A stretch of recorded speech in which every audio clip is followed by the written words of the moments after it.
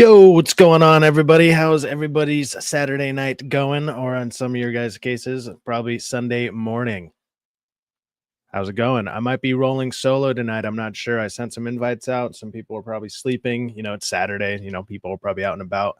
I had nothing to do, and I'm definitely I'm not going out. I can tell you that much. Because yeah, some of the places that I would go towards, let's just say, they're probably not the best places to be at right now, you know? With that being said, let me go ahead and go down the list here, see who's all here. We got Negerus Snape, hail my man Syfaxx. Hope you and Derek are safe. So far, I am doing good, and I saw Derek post something. I'm going to be bringing up one of his tweets that he's been putting out there. I sent him an invite too because I think he's actually closer to where some of this shit's going down.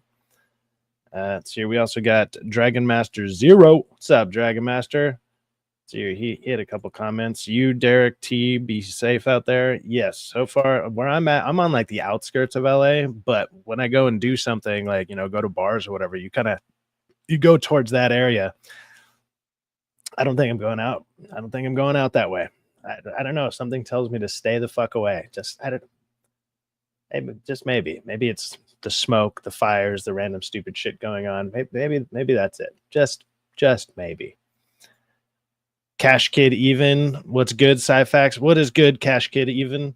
You also said you in LA. Yes, I'm out in LA. I'm sadly here in California, but I'm kind of further away from like downtown LA. Where I'm at is still technically part of LA County. Like I'm at the very edge of LA County, but I used to live much closer. And like I said, when people go out, when you're further away, most people go in and it's Saturday. So that's, a lot of people are going to be out and about just getting caught up in all this stupidity. It's probably better just to not be doing any of that. Let's see here.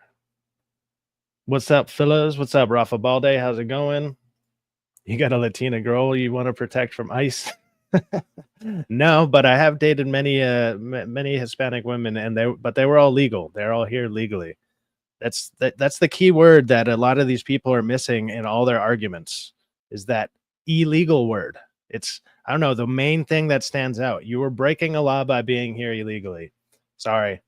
Like, if you're going to come here and you say you want to respect our laws, but by being here, you are already disrespecting them. Come here legally, or else, some of this shit's going to happen to you. Sorry. I've lived in California all my life. I've known people who are undocumented, whatever. I've tried to tell them, I was just like, dude, that shit might catch up to you. And most of them, like, because I work in construction and stuff like that, most of them, they're just like, whatever, I got family back there. If I get thrown back, then, I got places to go. Or actually, I know a lot of them that come up here, they work, they buy a bunch of property down there in like Mexico or wherever they're from. They'll build houses down there from the money up here, and then they go and retire in Mexico anyways. And then they're good. They're usually set. That they build a bunch of properties, rent them out down there, they make their money there, they make money here, and then they retire down there. And that's kind of what a lot of them do, which I was like, hey man, good for you, but I mean, this is gonna it might catch up to you. And well, the day of reckoning is sadly coming about upon a lot of these people. Look, there's a part of me, of course, that sucks. It's like, yeah, you've been here, you set your roots here. But it's like, if you're going to do that, take the time while you're here to do it legally. Just do that. Just do that. Just go. If you're just flying under the radar, you just go into those offices, be like, oh, I'm just visiting family, but I want to apply or something. You just keep saying that over and over. But it's like, if you've been here for 20 years, like you had 20 years to figure this out. You didn't do it. Come on. Like, how long do you need until you're put in the ground in here? Like, that's, sorry, everybody that's been here that long or whatever, and they got away with it, good for you. But it's like, it's like running away from like a warrant or something. It's like, it's gonna catch up to you, man. Like, pay those parking tickets, whatever it is, because those things ramp up, things like that. This stuff just escalates, and by the time it catches you, it's gonna be way worse. It's gonna be way worse. Don't avoid that kind of stuff, man. Let me see here. Oh shit. 1 second. Oh, all right.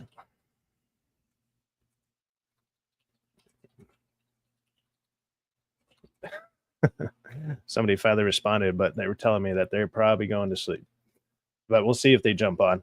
I don't know if anybody else will be joining. There is actually other topics, other than just you know, the riots, and then I wanted to bring up like the riots, National Guard, and there is like a gaming topic that I wanted to address that I saw that was going out there today.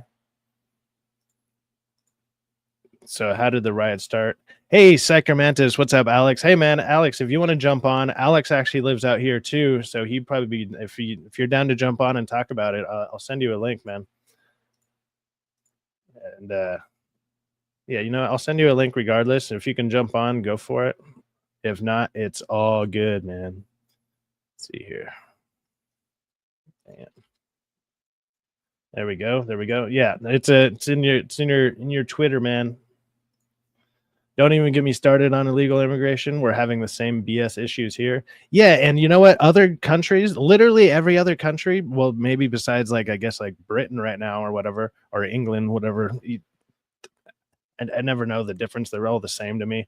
But it's like they're the only ones like letting in all these immigration things, or immigration like asylum seekers and shit like that. And then within a couple months, you just see nothing about, you see nothing but your timeline flooded with videos of people kind of being like, look what our city turned into. And it just looks like crime ridden, and there's just people all over that basically shouldn't be there. It's like, there's a way to do it. And I understand that, yeah, you can't evacuate like millions of people all at one time and everybody gets processed. I mean, shit, just go to like a DMV, man. That shit, there's only like a couple hundred people that show up that actually get served in those days, you know, for a whole day, you know. So to process millions of people, I understand it's going to take like a long time, but sorry, that's just the way it works. Yeah, I would say they need to find a way to reform however they're doing their process, maybe make it a little easier, whatever. Still do it legally, you know, that way you at least have a social security number. And, you know, there's the other argument that's going on out there is, well, they pay taxes. It's like, well, most of them are paid under the table. So they pay stuff like sales tax, but they don't pay taxes because you would need an employee ID to pay your taxes. So you're not paying regular fucking taxes. You're paying sales tax and stuff like that. And your money's still going back into circulation. But, you know, those companies are, they're basically doing it for obviously cheap labor for one. And then the other thing, exactly, no, they don't pay taxes to get paid in cash. Yeah, I've done plenty of like under the table jobs, like as side little things, you know, and it's like that's just how they make money all the time. Like if I go to a job site and it's like, okay, you can get paid $200 for the day, but you're on but you're going to get taxed, or they're like, or we can pay you $150 just pure cash. Usually I'd be down just for cash. I'm just like, yeah, it sounds like more, but once those taxes ramp up, and then at the end of the year, if you owe on that, it's kind of less. So it's like, hey man, if, you know, cash is king. I understand it. Bro, I'm loving these facts. Been saying this for years. Yes. Let's see here. We got SJ in the chat. What's up, SJ? Also, I read your comment, Vorpal Snack, but I didn't say hi. What up, Vorpal? Rafa, dang, you got immigrants there too. He's out in so Rafa Balde's in Portugal, if I remember right. Yeah, taxes suck though. That they do.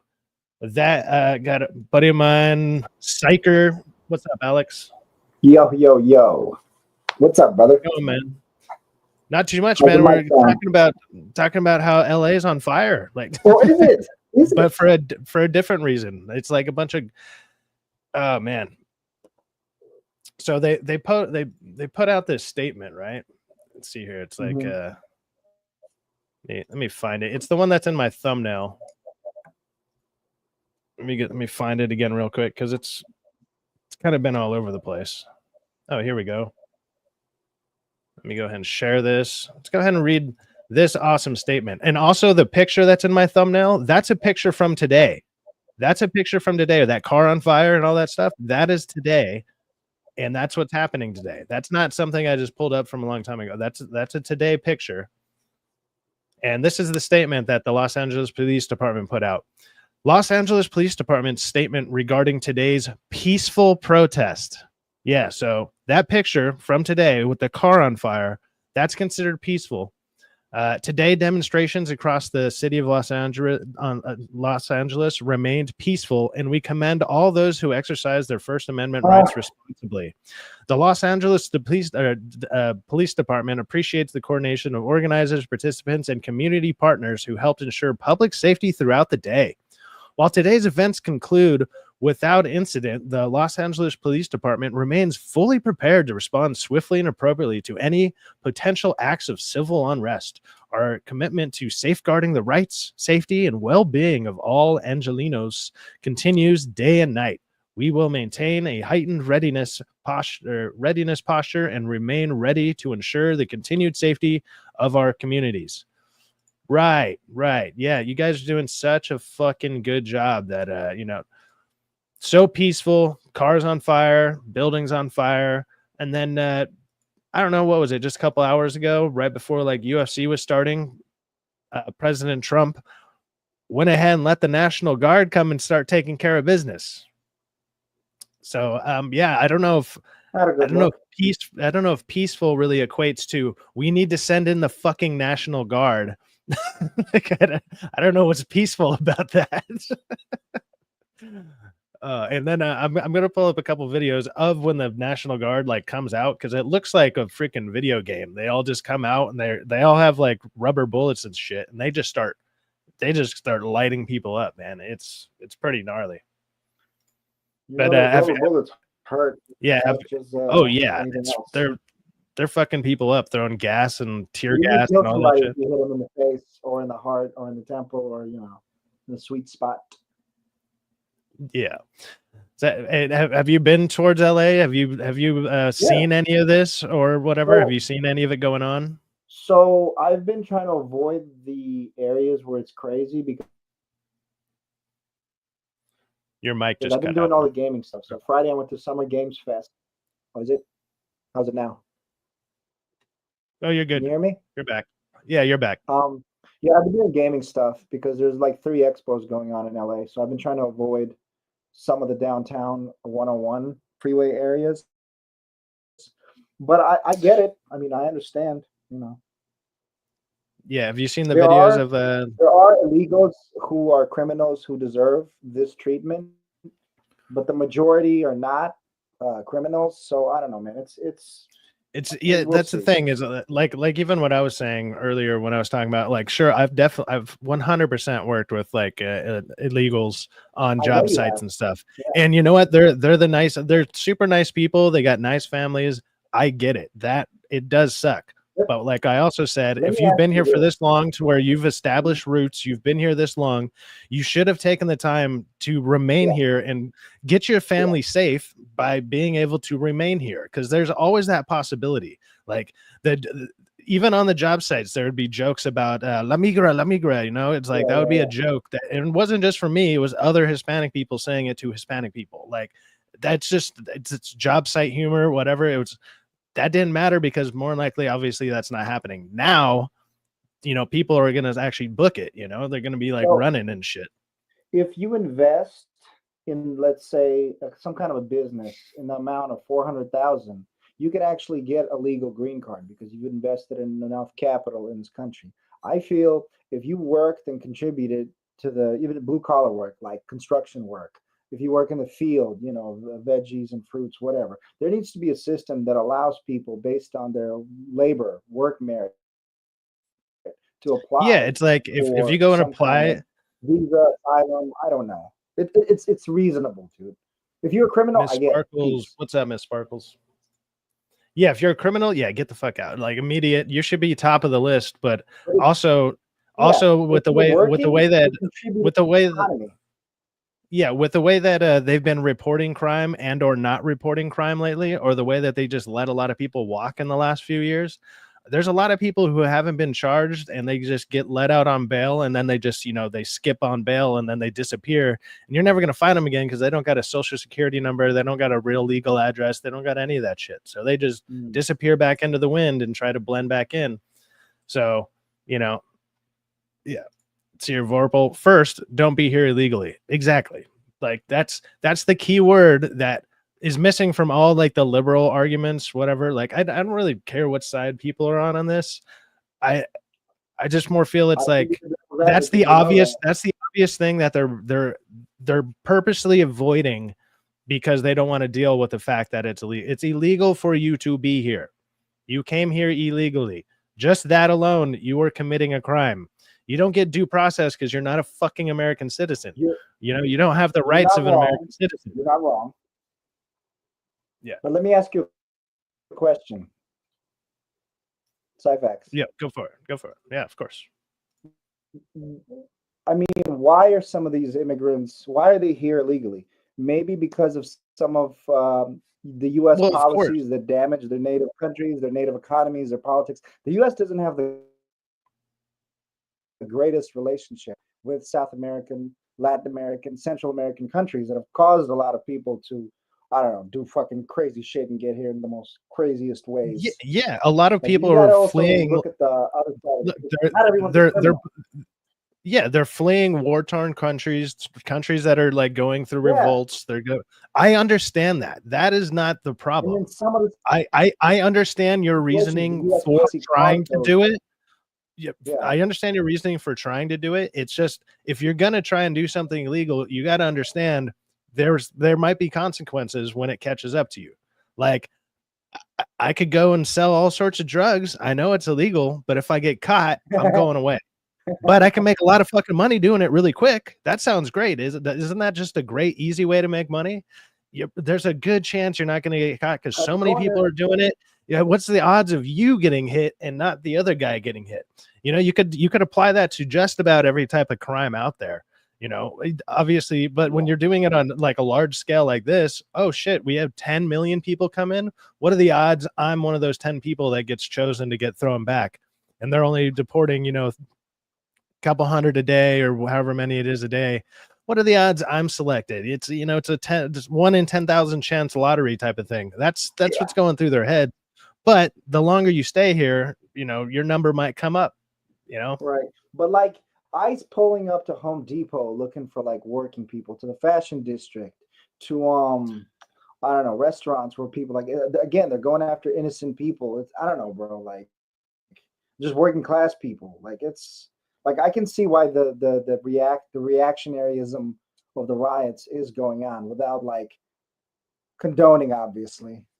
But I get it. Well, out here now, like California, I was kind of expecting that because it seemed like ICE was making their way across from like New York and over. I know they're technically everywhere, but they're in San as far Diego, as like big presence there. Yeah, but as far as their like the news cycle has been sounding like, it's just sound like they were doing a sweep from east to west, because it's like, oh, you hear about this raid, you hear about this one, and now we're starting to hear about a lot more of them, like bigger ones out here, and like people on Reddit are exposing it, so people are flocking in mass. And I'm like, okay, if you don't want to get deported, I mean, and doing these protests, obviously, like today was at least on a Saturday, but when they're doing these protests during the week, and I'm like, you're clearly not working.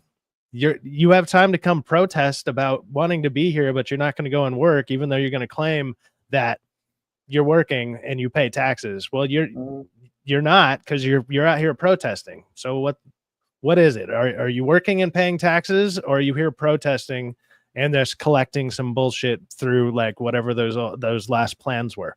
Which one is it? Because it's definitely not both. And if it is both, then you're kind of double dipping, and then that's also not great. You're doing other illegal shit then. Like I don't get it, man. No, they were there to arrest criminals. Nice try. Yeah. You put me in the game. Hey, Sean. Yeah, I'll send you a link, Sean. Sean is he's an actual lawyer. I don't know. I don't remember what his specialty in law was exactly. I think I ask him every time, and I always forget. Immigration, but that'd be funny. But he's an actual he's a felon who became he was an attorney who became a felon. But I think he can still practice. I'm not totally sure. Hey, the link is in your messages there, Sean. Damn, bro, shaking my head. Stay safe out there. Yeah, where we're at, because I know I know where Syker lives too, but like we're kind of far away from that stuff. I mean, he's a little closer than I am. Like I'm 20 minutes from downtown, so yeah, you're 20 minutes. I'm like 35 minutes. Like if I just beelined it and there was no traffic on a good day, I could get down to where these things are in like 30 minutes.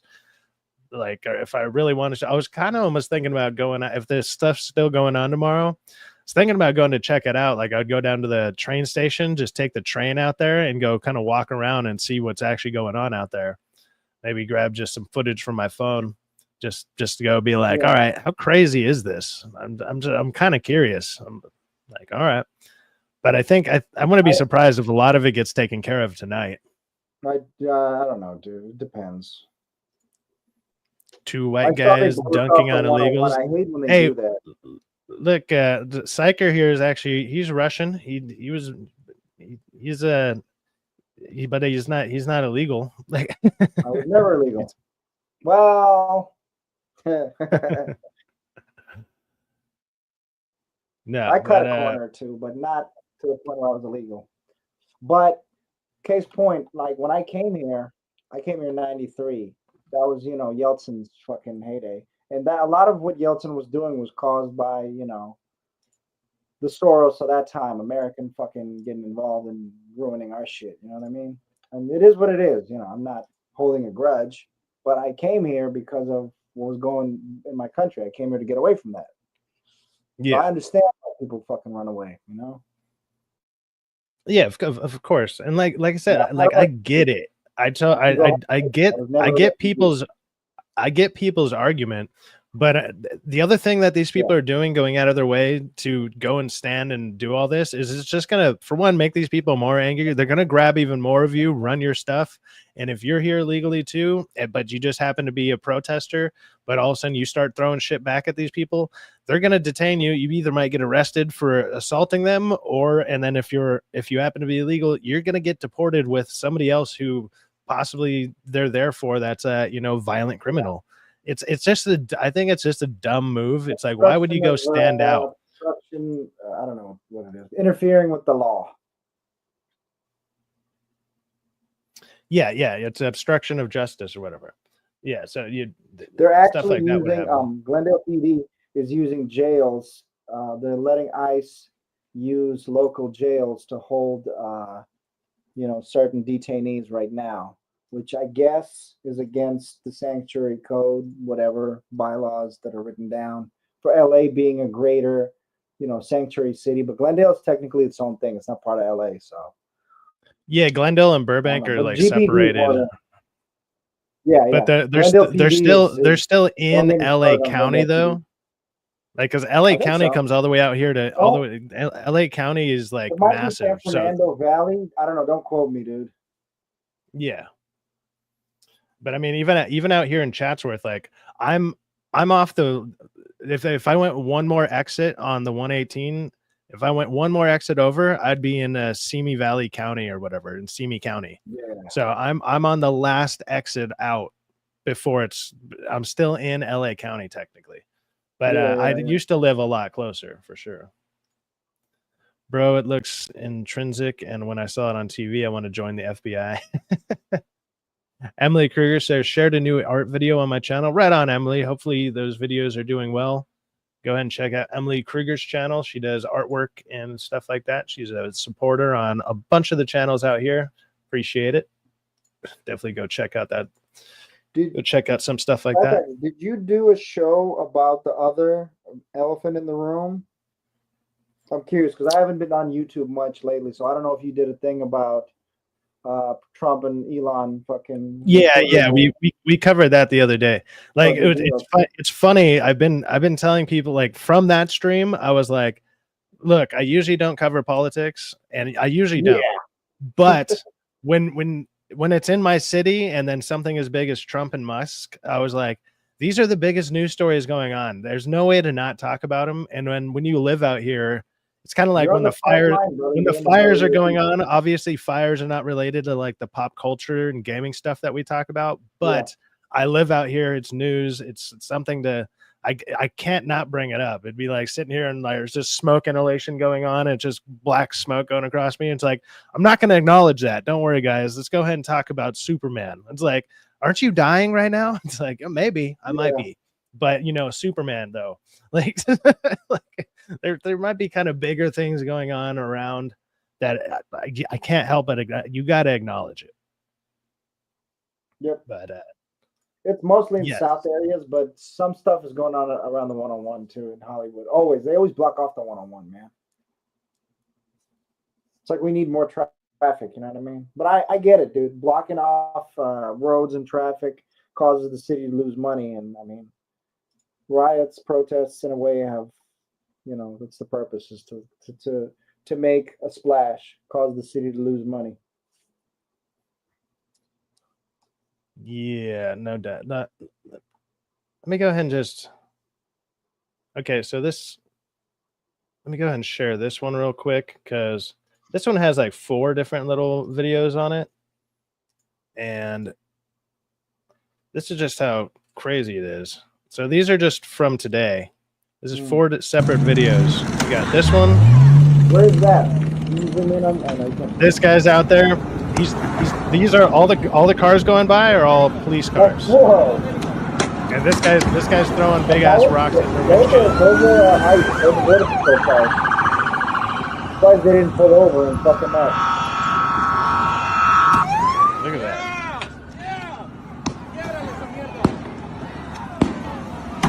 It's like that. Okay. Then there's just random work cars too. Yeah, but some of those are random people. I don't get that. I get why he threw it at the federal cars and the border peoples. Like, why throw it at some random dude in a Toyota going to work? Like, so that's one video. Let's go ahead and here's another one. These are all from today. This is all happening out here today. This is mostly peaceful right here, guys. This field's about to be caught on total fire. Or at least there's a guy trying to put it out. This is all south, right? This is all South LA? Is it what? Is it South LA? Yeah, this is like downtown.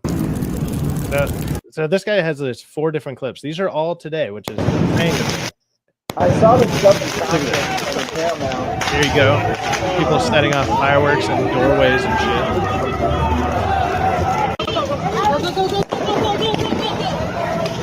Obviously, this was only just a few hours ago.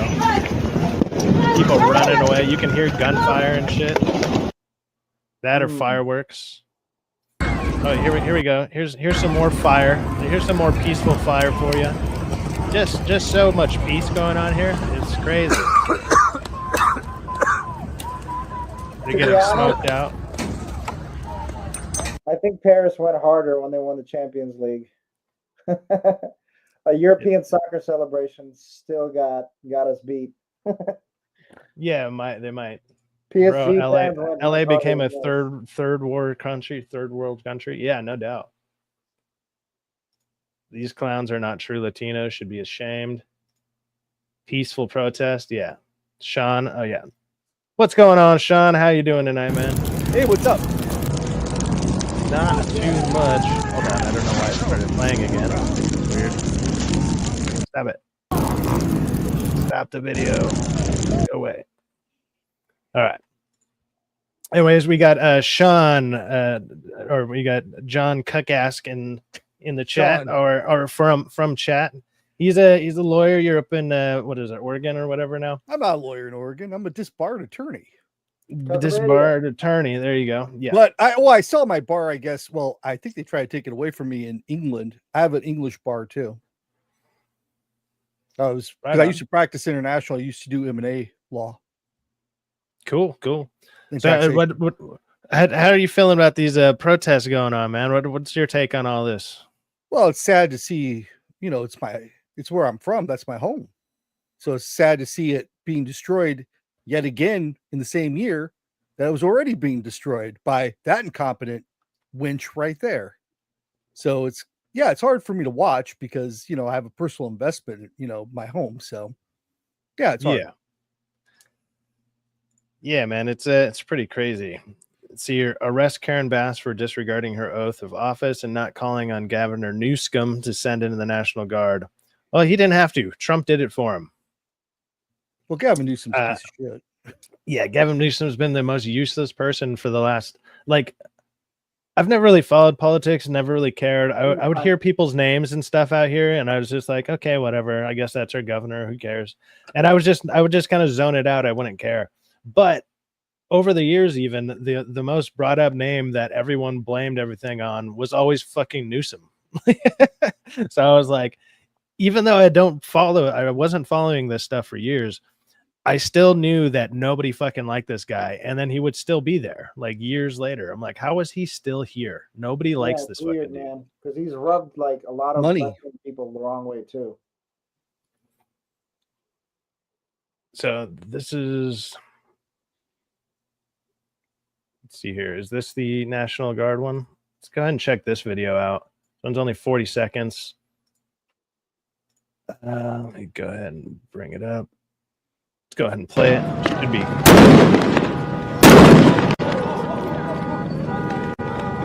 Hey, they're stepping forward. They're stepping forward. They are stepping forward. That's crazy. They're not messing around, man. Shit. I want to see the video where I saw it earlier. You know, there's just tons and tons of pictures and videos going on. Look at this, more fires. I'm trying to find the one where it shows the National Guard actually coming out. Like they like open the gates. Let me see here if I just type in this one.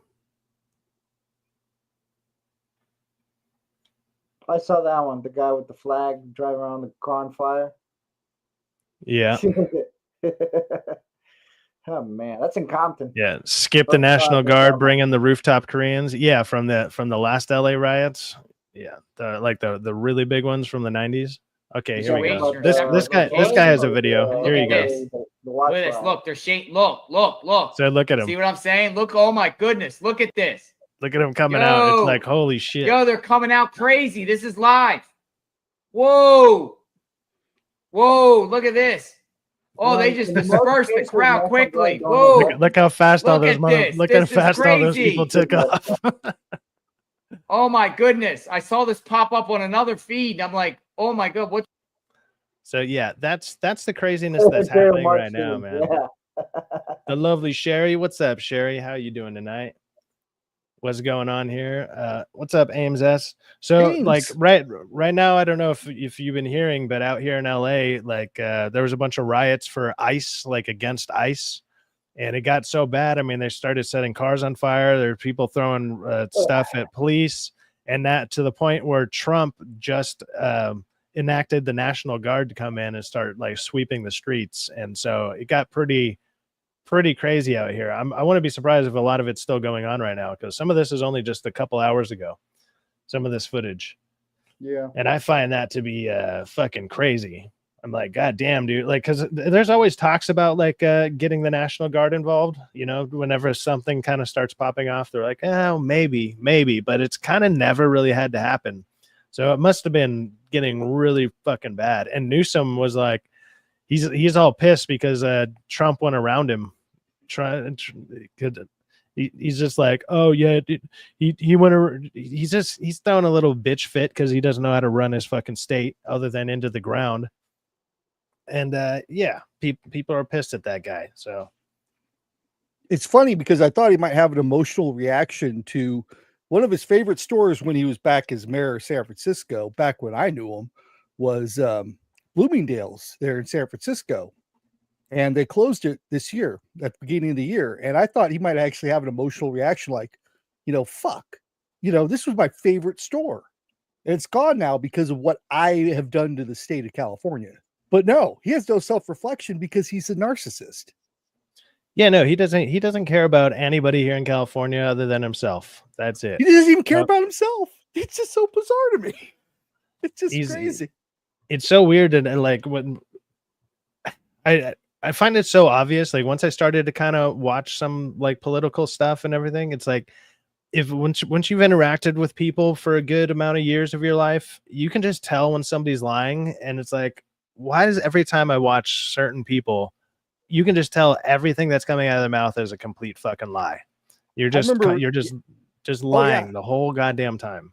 Remember when that lady ran up to him during the fires in January, and he pretended to be on the phone? Yeah, remember that? And it's like, that lady had the look of, holy shit, like, I was so wrong. Like, I voted for you. I thought you cared. Like, you're an idiot, lady. But it was funny. You could see it in her eyes. You could see, like, oh my God, you really are a piece of shit. A lot of these people, you know, that especially people in like the news or whatever. Remember when they were doing all the George Floyd riots and all that shit? Everyone was like, you know, they're kind of egging them on, like, you guys are doing a great job. And then all of a sudden they started to go towards where their houses were, and they're like, guys, you need to calm down. You know, this isn't right. You know, go ahead and burn the mom and pop shops down in your shitty little town. But, you know, leave our mansions alone. Just leave the mansions alone, you know, because, you know, that's where we draw the line. And it's like, you fucking hypocrites. You shouldn't be fine with any of this shit happening. Right. Shut the fuck up. Like, look at where the riots are happening. They're not happening in places like Beverly Hills or Westwood or any of those places. Where are they happening? Like East LA? Well, they're happening where people are going to get, you know, picked up by ICE. That's where it's happening. Well, that's almost all of LA now. Like even Compton. Pretty much. Compton's 75% Mexican.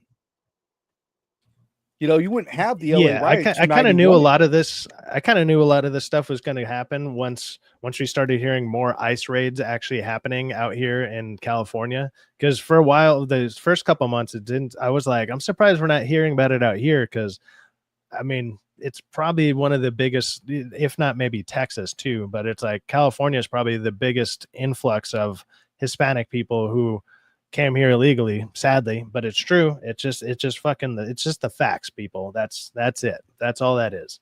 And yeah, I kind of knew something like this I didn't know it'd get so crazy. You need the National Guard, but I knew there'd be some type of riots and pushback, and there'd be, you know, people out there with their fake virtue signaling and all that shit. But what people don't understand, I didn't expect this. In California, I forgot who was describing it. I think it was Ship. Describing it was that you have two standards in California. One is the standard that regular people are meant to adhere to, the regular citizenry, and then you have this kind of underclass, not an underclass per se, but like a immigrant sort of different class that operates under completely different rules. They don't obey the law. They don't pay taxes. They don't do any of that stuff. They just kind of, you know, work under the table. They do all that stuff, and they're not used to. They might get arrested and stuff, and you know. But they're not used to like this stuff, like getting arrested or having pushback from, you know, and possibly getting, you know, in this case, actually deported back to where whatever your it's always cosplay. City technically was. Yeah, it's always cosplay with them. They never they can say, oh, he's a fascist or whatever.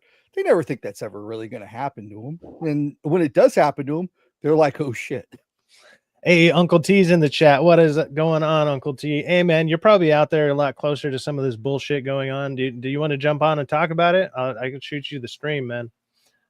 No, I'm going to send it to you anyways. If you want to jump on, go for it. And if not, let me take this off though, so I'm not showing all my tweets or all my messages. Let me go ahead and send this to Uncle T. Because I know him and Derek live kind of close to each other. I don't know. They're probably a few blocks away from each other, give or take, maybe a town over. But DA was saying that he was seeing some, or at least hearing some of this shit going on. Because obviously, like in that last video, you could hear like it's gunfire, but it's like, you know, they're shooting blanks, or they're shooting it, not blanks. They're shooting like rubber bullets or less than lethal rounds is what I think they're called. And then those really big thuds going off is like they're shooting smoke out. But yeah, that shit's loud as fuck. So I can only imagine that T is probably hearing stuff like that as well. Well, yeah, he lives close to Compton, right? He lives in Carson. There's somewhere Carson around there. Yeah. Yeah, I think DA is out in Carson, if I remember right. Yeah. And I believe T is either close to it. I don't know. So you know how sometimes one street is all of a sudden another town? I don't know how that. Like, I'm from a town called Sunland, Tahunga, and there's like literally one street, and all that is if you walk to one side of the sidewalk, you're in Tahunga, and if you walk to the other, you're in Sunland. Like That's the difference. So Yeah, it's I think easier I just to mentioned say that. Sunland Tahunga. Yeah. People don't really realize that Los Angeles County is made up of like what 83 different municipalities and cities and stuff. I mean, it's really Yeah, it's difficult. split into a ton of different things. Yeah, so when you're talking about Hold on, LA, we got it's talking about a Uncle lot of T on things. here. What's going on, Uncle T, man? How you doing out there? T. How are you enjoying your riot night? I thought that was fucking fireworks, man. I didn't know. Shit, I didn't know, man. Till I saw on social media, man. Don't believe the hype, man. Don't believe the hype, dude. Come on. Well, you just saw the videos, man. You've been seeing the videos? That I shit's seen a little crazy. bit of the video, man. Come on, man, dude. They're not arresting people, man. Like, I mean, are you gonna arrest them? No, They're throwing they're dispersing them. They're trying to get them to basically go away. right. So why aren't you arresting people? They're throwing bottles at. This is what I mean, man. You know what they're doing? They're doing it I'll to be get back. this. Be right back. I'm still They're listening, but doing I'll it be to right. get this conversation, this statement said right here. Oh man, if there was black people, man, you wouldn't do that, man. Or if it was white people, you wouldn't do that. Just cut all that nonsense out. It's all smoke and mirrors, man. All smoke and mirrors to get people riled up, man, to get you distracted off the fact that gas is $4.19 a gallon, 87. Just cut it out, man. They're That's not how going to much it arrest. is in LA, really? That's it? Yeah, that's it for 87. Well, I saw That's it the be more in lowest. LA. That's the lowest. I'm just saying, like Is that man, Costco come on, price dude. or something? Yeah, it's Costco price, I Costco know. Sam's Club price. But Wait in line for an hour, get your gas. yeah. I remember I that shit. don't look. They're not going to do anything to these people, man. Who is going to work and do the jobs that a lot of people don't want to do, man? It's smoke and mirrors, man. This is the biggest play for just confusion, dude. Just like him saying, "Hey, I'm going to get rid of Section 8." He's going to get rid of Section 8 or whatever next year. They have to, John. What do you think? They have to clear the board because people have outlived their usefulness. Totally outlived. The life expectancy used to be up to about between 45 and about 65. You got people living to their late 70s, early 80s who are living 20 years past their life expectancy that are collecting from the system. And the system is saying, hey, man, what am I going to do? We might as well just cancel all the jobs and then rehire who we want to hire or hire who we need to hire. Young people are not conforming to what everybody else used to conform to. Because they don't see a future. They don't see right. any They don't future. see it. Why would It's I hopeless. work my ass off to have that guy, that old man, get his social security check? I can't get a girlfriend. I can't get married. I can't get a car. I can't, or it's a shitty car, not a new car. I can't get a freaking house. Right. Why would should I even play by care? the rules? Why Yeah, should why I play should I? by the rules when I'm getting screwed by playing by the rules? Now you see the whole ICE thing or whatever, dude. Why aren't you arresting people? Why aren't you locking them up and saying, hey, no, because you can't do that. Because you know what? The minute you do that, you're gonna prove we're in a dystopian future. You're gonna prove that. Well, you got to. I mean, if there's too many people, there's too many takers or too many people that cost us money, then you got to have to kind of get rid of them. And I think that's the idea. It's also, but look at how politically you're doing expedient. it. But it's got everybody riled up where they're like, oh man, they're in a panic mode, dude. No, I don't think it's a lot of Well- people. I think it's a lot of agitators, and I think it's a lot of boomers sort of fulfilling this sort of I mean, agitation. the ones that are out there right now, it's like, it's the younger people, it's the young fucking liberal college fucking idiots. Even that, it's like, I'm in college, it means I'm educated. It's like, cool, go ahead and make my coffee with your fucking with your social justice degree, you fuck. But it's like, it's a bunch of those kind of people out there who are going to be in debt for the rest of their lives, not be able to use whatever degrees they got, and they're the ones out there throwing bricks at police because they're educated. I got 3 degrees. I can tell you, I got 3 degrees. I'm telling you, it's nothing but fancy carpet paper, man, or coffee paper, man. It's a fancy toilet paper. I've not used it not one time in my life. It's like last resort toilet paper. That's all it's good for. Well, it's 2-ply. I think the one thing that we learned from the 91 riots, which I don't think people talk about enough, is that the 91 riots really were not about Rodney King. They kind of on the surface, that was the excuse. But the reason was because young black men in freaking Compton, Watts, wherever they were in Los Angeles, South Central, is that they had no future either. They had no way of getting out of that situation. And the only way they could do anything was to riot. And so when you leave young people with, yeah, I do think so. When you leave young people with nothing to do but to cause trouble, young men, they're going to cause trouble because Of young course. men, What do you think is happening now? What do you think is happening now? a lot It's of a powder unemployed young keg. men. Yeah, it's a powder Let me tell keg. you something. Listen, if you go look at, I think it's called Plantier, there's a prison stock. That's a prison technology stock. This thing went from being $6 a share in 2022 to it's $134 a share now. They are betting on, hey, we're going to lock these young men up. Because they've already said that this Generation Z they are unprogrammable. So they're going to have to do a whole wash and reset. They're willing to say, hey, you know what? We'll double down. We'll do what China did. Hey, we'll have a future full of girls, and then we'll wash that out and then make more boys. America's always been That's number one in incarceration. Ames S is wondering, like, hey, are you gonna go down there and go look for some illegal Latinas to take back to your house for sanctuary? No, man, they're not my. You know what, dude? I used to be a Latino guy, man, getting the Latina girls, man. But dude, they just, nope. I'm not gonna go down there and get them, man. I could. I knew why. You like Cerritos? Come on, man. You like Cerritos is not like that. Cerritos, wait a minute. Cerritos is not like that anymore, man. Everything has changed down here. The whole demographic shift, everything is totally different, man. Like Southern California is I would say it's probably about 75% Hispanic. I would say. Oh definitely. Yeah. Downey, Whittier, that's where my family's it's from. It's like I would go like 70% Hispanic. There's like 10%, maybe 5 to 10% white. And then it's like Armenians and stuff like that, and Armenians and Asians, I'm almost using Armenians as like a generalizations, but like some type of whatever split off of Armenia and like Georgians and stuff like that, whatever. Other races and cultures and stuff, but people that kind of more fit into that side, like Glendale. Glendale's heavily Armenian.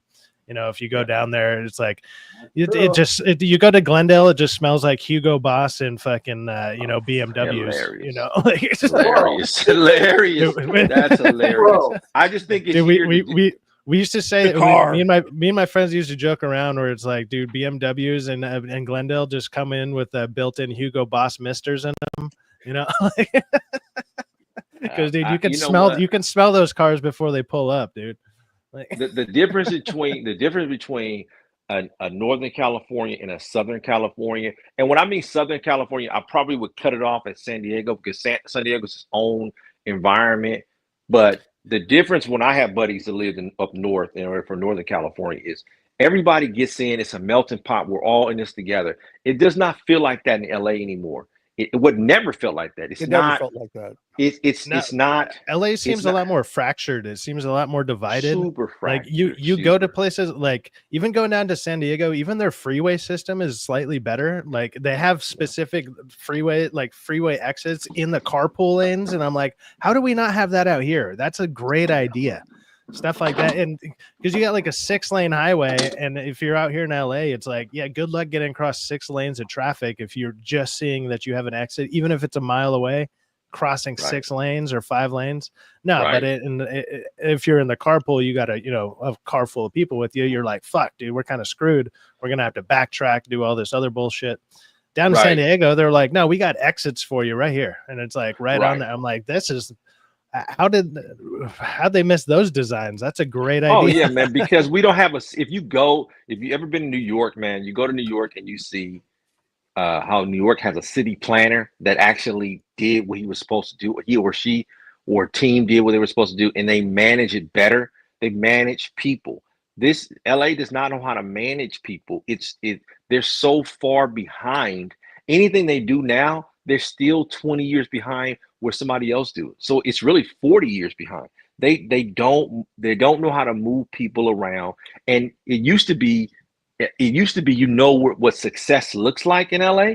it doesn't look the same anymore. Only I would say because social media has made made same thing attainable, but yet people are like, man, I don't care about LA. Who's talking about, yeah, I want to move to LA and become a star? They don't need to do it anymore. They can do it for the comfort of their own home.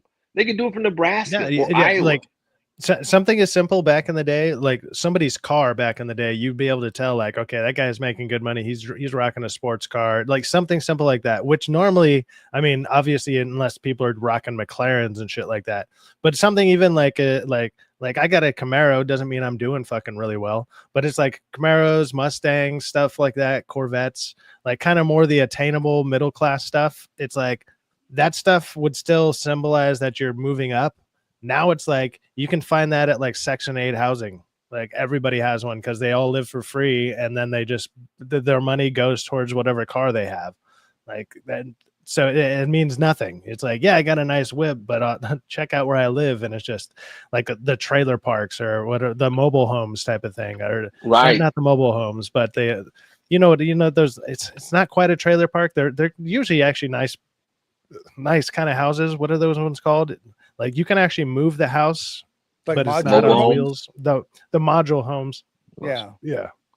Hey, are you noticing that more and more, have you drive by a car lot, drive by a used car lot, it's full. Nobody's buying cars. Nobody's buying cars. anything. Fuck no. Nobody. They're turning in their cars. They're saying, screw it, take this car. Because I'm telling you, one of the things Elon Musk said that was right. It's like, why are you paying all that money for a car you might use 8 total hours a week? You're not using the car like that. You're tired. Where are you going? There's nowhere to go. I'm 46. I'm home on a Saturday night. I didn't go anywhere today. I went to Costco and came home. There's nothing to do. Well, that, and then like your gas and insurance and stuff like that. That shit's all ridiculous priced anyways. But I mean, like I'll straight up find jobs that'll pay me $2 to $3 less an hour if I don't have to drive an hour away. If it's 5 minutes away from me, that alone is worth that extra money, because now I don't got to use a bunch of gas and shit like that. Like I could accept a lower paying job and not drive way the hell out there and then get stuck in traffic and all of a sudden have a 3-hour round time commute. And it's like, yeah, screw it. I'll take 19 an hour instead of 24 or 23 or some shit.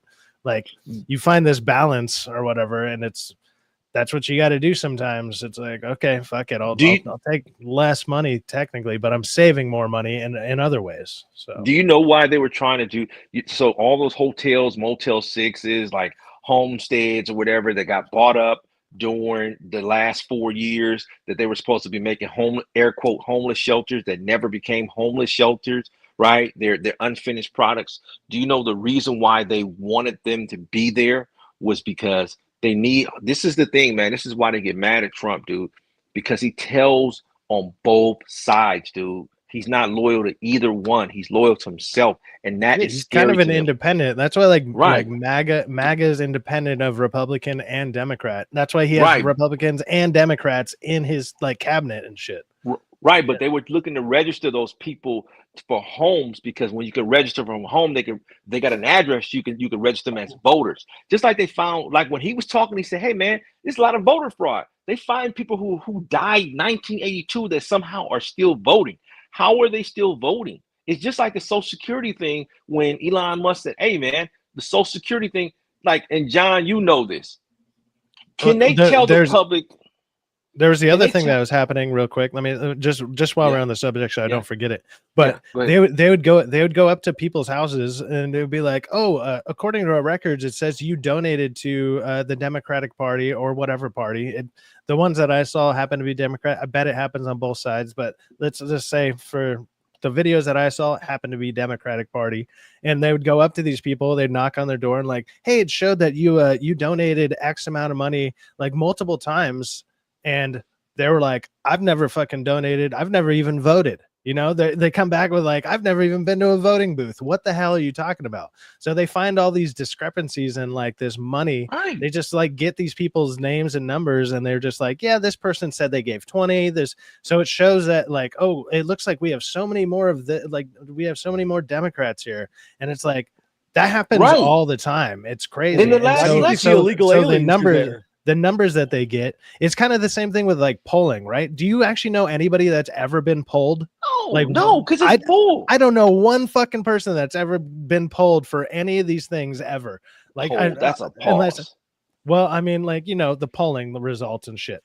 But it's like, I do not know one person that's ever been asked, been done, or done anything like that. Like the closest ones that I've seen with that is stuff on Twitter and fucking YouTube. When people post their own stuff out there, I've seen more accurate polls with stuff like that than I have with, you know, whatever the news is throwing out there, which is crazy. But you're right. You're absolutely right. But the whole thing, they have to register for the home. They have to register. They haven't have an address, but they've been lying about all this stuff, dude. John, you know this, man. You know this just from law and being where you've been. They cannot tell the public. I always say, and you can ask Derek, because Derek works in the same industry that I used to. They cannot tell you how much people really make, because if they told you, they only throw fillers out there to see how comfortable the public is with dealing with how much money is out there, right? If you think the budget is only $400 million on a movie set, they're not really spending $400 million. They're spending maybe $150 million, right? And then they're writing off the rest, because they cannot tell you. If they told you that so-and-so in Colorado has $190 million in one account, and his other account he has $700 million, your brain can't calculate. That's why when they go on ESPN, oh, this baseball player signed a $700 million contract, and you're not saying, well, who gave him $700 million? How much did that person have? They have way more money than they want to tell. There's way more of an more. income disparity than they're letting on. That's for sure. That's worse than people think. Totally, man, totally. Like, that's why Elon Rockefeller, hey Rockefeller, you got the link in your Twitter, brother. So if you're up and about, man, go ahead and jump on, because after this, I do want to talk about there was a gaming news thing that I want to talk about, and there's actually two of them, but one of them I find hilarious and definitely needs to be brought up, especially since we got T here. I think he would enjoy this game. I don't play video games, but I'm gonna say this: when you hear about it, you're gonna laugh. I think D did something on it, but I think that when they tell you about the money, like for instance, Elon Musk, I guarantee you, I'm willing to bet $5 that he probably came in there, saw the numbers about how much money is really going on, and he probably split his wig saying, what in the world? You guys I thought you were lying, but you're really, really lying about how much money you're getting.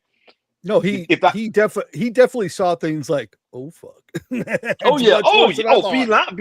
that. Wait a minute, that's what happened. That's why he looks like he kind of went out at like, oh my god, what happened? I think that's what happened. I think he started seeing the numbers start adding up. You already saw that that he walked it back, right? He deleted that. He deleted the Epstein post. Well, did I tell you that they're gonna have a beer? They're gonna have a Coors Light beer. Hey, we sold it over an American beer. Great, huh? Nothing to see here, folks. I always look at the precise language of things. So he is autistic, and so I understand that. So there is a certain degree of precision there. Like as a lawyer, I'm looking at language too. And he said he's in the Epstein files, not that he is he's a perpetrator of anything in the Epstein files. And the thing about that, mentioned in it, and I'm sure the thing that, and we were mentioning this the other night when this stuff was brought up, but he's already been. We already know that he's going to be mentioned on there simply for the fact that a lot of these rich people like this, they share the same planes. They rent the same fucking planes. If you're on the same plane because that one's available, you know, you book these things through probably some type of secret app that they got for billionaires, and a lot of them are on the same flight logs because that's the plane that's available. It's like, oh, cool, whatever. And we that's how that shit works. Like, we knew he was a member of the club too, so it's like, but he kicked him out in like 2002 or something like that. There was that big. But those things are going to be redacted. All those statements, like I said last night, man, or the other night, they're going to be redacted, dude. John, how does a guy from Cleveland, Ohio, afford to take a bus driver, a regular school bus driver, afford to take care of 4 adults and 2 babies on a bus driver salary? No one, and he dies in jail. Doesn't get the trial. He dies in jail. Somebody was funding him, man. Somebody. There's no way he had those girls down there for several years, and then they demolished the house. Why would they demolish the house? Why would they demolish the evidence? It makes no sense at all. What house? Who? Epstein's? No, this is that guy I was talking about before. Yeah, every time you talk about that, it's always when we're talking about Epstein. I'm keep thinking, I'm like, Epstein wasn't a fucking bus driver. I man. know. What are you No, talking it's about? not Epstein. It's not Epstein. It's the guy in Ohio, Castro, something Castro. Yeah, I know who you're talking about. That Remember guy back in 2013? Yeah, I remember him. In 2013, in Cleveland, Ohio. Cleveland is not he wasn't making a lot of money, but he was affording to pay for 4 people, a dog, and 2 kids. That doesn't make any sense at all. And like I said, they demolished the house. Like whenever they get caught doing something, they wipe it out the government or anybody doing something bad, they wipe it out the books. Somebody either mysteriously dies or it just disappears. It just goes away. It's like that sinkhole guy back in 2012 in Florida. Ames asks, AAT, is this the person? Was it Justin Trudeau Castro? No. I don't know who that is. I know Justin Trudeau, you heard that he's like that? There's a rumor that he's Castro's kid. Oh, he is Fidel Castro. Yeah. Yeah, you didn't know that, T? That could be. You're the conspiracy guy. Have you not? That could be true, man. It could be true. I used to really be into conspiracies, man. I'm not as much so more because it's an endless pit, right? It's endless. It's endless. But I mean, like for all these things that are happening, man, like I said, when you find out stuff is true, like I said, man, when I worked in the financial industry, man, I found out how much people really make, man. It's like, what? I cannot believe that, man. And most of the people who live in these rich neighborhoods that you see, most of them are CIA informants. They're CIA. They're covert. They live there. They squirrel away their money too. They don't keep it in their name. I'll sue this rich guy. It doesn't work that way. I was seeing this girl who works for like a kind of like a private bank that like their main clientele is like Silicon Valley types, startup company people. And she's like, the amount of money that these people deposit every month is ridiculous. Like it would make you cry. You'd be like, why are you out there breaking your back, doing concrete, doing all this woodwork, doing all this shit? And some guy's just out there, he just threw out an idea and an app took off randomly or something. Oh yeah. And they're just depositing, $150,000 a month or something. And they're just like, hey, and they're just the most, the funniest part about it is the way she described them. It's like, they're the most unassuming, like almost gross looking people you would ever see. And they're just like, yeah, I made 150,000 like last week or something. You're what?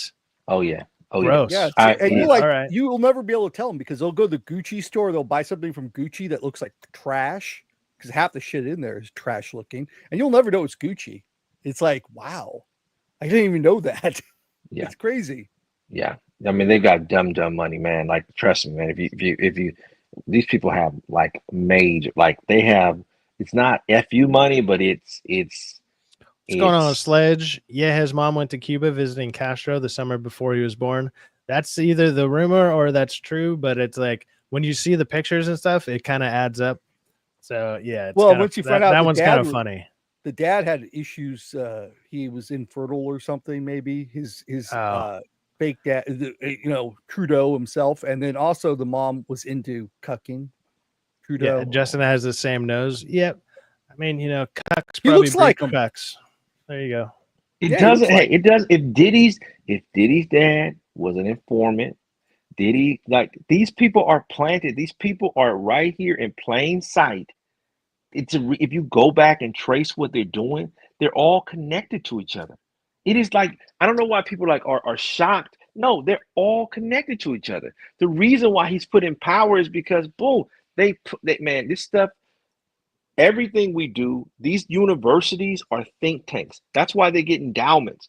They are think tanks. They get a problem and they say that whoever gives them the money says, hey, listen, I need you to solve this problem. And I need you to solve this problem 1,000 different ways. And in order to get this money, you're going to have to solve it like that. Now, I don't even know how many universities there are. Let's just say there is 10,000 universities in the U.S. If 10,000 universities are all getting endowments at different money, like especially the fan like Stanford, Northwestern, and the Ivy League schools to figure out problems. I mean, they're think tanks. They're there to like Get either a eliminate or create things. Pet Brett in the chat saying the farmers on the prairies called her Mattress Mary. This is obviously referencing the Trudeau stuff. But yeah, go ahead, T. I just want to, whenever I No, see no, somebody a new name in the chat, I would just want to shout them out just so no. I can acknowledge Shout them. out to you, And that, Pat. what's up, Pet Brett? Pet Pet Brett. Pet Brett. Pet Brett. Pet Brett. Pet Brett. Yeah. So I Thanks for don't know. joining, I don't know man. what all that means. When you go back to the ICE Cheers. conversation, man, and pulling out people, do like it's all smoke and mirrors. They have to look like they're doing their job, man. It's Okay, all so to get. So there's another thing that happened with the ICE stuff, right? Because so everybody's talking about how, like, you know, ICE is, you know, taking these illegal immigrants or whatever. That's, everybody knows that part. But one of the other things that other people have been kind of asking for and wanting to see happen is hold these companies accountable for what they're doing. You know, because what they're doing is they're doing exploitative labor. They're hiring illegal people. They're doing it obviously under the books and doing all this stuff. Well, we finally got the first kind of thing that happened to companies in Colorado. There's like 3 companies that are getting sued for $8 million. And like, I don't know how big the companies are, but apparently like ICE is suing them, or like they're hitting him with a fine of $8 million for hiring this many people or whatever.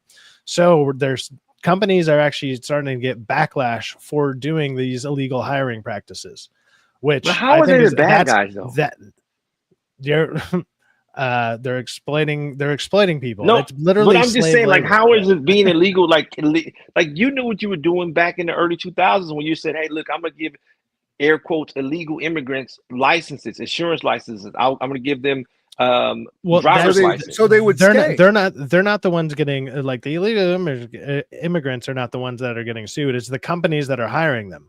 So these companies that are paying, you know, under the table wages, stuff like that, they're finally getting hit with all this stuff. Like, this is the first case that I've been hearing about it. I guess there's 3 different companies. I believe it's in Colorado. I would have to find the article, but I was just hearing about it earlier. So they're finally getting backlash. So all these companies that have been running off of this stuff for probably years and, you know, basically exploiting people. Like, I mean, most companies kind of exploit people, even Americans, but I mean, it's even worse with this. And, you know, then they don't got to report it. You know, they probably just write it off on material costs or something. You know, they're like, oh yeah, we just spent extra on material and we had to just scrap it. You know, that's when you're a big enough company, you know, $2,000 here, $2,000 there, you know, per week doesn't sound like a big deal, because you can just write that off on construction costs. You know how much expensive material is? It's crazy. It's through the roof. And if you're that big of a company, you just write that off, and all of a sudden you're paying these people less than, or, you know, under minimum wage, but it's all off the books, and now nobody's taxed. They get a tax write-off. It's just they're like double, triple dipping in some of these cases. Now all this shit's catching up to them. But why would they do that? Taxes are too high. There's a minimum wage of $20. Hi, Plonk.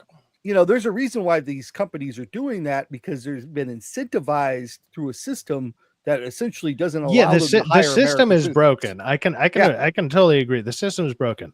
To hire someone like me, who I would, if I go into like a construction site or something, I would want to get paid what my experience and time is worth, just like anybody else. But if they can get somebody with just as much experience and time for, you know, $8 cheaper an hour, but all they have to do is fudge some numbers, they might take the chance on that guy. And then they don't got to get it. They don't got to get insurance. Yeah, exactly. Yeah. Stuff like that. You know, yeah. I remember there was a couple.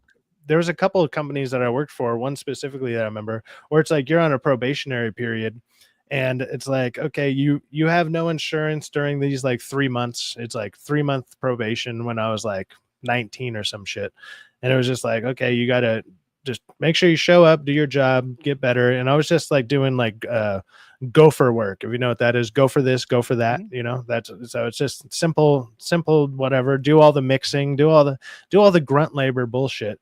And then 3 months later, you know, it's like, okay, well, now I got to put you on the insurance, and now I had to fill out all these forms and do all this stuff.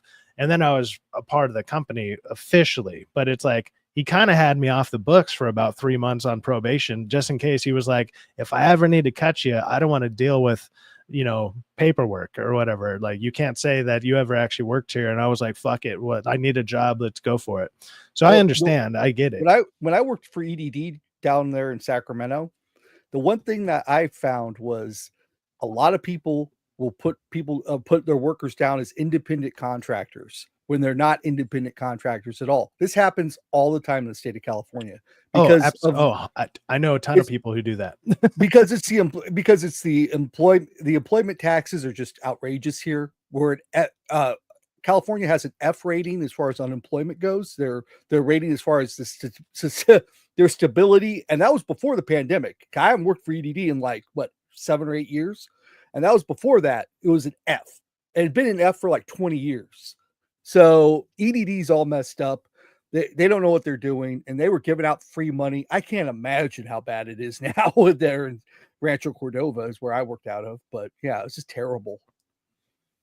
Yeah, it's not great out here, man. And like even right now, like I'm looking for something that's a little more full time or whatever, because like I do side stuff, and it's enough to get by. It's enough to keep a roof over my head and everything. But it's like I need more and better full time employment. So, but this time I'm actually taking my time, because every job I've gone to, like the company, it's like they either sell, or like the last one that I was at kind of went under. And it was like, dude, we spent all this time here, you know. And it's like I got to a manager position. I was running the whole warehouse. I took them from red into the black within like 6 months. And it was like, even with that, they were like, yeah, we're at retirement age. We're just gonna sell the building and we're out. And I was like, great, cool, thanks for that. I saw Rockavella in the chat's like, I'm not an independent contractor. I'll give you one secret on determining whether you're an independent contractor. Do they tell you when to be there, and when do they tell you when you have to leave? That's the easiest way to figure out if you're an independent contractor, because if you are an independent contractor, they can't tell you that. You're an employee then. So just a simple, easy way to find out. But they're going to still, unless it's written into whatever contract you give them, because usually you do your own contract. Because the state, here's the secret though, you're really an employee. You can sign whatever contract you want, but this isn't the age of Lochner.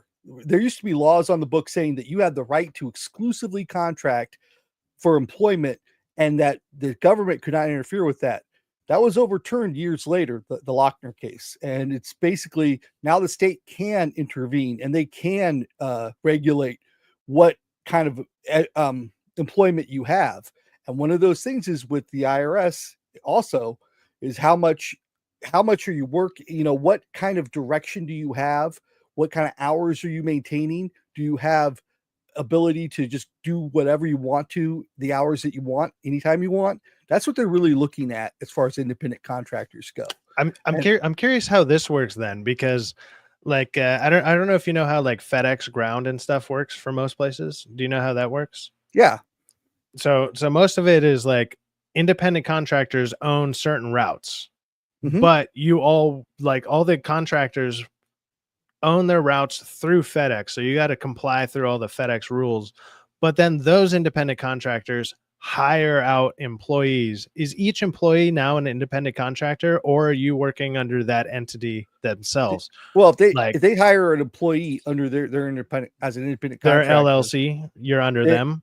Yeah, you're under them probably, but it just depends on how they're structuring it. If they're letting you do whatever you want, when you want, then that's fine. But I don't see that happening as far as that goes. You're an employer. That's what you are. I mean, like, cause I worked there for like 5 years, and I found the job off Craigslist because I was desperate, and I was like, it's like, dude, FedEx, that sounds cool. But then they explained it to me how it worked, and I was like, whatever. It was basically the faster you worked, the more money you made for less amount of hours. So it's like I could work 5 hours a day and get paid just as much as I was making like for 8 hours a day, and then I would have 3 extra hours a day to do whatever the hell I wanted. And I was like, cool, man, that's perfect for me. I don't mind throwing a little hustle into my step to deliver packages. That's no problem. That was great. That was great. That's how And they do then, bread routes too. They do bread routes the same way. Yeah, You the have faster you do shit, yeah, and then you have an ownership over a route that you maintain. Yeah, it's like you With own that, it. we have another guest showing up.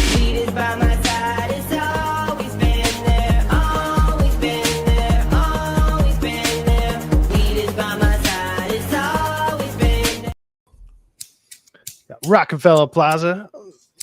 He's literally lighting up the chat. What's going on? What up, bro? Yeah, speaking of lighting up, I might want to turn my camera off this one. I just woke up, so I have to, y'all don't see it. I'll turn your mic off as well. Can you believe they made a game about black people stealing? Wait, hold on. Wait. That's gonna be the next topic. He's here. That's the next topic. What the hell was that? Did you just kill a ring wraith? So Like, yeah, I was listening it's to y'all. I like- just woke up. Johnny, What the hell was that? If you're an hourly worker, you are not you're not a subcontractor. If you're a subcontractor, Yeah. you work in your time, you're dying. Yeah. If somebody tells me to show up, go fuck yourself. Somebody tell me to leave. I don't have to. I'm here to make. Yeah, get the you give me a done. job. You tell me. You don't tell me how to do it. Here's your job. I do it how I want to. That's an Ames independent asked that was the Night King getting stabbed in the face. That's The what that Night Lord. was. You might have a deadline or something, but you don't like, oh, I mean, you got to work at this precise hour. Like, nah, that doesn't how it works. Oh my God, what is that? Yeah, you got a deadline. Whoa, Oh, you got the house. lightsaber chopsticks. Are those from Disneyland? No, there's those ones. There's light up ones in different ways, but there's ones that look like lightsabers. There's different ones like that. They're kind of cool. I like how all you see is chopsticks and teeth. Like, One of them stopped working. oh, and then the earbud. Dude, yeah, is the light not working? It's Oh not yeah, as it's bright got as a the other one. dying. Oh no. What based men do with glow sticks? You just eat your damn food. That's all you do. Did Pedro lick him? Pedro wouldn't know what to do with them. Pedro would. That's I'm false. afraid he That's a does know false. what to do with them. What based men do with glow sticks? You just eat the damn food. You don't fucking dance around and shove it up your. What the hell you doing, Pedro? You coward. We watched Superman earlier, man. That's the most based movie in the world. T, you seen that shit? Superman 78, the most based fucking movie I think I've ever seen, bro. So Awesome shit. Rockefeller, like he's probably seen Superman like way back in the day. Hasn't seen it probably in like I don't know what 30 something years. You've probably seen it before, Dude, or I at least saw enough I was of a it. kid, so maybe fucking 40 years ago. Yeah, so we watched it this morning and we watched the extended edition. And Rockefeller's just sitting there tripping out. He's like, "This movie's fucking based as shit." And I'm like, it made me realize. I was like, "Have you not fucking seen this movie?" And he was like, "I don't remember any of it. If I have," and I was like, Every "What time the girl fuck wants to are we, write a what is word, John, happening?" we got to tell her how to fucking how to spell because she's so stupid. She can't spell a fucking word. And you know what? She smokes cigarettes nonstop. She's I'm sitting there this smoking is the world I live cigarettes, in. mistyping words, and it's like, damn, man, she was awesome. That now because of that means you definitely haven't seen Superman 2. You need to see Superman 2. Well, which I tell one? you There's one. two versions. The one I remember. We're gonna do I the was- Donner cut for sure. We're well, gonna again, do Donner cut. I was born in '82. The one think that the second- fucking I would do less than traumatized that. me as a kid. I must be like 2 years old. It must have been part 3. The one where like he has like metal wrapping around him, going like metal comes in his mouth. It looks like they're in the Fortress of Solitude or something. I don't know what movie that is. That was probably either 3 or 4. Maybe I don't 3 think or that's- 4. I don't. Yeah, it's 3. It sounds Because, like 3. again, I had 5 older brothers, so I saw this through them. You know, that's how I saw Star Wars. I'd be like, I was fucking 2 years old. I was like, what the fuck are they playing? You know? And I remember there's one Spider-Man at not Spider-Man, Superman at the end of it, like somebody going over his mouth, like this fucking like robot, like metals. Like Yeah, that's the end of engulfing him. 3. Is it the end of 3? Okay, I thought it was 3. Yeah, I Yeah. didn't think it was 2. Okay, yeah, because I remember seeing that one, but I didn't see that one. That one was good as fuck, man. So it's 2 long, 2 is but- 2 is where you get a Zod and stuff like that. Neo So- before Zod. So you know how they get thrown in the Phantom Zone in The the first little one? bit of Zod we that got. that comes Fantastic. back. That comes back in 2. So those two. That's why those two actually work pretty well. I bet. It's actually still pretty good. 'Cause the So, scene dude, was- if you're down to scene watch was the Donner smooth. cut, we got to watch the Donner cut. Zod we was watched pretty Donner Cut specific. because- He's like, you will kneel, Jor-El, you will kneel before Zod, and your heirs will kneel before me too. the And it's Jor-El like, part in the oh, beginning. What he said, the what he Zod actually says part. is they will bow before me, and But then in the movie he's like kneel before Zod, and like that's why it became so infamous was Oh, from yeah. the movie. But in the first movie he actually says bow, because Ow. I was waiting for him to say it, because he's like, you will bow before me, and then your heirs will bow before me. I was waiting for him to say it, and your heirs will kneel before me. I was waiting for him to say kneel. He didn't say it in the first movie. Like See, we Oh, just he saw says it in the like second one. I know that 12, for like justice. less than, You know, or like a kneel, little over kneel 12 bow. hours ago. We watched the whole thing. So Yes, He yeah. I finds was out, like, super, super, he's- dude, that music just gets you invested. It's so good. Like the sound design is epic. It's fucking amazing. John Just Williams did a good great time. job. It's dude, the amazing. fucking score, Fantastic John, job. is. I mean, me, Abe, and Syfaxx, not even 2 minutes into it, are like, wow. I mean, just the Yeah, it opening was like a credits, round of applause the just fucking to the names, and we credits. stopped and said, whoa, that's how you start a movie, bro. Like, not even 2 minutes into it, we're just like 15 years ago. Those first two Superman movies are the best. Fuck yeah, they are. They're amazing. We watched the They're extended so cut, a goddamn little good. long, but man, it's It was great. the extended cut was like 3 Oh, hours. the TV and cut. I don't know if it was TV. It was just like I don't know if it was every scene they TV. had. Every It scene they had. is- It John, just seemed was 3 to 5 minutes long. too long. There was a Like, TV when- cut of the two too. There when was fucking Krypton exploding. it Well, there's a probably took TV 15 cut, but fucking then minutes less. there's the Donner cut of the second one, and that's the Yeah, most there's that's the 3 infamous cuts. one. Yeah, It's like that there's one 5 has 3 cuts cuts. of, Yeah. Highlander too. It's good, man. Yeah, I had a good time watching. I'm glad Syfaxx suggested we should go back and watch it, because I was like, I think I've seen it. I don't know, but I was like, I haven't. I remember seeing him running next to the train. And Yeah, YouTube, that was about it. you've seen clips like that Yeah. people post and stuff when you're just scrolling through. It's like, right okay, yeah, right before you Sad see Guys, you see Well, that. that's a great part. We noticed how it's like it's all heavy. the sound music, cuts just completely boom, boom, out. boom, boom. And all of a sudden it goes, boom. I said, and right, I didn't know it was about to happen. I said, you guys noticed that this is the first time we haven't had any music in the entire fucking film? And Abe said, uh-oh. And I was like, uh-oh, what? And you see, that's when they're walking up this fucking up the road. So Rockefeller Rockefeller Rockefeller never understood the argument on why people were mad at the way that his dad dies of the tornado. Oh when yeah, it's like it's skimpy way. because he's supposed to die with a heart attack, because it's something Superman can't It's how prevent. it happens. in the It's something. comics. It's like you have all these godlike powers. You're supposed to be this, you're a god amongst men. Yeah, but that's not good Listen to enough. your father. That is not good enough. That's a weak. That's so compared He's to so what dumb actually to do it. happens. Compared to what actually happens in life, like that is such a better moving thing. And then he even says it. He's like, even with all my powers, I couldn't stop it. So he realizes you're not That's a good God. line. You're Yeah, and he's that- like, and- you're not God. He realizes it, and that's that- fucking his important. mom- That's yeah, really that- important. When And he that hugs what his mom, makes says, that's "I what can't makes even him help it, I giving up couldn't his stop it." powers in the second movie so much more powerful too. He's seen. Don't give it what away. He having hasn't the seen power- it. Like, Oh, you haven't seen it? No, I haven't seen it. Sorry.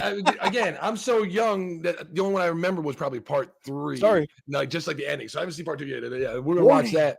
We're gonna do a preview, a review of these. Because the new Superman's coming up, and for Gallows and Media, we're gonna try to put reviews out for Superman movies, like the regular one, Man of Steel. maybe we'll do like and then a for this combination of like Superman 1, Superman 2, and then Man of Steel, because obviously that's the most Well, you're gonna do 3 and that's 4, the right? most new one. Kevin 3 and Spacey. 4. We got. I mean, should we Superman do Kevin Returns. Spacey too?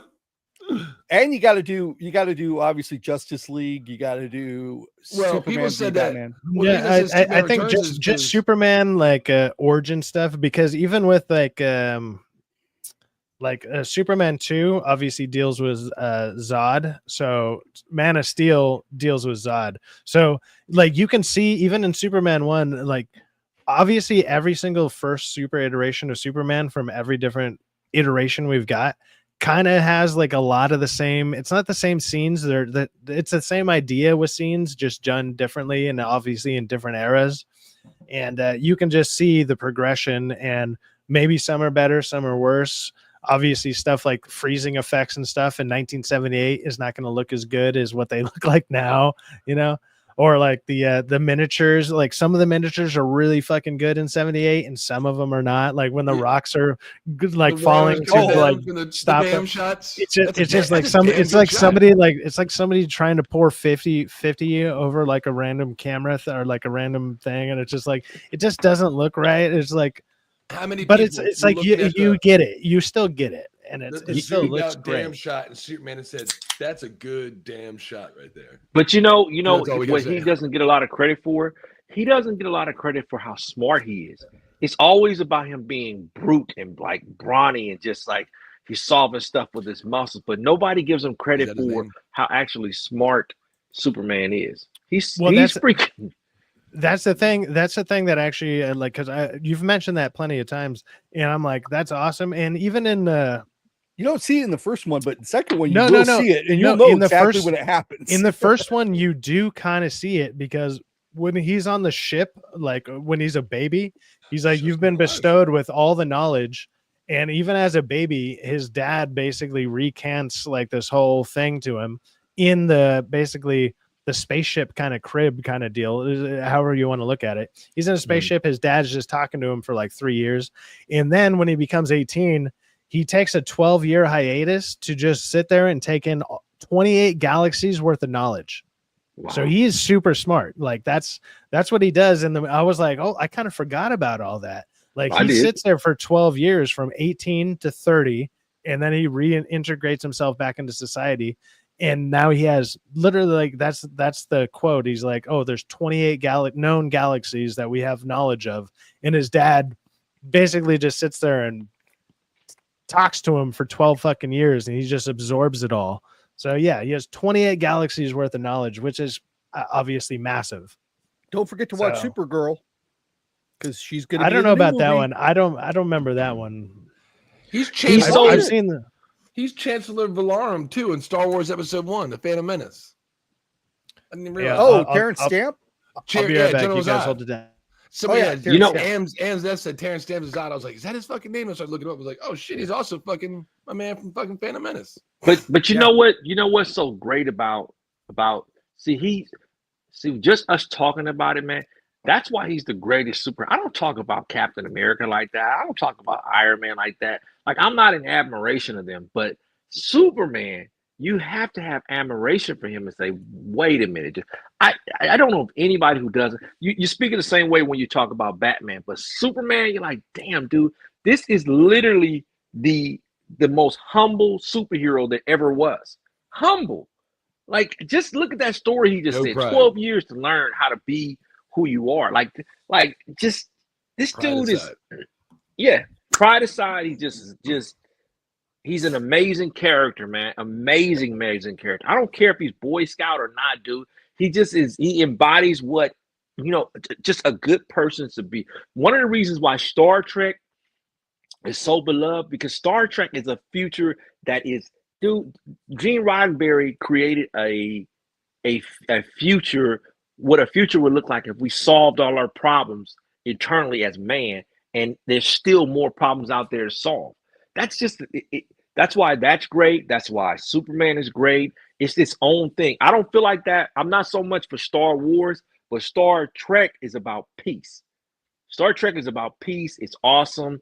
When they get it right, they get it right. When they get it wrong, they get it obviously wrong. They didn't start getting it wrong until they start doing this crazy SJW stuff, girl boss stuff. But man, like, I feel like Superman is one of the greatest characters. He is the greatest character of all time, and my all-time And it teaches you favorite stuff, character. like teaches me stuff to this day. Do you remember during the first movie? And during the Smallville show too, he doesn't play football, right? He's being made Right. fun of. He's the water boy. He's I like that. I like and that shit. Like it he went could, from like he's him the being best young. player. It He's was the him as best baby. player. He was a baby holding a car, and then it just flashed Yeah. forward. And I'm like, you see all these football players. I'm like, Naked oh, he's a fucking baby. quarterback. He's a fucking running back. No, he's an idiot fucking water boy. Hey, Clark, Yeah. pick up the damn pads. Already did. Yeah. Oh, you You did? treat like shit. Look, And he can't get a girlfriend Nerd. because of that. And these girls are swooning over these football players. Dude, you're the best football player on the team. You could kick their ass, and you choose not to. pride aside. If we veil. were 17 years old, would we have chosen the same route? I don't think so. I would have played on the damn football team. How That many would kick kids, ass. 17-year-old John, that had powers like that, can be like, yeah, I'm gonna hide the shit out of it. I'm gonna be the Yeah, fucking quarterback no, at all I- fucking women. Fuck Not you. raised in California, but I guess Kansas, Smallville, maybe. But yeah, it's just. But that tells you Me, the I'm not even integrity of passing this. I'm Superman. just gonna run it. Get out The my way, integrity bitch. of Get out my way. Superman is undeniable. He's integrity. You know, Exactly, man. If I I mean, had Superman powers, I'd be having all the women. I wouldn't be putting my pride aside. I mean, this dude could get across the He's running. planet. He can get across the planet in a snap of a finger, man. He could do whatever he like. He's just, he's the ultimate superhero, man. And everybody, I really do. I like what Zack Snyder was doing. Bow down to him, dude. Because this dude has already displayed being humble. He's the king of all superheroes. The king, He's like unanimous. he could turn back time. Obviously, he does that in the movie. He could That was turn a little back. ridiculous. That's the only ridiculous. Like in So- my opinion, the only super ridiculous thing in that whole That's movie is ridiculous. that part. That was supposed John- to happen at the end of the second one. Well, Yeah, the funniest part about it, and I didn't realize it until this playthrough that we just saw, earlier today. But even when he's like lifting up the tectonic plates or whatever, he's and like everything's getting restored. Even like the Hollywood sign, like it just magically lifts itself back up. When the tectonic plates crash, and the earthquake, they go, and they fall over. It was Then like lifts the tectonic, they go, he and lifts they're it right up, back and it's up. like the what? fuck? Did he just get hard What again or is some this shit? It might have been because it's the How extended crazy cut or was it? something, but it's like I thought that happened because when you rewind time, if I like, so in my head I was like, okay, when he rewinds time, all this stuff kind of goes back into place. But no, he's just sitting there lifting the plates back up, and somehow that like lifts buildings back into place, and everything else gets set right. And it's like that's not how easy any cut, of that would happen, but it's I mean, it's still fun. It's like, okay, look, how can we make him save all of California? And it's like the best way you could have saved it is to just let it happen. No, like, You should let that one hit the ground, right? yeah. Wait, give it like It's 5 like, oh, minutes. you Just messed hold up on. there, You're gonna save Soups. it, You but messed up there, just dude. wait You 5 don't, minutes. yeah, like unintended consequences. You should have let it happen. Now we get Newscomb. Thanks, Superman. Just wait, Superman, and there goes California. Now go. Yeah, but we're here, so if that had happened, I would be dead. So I This think is I'm also on the 50 years right ago, side of the so fault it's like line you to don't where if remember, the fault line were to go, it would be more towards the very, very west coast. Like I think I'm on the other side of the ridge line. I might be able to look down where it broke off. All right, y'all. Y'all gonna make me tell you another day. No such thing as earthquakes. I'm telling you, man, they're down there digging. Whoa! I've been in several earthquakes. I lived through the '94 one, man. Like, yeah, but they're man-made. They're man-made, is what I'm saying. They're not earthquakes. They're man-quakes. Pause. Yep. They're man-quakes. They happen all across the U.S. All across, because they're digging tunnels. So they're always digging. Yep. See, Well, I'm trying where to are they digging visualize the like tunnels? T. I was in the Imagine we Whittier. criticize T. I'm looking at an actual flat Earth. It's a dome, right? And you got a dome. It means you have a flat bottom, right? No. We're not entertaining this. Earthquakes. We're not entertaining this. There's no tectonic plates areas for it. We're not entertaining this bullshit, Rock. Stop So, it. Stop it. when I was living in San Francisco, I was in like this earthquake. Lord of the Rings is the greatest trilogy ever. Agreed, Ames. 100% agreed. T won't even watch that, but T won't watch the greatest trilogy ever made, ever produced, anything like that. But he'll Only die the on Hobbit the hill that cartoon. He'll Only the Hobbit cartoon. He'll If look. you watch 20 minutes part 1 and enjoy that. You didn't. T will die on the hill of a flat object. Like T will die on the hill of a flat object, and there you go. Like, if you can get over the gayest 20 minutes of the first movie, we're like, yay, cheers. Sure, not watching that. Dude, that has a great introduction scenes. Exactly. Dude, just Frodo meeting Gandalf for when you first see him, you instantly know within 5 seconds they're like best of friends. Within 5 seconds, you don't need anything else behind it. You're just like, they make a joke, and then it's like, "Hey, what's up, buddy?" Like, "Hey, what's up?" And then there you go. Boom. I love the first part. They're like playing around, and then he gets Bilbo. Gandalf gets Bilbo in the room. He's like, "Who the fuck do you think I am? Do you think I'm some sort of like play toy?" Like, when he just like it's all dark and stuff. He's like, "I'm no one. I'm not a conjurer of cheap tricks." He's trying to lie to him about the ring. He's like, and it's like it just pocket? darkens around him, and he's and he gets all calm again. Yeah, he's like, "Okay, show me." I love the behind the scenes. I love the behind the scenes footage too, to show how they did the forced perspective, like how it was like the the rooms were actually built at weird angles to where somebody was actually standing. They were actually standing far apart, but because the way that it looked, it was like one person was tall, one person was short. But it's like they're standing in the same room. Is like that forced perspective. You know who came up with that technique filming? Who? John Favreau, Iron Man, and Elf. When they had to use an elf, when they made fucking Will Ferrell look all big like a real elf, that's practical. Dude, Elf came out after that. Well, they were making it for the movie. Go watch. They used that for the reason. Like John Favreau was one. We're talking about this, but we're not talking about predators, killers. You're not. Oh, wow. What predator kills? Nobody's watching that shit. I tried to put it on, and within like 10 minutes of it, there was like a bunch of DEI crap going on. I was trying to talk about it for trailers. What predator movie? I keep hearing about a predator thing on the radio. Then I look for it on the trailers. I don't even. A bunch of female warriors, and like that's what I saw at the beginning, and I was like, I'm good. Nope. You gotta watch it, man. You gotta watch it. Prey's a great movie. Prey's a great movie. Prey's a good movie. The new movie. Prey was pretty good. I like it. So you actually watched it? You actually watched an animated movie? I like animated movies. What are you talking about? What's his new one Dude, called? you talk shit on us watching anime all the time. Yeah, I don't like anime. Anime is an animated movie. I give to you that. Anime is a certain animation style. It's a just style, because you like cartoons and animation. I don't like that style. You like anime. At a certain point, you're just fucking nitpicking, man. Spider-Man. Spider-Man is Jesus Christ. I like this animation, but not I like long form animation, but not short form animation. I like Fritz the Cat. It's a cartoon. Spider-Man is a cartoon, not an anime. That's a cartoon. He didn't like. You ever see Fritz the Cat, Rockefeller? Yeah, love Fritz the Cat. Fritz the Cat's awesome. I don't like. Look, I like. I'm old school animation. I like Scooby Doo animation. I like Justice League. Well, kind of. I like Young Justice animation. I like Batman, the animated series. Yeah, well, that's the art style, but it's okay. Like I like Spider-Man. Kind of the old schools, like 94 through 96 Spider-Man animation. That's cartoon.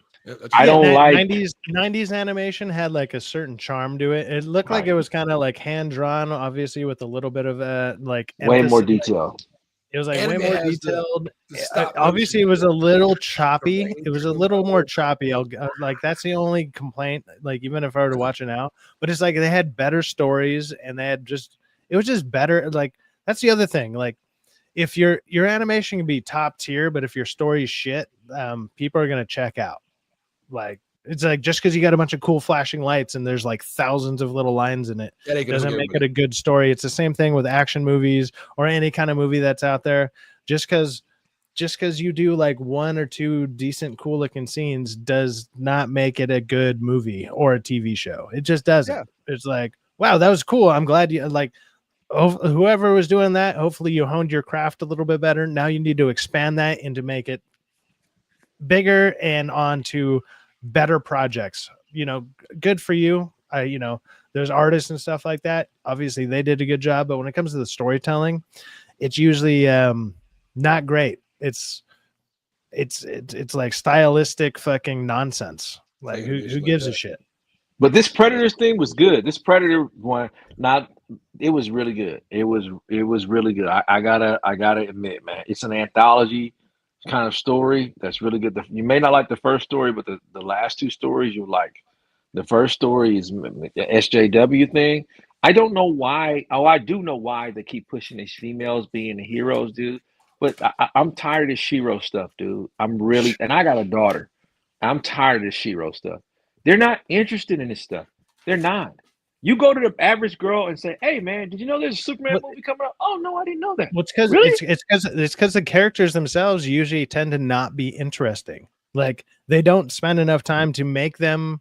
Like, say, did you see Ballerina? Oh, obviously you said you weren't going to see Ballerina, but if you've been seeing the reviews going out about Ballerina, they take like the first 30 minutes of the movie to explain why this person could be as badass as she is in the film.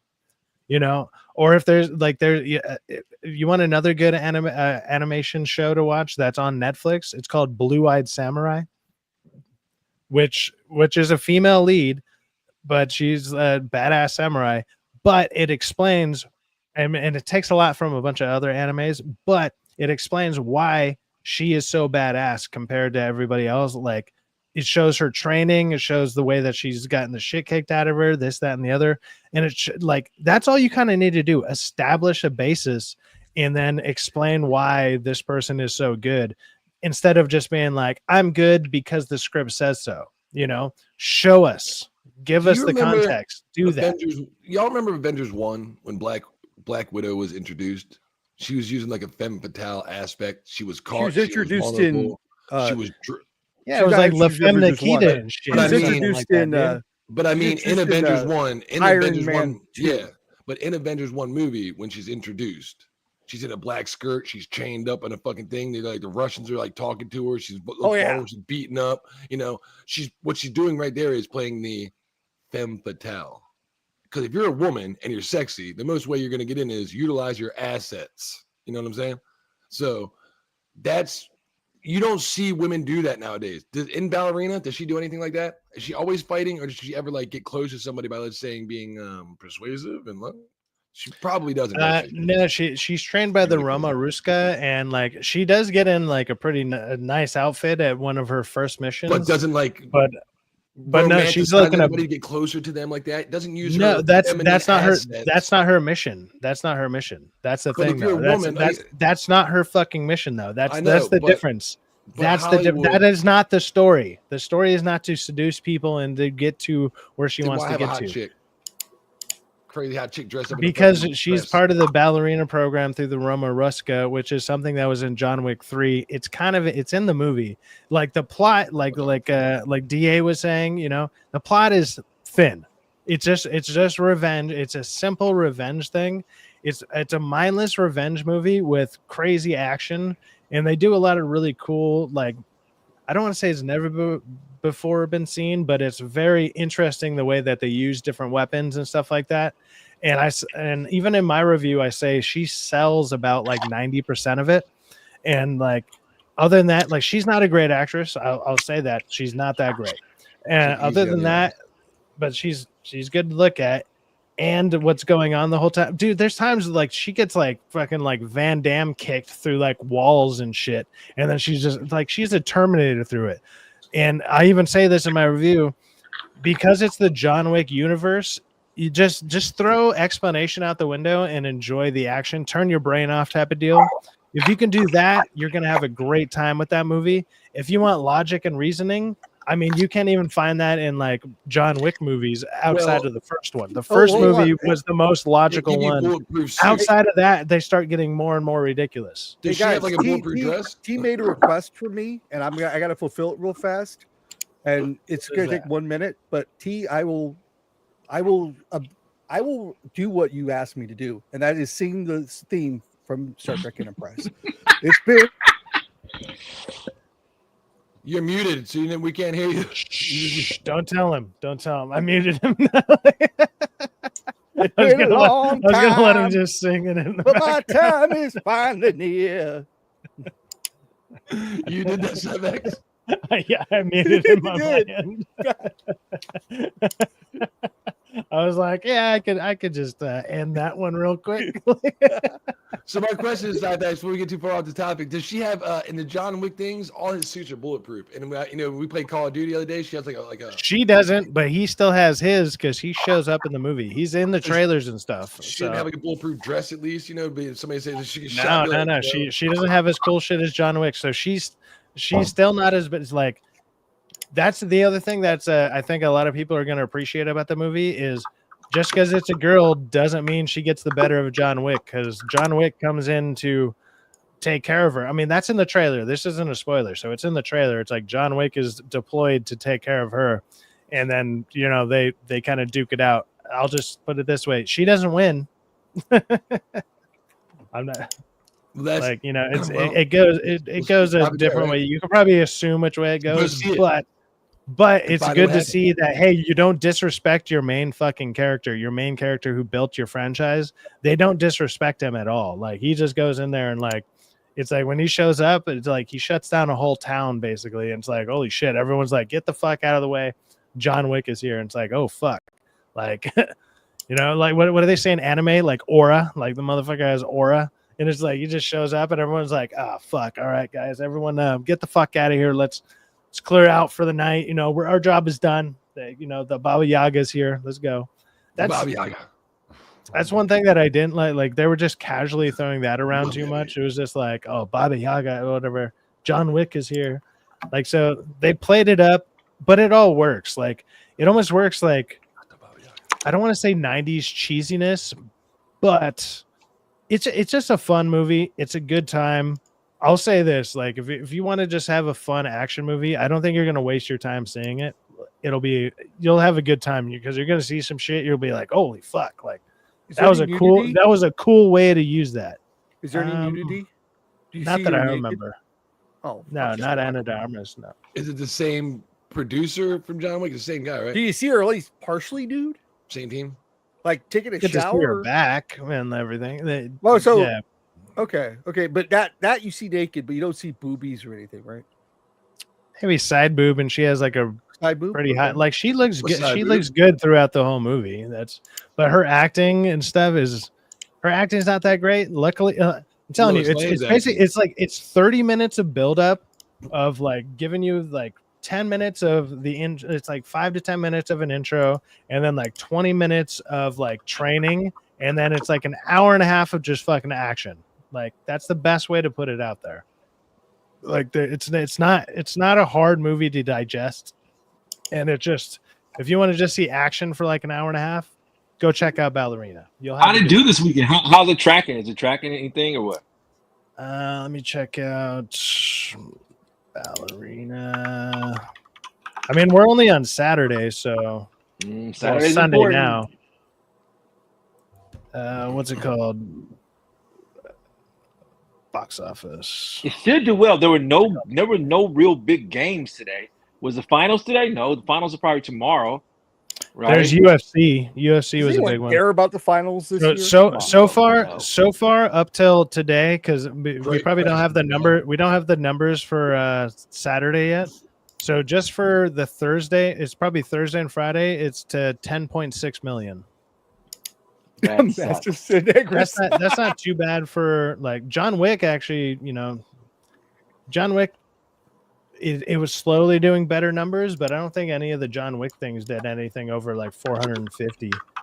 But even the fourth one cost like 120. So yeah, it still made money, but it's like each one costs more and more. But like you said, they make 400 and only average 100. You're making 4 times your cost. That's fucking good. You gotta look at it from that, multiplication. Now most of these big films, how much they're spending 400 million, and they're not even gonna make 800. You're not even making double your money. So if these John Wick films make good cash, because if you can keep your budgets under 100 and then get that 400, you quadrupled your cash instead of doubling it. And that's nobody's going to go see, man. I'm telling you, man, that girl boss stuff, that does not make for sales, man. That does not at all. This is like the summer of 2015. From 2012 to 2015, they were trying to do the start of June. They would do girl movies, right? The girl I Spy with the girls, right? Remember Melissa McCarthy and Sandra Bullock, and then they were doing Ocean's 8 and all these girl boss movies to start off June, and they stopped making money. It was terrible. They never made money. They never did. They never did. But I'm sure the Pirates of the Caribbean all-female cast will make a lot of money. What? You didn't know that they're making that right now? Here's the head of no, it. I'm pretty sure that's been canceled a few different times. It's been canceled a few times, but it's been green-lighted again. I think it's green-lighted. They had the main chick for it. I forget who it was going to be, but it was like, I think it got canceled. I'm pretty sure. We'll look it up. I don't know why they're going against what the public wants. If you're going to do a girl boss movie, you better see them getting. When's the last time somebody got naked in a fucking movie? I see boobs and tits. When's the last time you seen that in a movie? I miss the fucking 80s. I miss the 80s and 90s. I miss Lethal Weapon 2 starting with fucking the naked chick and it's just being fucking sexy and jumping off the fucking roof and shit. I miss seeing that. I miss seeing danger. So like there's wow, she should have trimmed that bush. So check this out. Now that I got obviously Rockefeller here, the resident main gamer that I know, obviously Syfaxx a gamer, but we also got Uncle T here. a gamer? So we got Uncle T. Isn't much of a gamer, but he he's a might gamer find too. this story like he probably saw Derek's video on this earlier, and he probably knows what I'm about to be talking about. But this was the only story I was really hearing about most of the day until all the riot bullshit kicked off. And I was like, fuck, man, I don't really have many topics. And then the riot shit kicked off. And I was like, okay, cool. I got something else to bring up. But with that being said, let's go ahead and look at Relooted. Have you guys been checking this? Have you heard about this? D did a video on it, and I checked it out. I watched it. It looks like it's made by Epic Store. If you all don't know, Epic makes Fortnite, owned by DEI Disney. That's right. Yes. So let's go ahead and bring that up a little bit here. Let's take that down. So Epic Stores announcing Relooted, an African futuristic heist game where you reclaim real African looted artifacts from Western museums. Sounds fun to me. Yeah, that sounds African fun. futuristic heist. I mean, Now, being a gamer, before you guys watch this and we get too much into it, this is a good game. It is the left and right, the old Contra style. T, you're gonna love the gameplay. Besides all the hype around it, and like it's the gameplay left and right. So obviously the funniest part about it is it's a game about black people stealing. That's it. It's like black people stealing shit. Obviously, it's to reclaim their culture. But it's futuristic, so it's a world where Africans. It's one of those rule. games. Look, it's one of those games where the bases jokes dominate write themselves, future. and to be like so far removed from that is kind of crazy. The Like, joke is it you can give them still everything, work. they still gotta steal. It could still be a really fun game. I have no idea. I've not watched the trailer.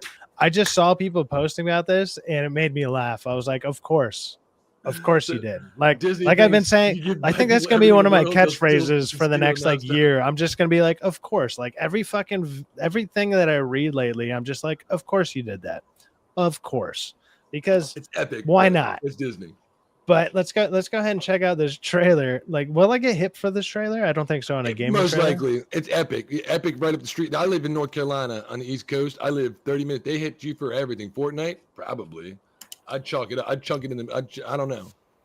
You might get hit for it. It's Disney. It's epic, which is more specific. 1 second. I have to reconnect my headphone. It's glitching out. They might, but who cares? Yeah, I'm not worried about We're it. gonna make fun of them for doing it. They're getting their sales numbers off of us as we make fun of them. So. All right, did that bring it up full screen? But All right, this let's is go a ahead and good check game out besides the Relooted. story behind it. This like, why'd you put this story? Well, in there? it's just a so horrible story. fun. It's when if you just hear it in that context, where it's like it's a story about Africans stealing. But really, it's a Like left if or right. you just stopped right You just put there, I guns in mean, their hands instead of like, technically that would shot. explain the whole story. You can actually stop there, but then Yep. you can obviously keep going with a little more context. They're stealing back cultural items from their heritage or That whatever. was Whatever. stolen it's from from. them, That's or stolen yeah, from which someone else originally. that's whatever. But it's just, I mean, come on, the Delicious. jokes write themselves. Let's go and check it out. Or- Treaties were signed, promises made and Where are we broken. going? Is it stealing to take back what was stolen? Stolen? Who's stealing them? Us?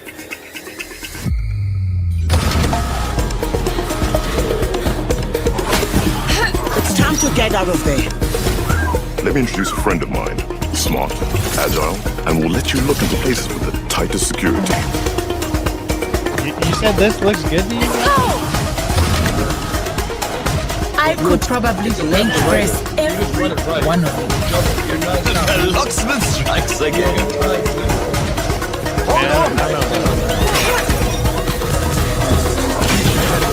Listen, are you having second thoughts? Nope. Just hoping you won't get me killed. Yeah.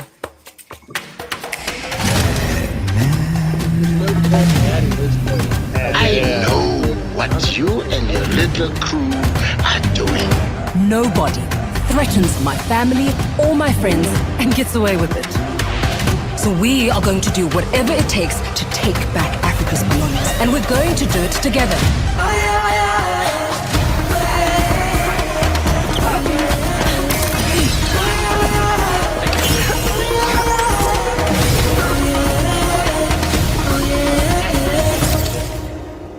just like a running simulator? What the fuck was It's that? left or right. That's all it is. Why? I mean, when I watched everybody talking about it, it's not that. I mean, well, wow, it's black people stealing from black people. When you gave them too I much, just they can found steal the who way that cares? people were talking about it to It's be epic, hilarious though. because that's Yeah. what I saw first. It's just epic, and it's a lot of like young kids that have no. They hire anybody right out the gate or idiots from other now. countries. Have you also seen the other trailer that How dropped much from did the State Epic? Department pay for? Yeah. Paid for that. Again, It's it looks platformer like style. It looked kind of like it just looked cheap. Like she was just running and like things were shooting and it's like nothing was happening. It was just. I don't want to say it looked like almost like Sonic. You know, Sonic is just kind of just you go and you spin and you keep going. She's a fat black chick You just know what running this around looks with like. a bad accent. It's not like Michael Fat B. black Jordan, just looks like you know, Concord. awesomeness. Just Remember like, that yeah, I'm 400 taking that back. Yeah, it that kind of looked like a 400 group of Concord characters. Yeah, but it looked like they fucking made a rehashed Concord character. Blanc is saying it's for kids. Like whose kids? What kid is looking at that and like I want to play that? But if Show, my nephews, anybody out there with left- kids, show it to them and be like, if they Hey, took kids, the- it's okay to steal. look.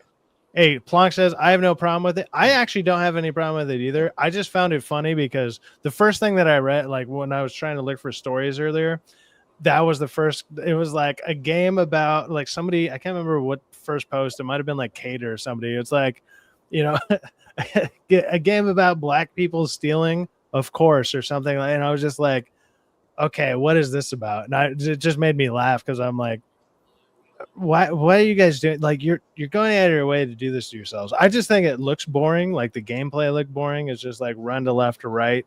Like it's not even like, it's not fast, like super fast like Sonic or something. No. It doesn't look like you get to do anything other than run back and forth. And then maybe it's meant to be being subversive. a basic, yeah, being a basic game like that. Because you know, look at the game right now. What's the premise? It's we had our stuff stolen from us. It's reclaiming your stuff. That's fine. I mean, we need like reparations.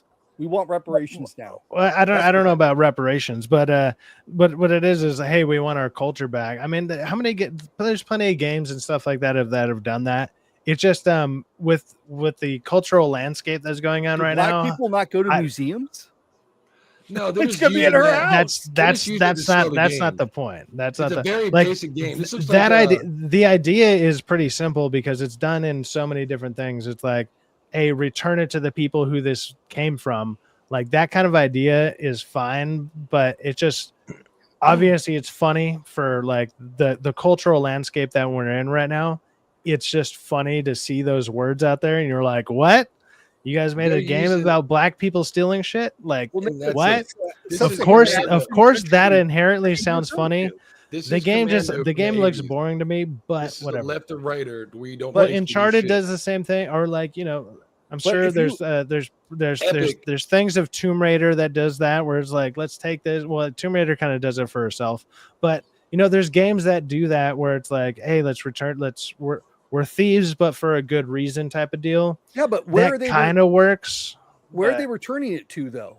So what sub-Saharan African country right now is stable enough where you go, oh, I'm going to return it to the Democratic Republic of the Congo?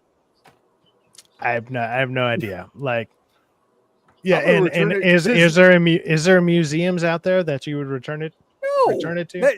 There were war zones like Sierra Leone or Nigeria. Come on. There's war zones out there.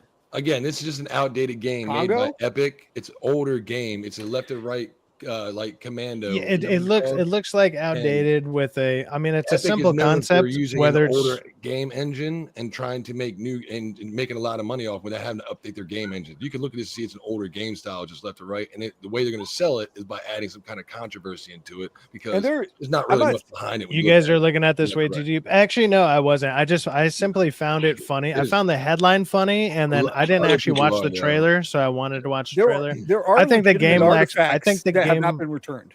There are legitimate artifacts like the Elgin marbles that have never been returned to Greece, like the heads that haven't been returned to Easter Island. There are legitimate artifacts that have been stolen from people. Yeah, there's plenty of that from different cultures all around. Your goal isn't to steal it. Your goal is to get it back through diplomatic talks. So, and I don't know of any African stuff that's really been. Here's a game. Futuristic Jews come back in time to steal art that the space Nazis stole from them. Isn't that just like? Isn't that called like Iron Sky or something like that, or whatever? Isn't that movie? They probably got a Call of Duty from that Advanced Warfare or some shit. You ever see what's that with the girl in the lady in gold or whatever that about that painting that they tried to take that the Austrians tried to keep from a Jewish lady? It starred Ryan Reynolds and I forgot the name of the movie, but it's a really good movie about how they tried to steal this woman's and her family's heritage, their painting that they owned that was stolen during the Nazis' occupation of Austria. And it's a good movie actually, but it's just, that shit's real. I'm not saying that stuff doesn't happen, but she didn't try to re-steal it. She went to court. Got it back legally. Hey, so going back to my original topic at the beginning of the hour, I just saw this got posted. I guess it was about an hour ago, but let's see here. Let's go ahead and blow this up. From Jay Mers, breaking: Los Angeles Mayor Bass just stated that ICE initiated outrage, chaos, fear, and terror, and that the National Guard is not welcomed in LA. Let's go ahead and hear what this clip. They're the ones that did outrage. Well know is ICE initiated enforcement actions on several workplaces, and that created a sense of chaos and outrage and fear and terror because people are very worried as to what happened to their families. You also know that when ICE enters a city, that local officials are not notified that that is going to happen. And we are left in the lurch responding spontaneously to something that had been planned, but we were not a part of the plans. Mayor, we've heard a lot of talk about the National Guard coming here. You're going to dox their fucking address, just like these people that aren't supposed to be here being removed. You're not supposed to because you're not cooperating with the goddamn fucking... This bitch needs to be removed faster than she was inserted. Look, the drug dealers got blown up because no one warned them that anybody was coming to get them. Like, why? Are you fucking retarded? You're the mayor of this fucking city, and you got to be stupid. It'd be like, look, nobody warned them to not take out their guns when the police arrived, but they took them out anyways, and they were like, you know what? If they would have been warned like 20, 30 minutes beforehand, they could have hid their guns and they would have been just fine. Like, shut the fuck up with this. She's shit. Just pure trash. Pure trash. Burn down half of the city. Everything out here in California is so bad when it comes to these people. They just don't get it. It's like, that's the point of some of this stuff. Don't alert your enemy that you're showing up. It's like, it'd be like, sending something in the mail 3 weeks ahead of time and being like, hey guys, by the way, on July 1st, we're going to come raid your compound. If you can just, put all the drugs on the porch and then surrender yourselves on July 1st, make all your money until then, and then just come out and surrender. It's cool. But if you don't, we're going to come blow you up. It's like, no, we're going to either arm ourselves to the teeth or we're getting the fuck out of there. Like, there's not many other options to do outside of that. Like, what are you doing? Of course you don't announce what you're going to do, because then that gives people time to prepare to either counter and do something bad against you or run away. No, you want to you're trying to catch people. You don't give people a heads up when you're trying to catch them. What we're doing. Yeah. I want them to be guessing, thinking I'm coming from the left when Syfaxx flanking them from the rear already, and I'm actually pushing on the right.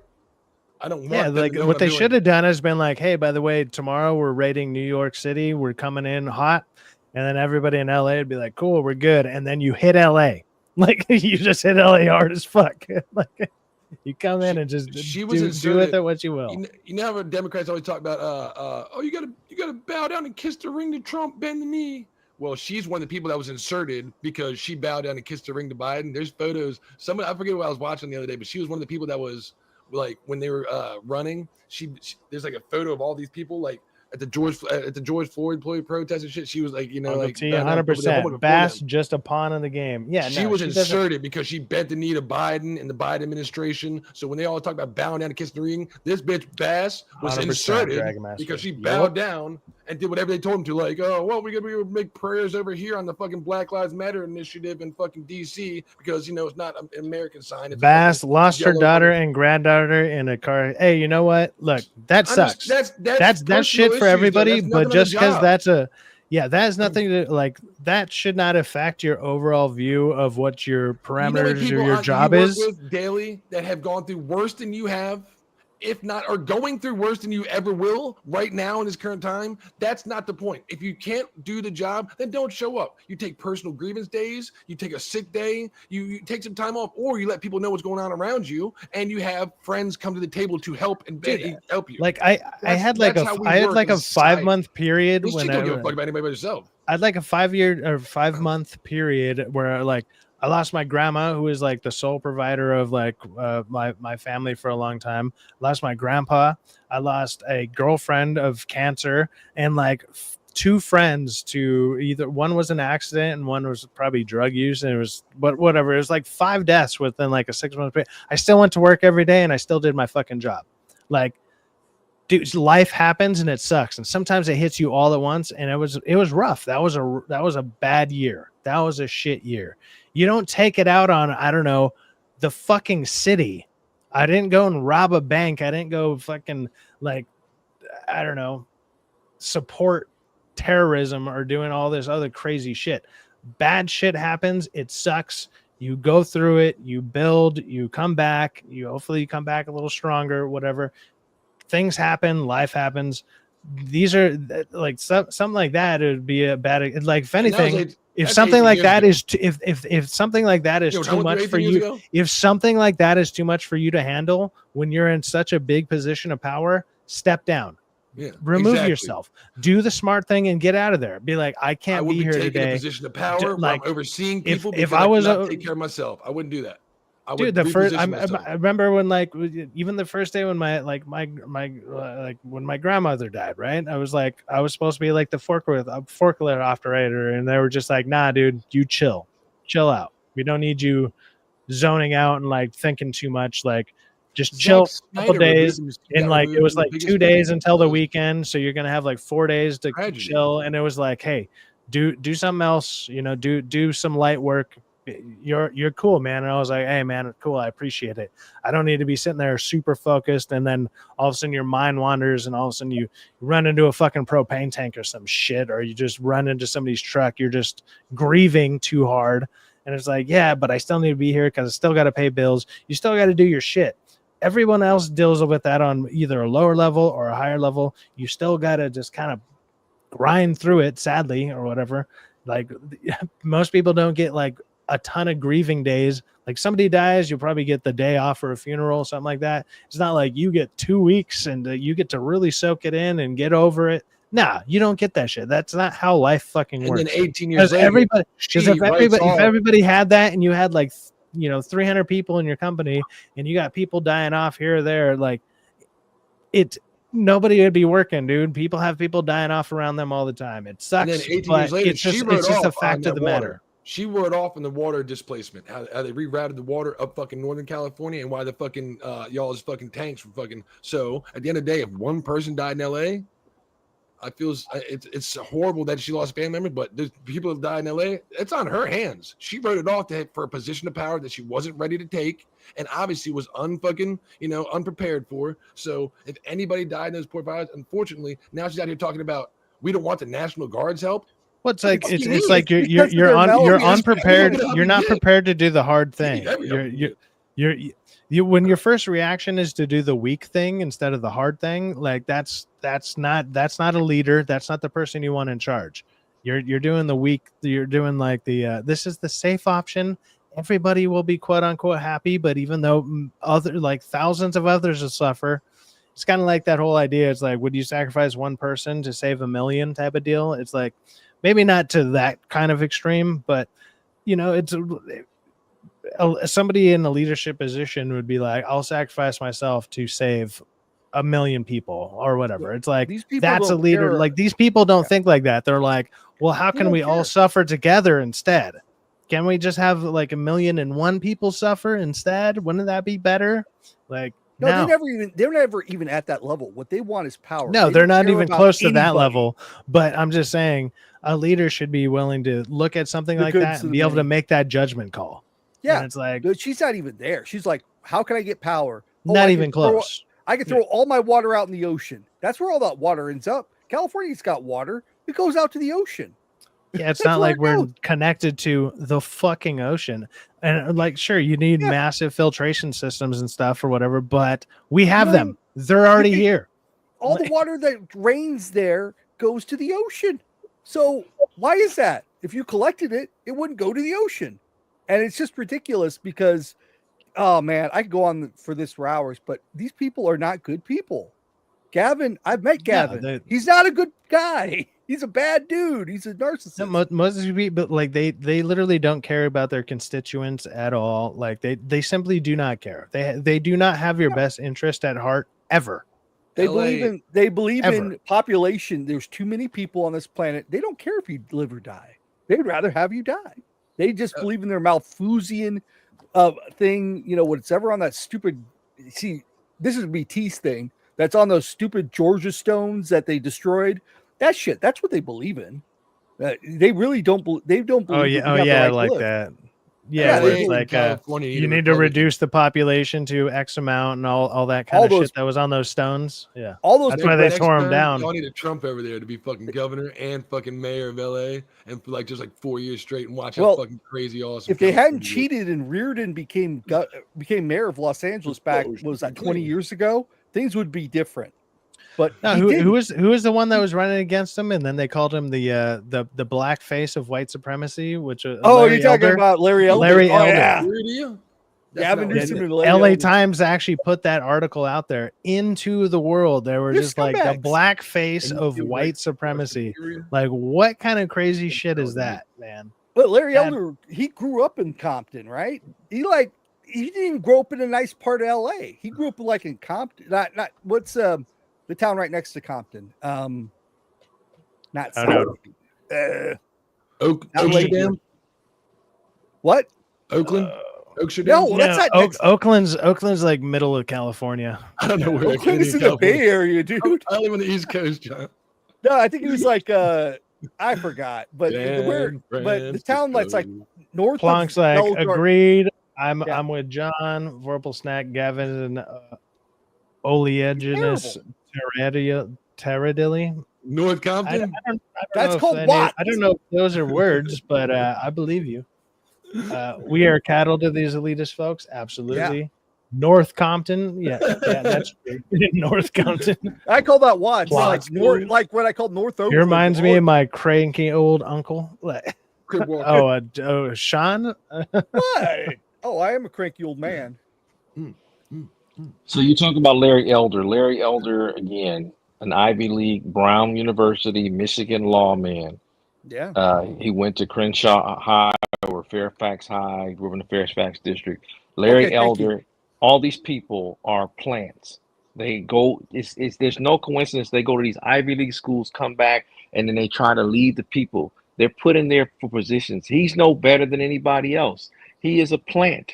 He is totally designed for what the agenda is. They practice subterfuge. They have all this subterfuge that they give to us, and they make us say, oh, damn, we're confused. We argue amongst each other while they still make money, and they laugh at us, period.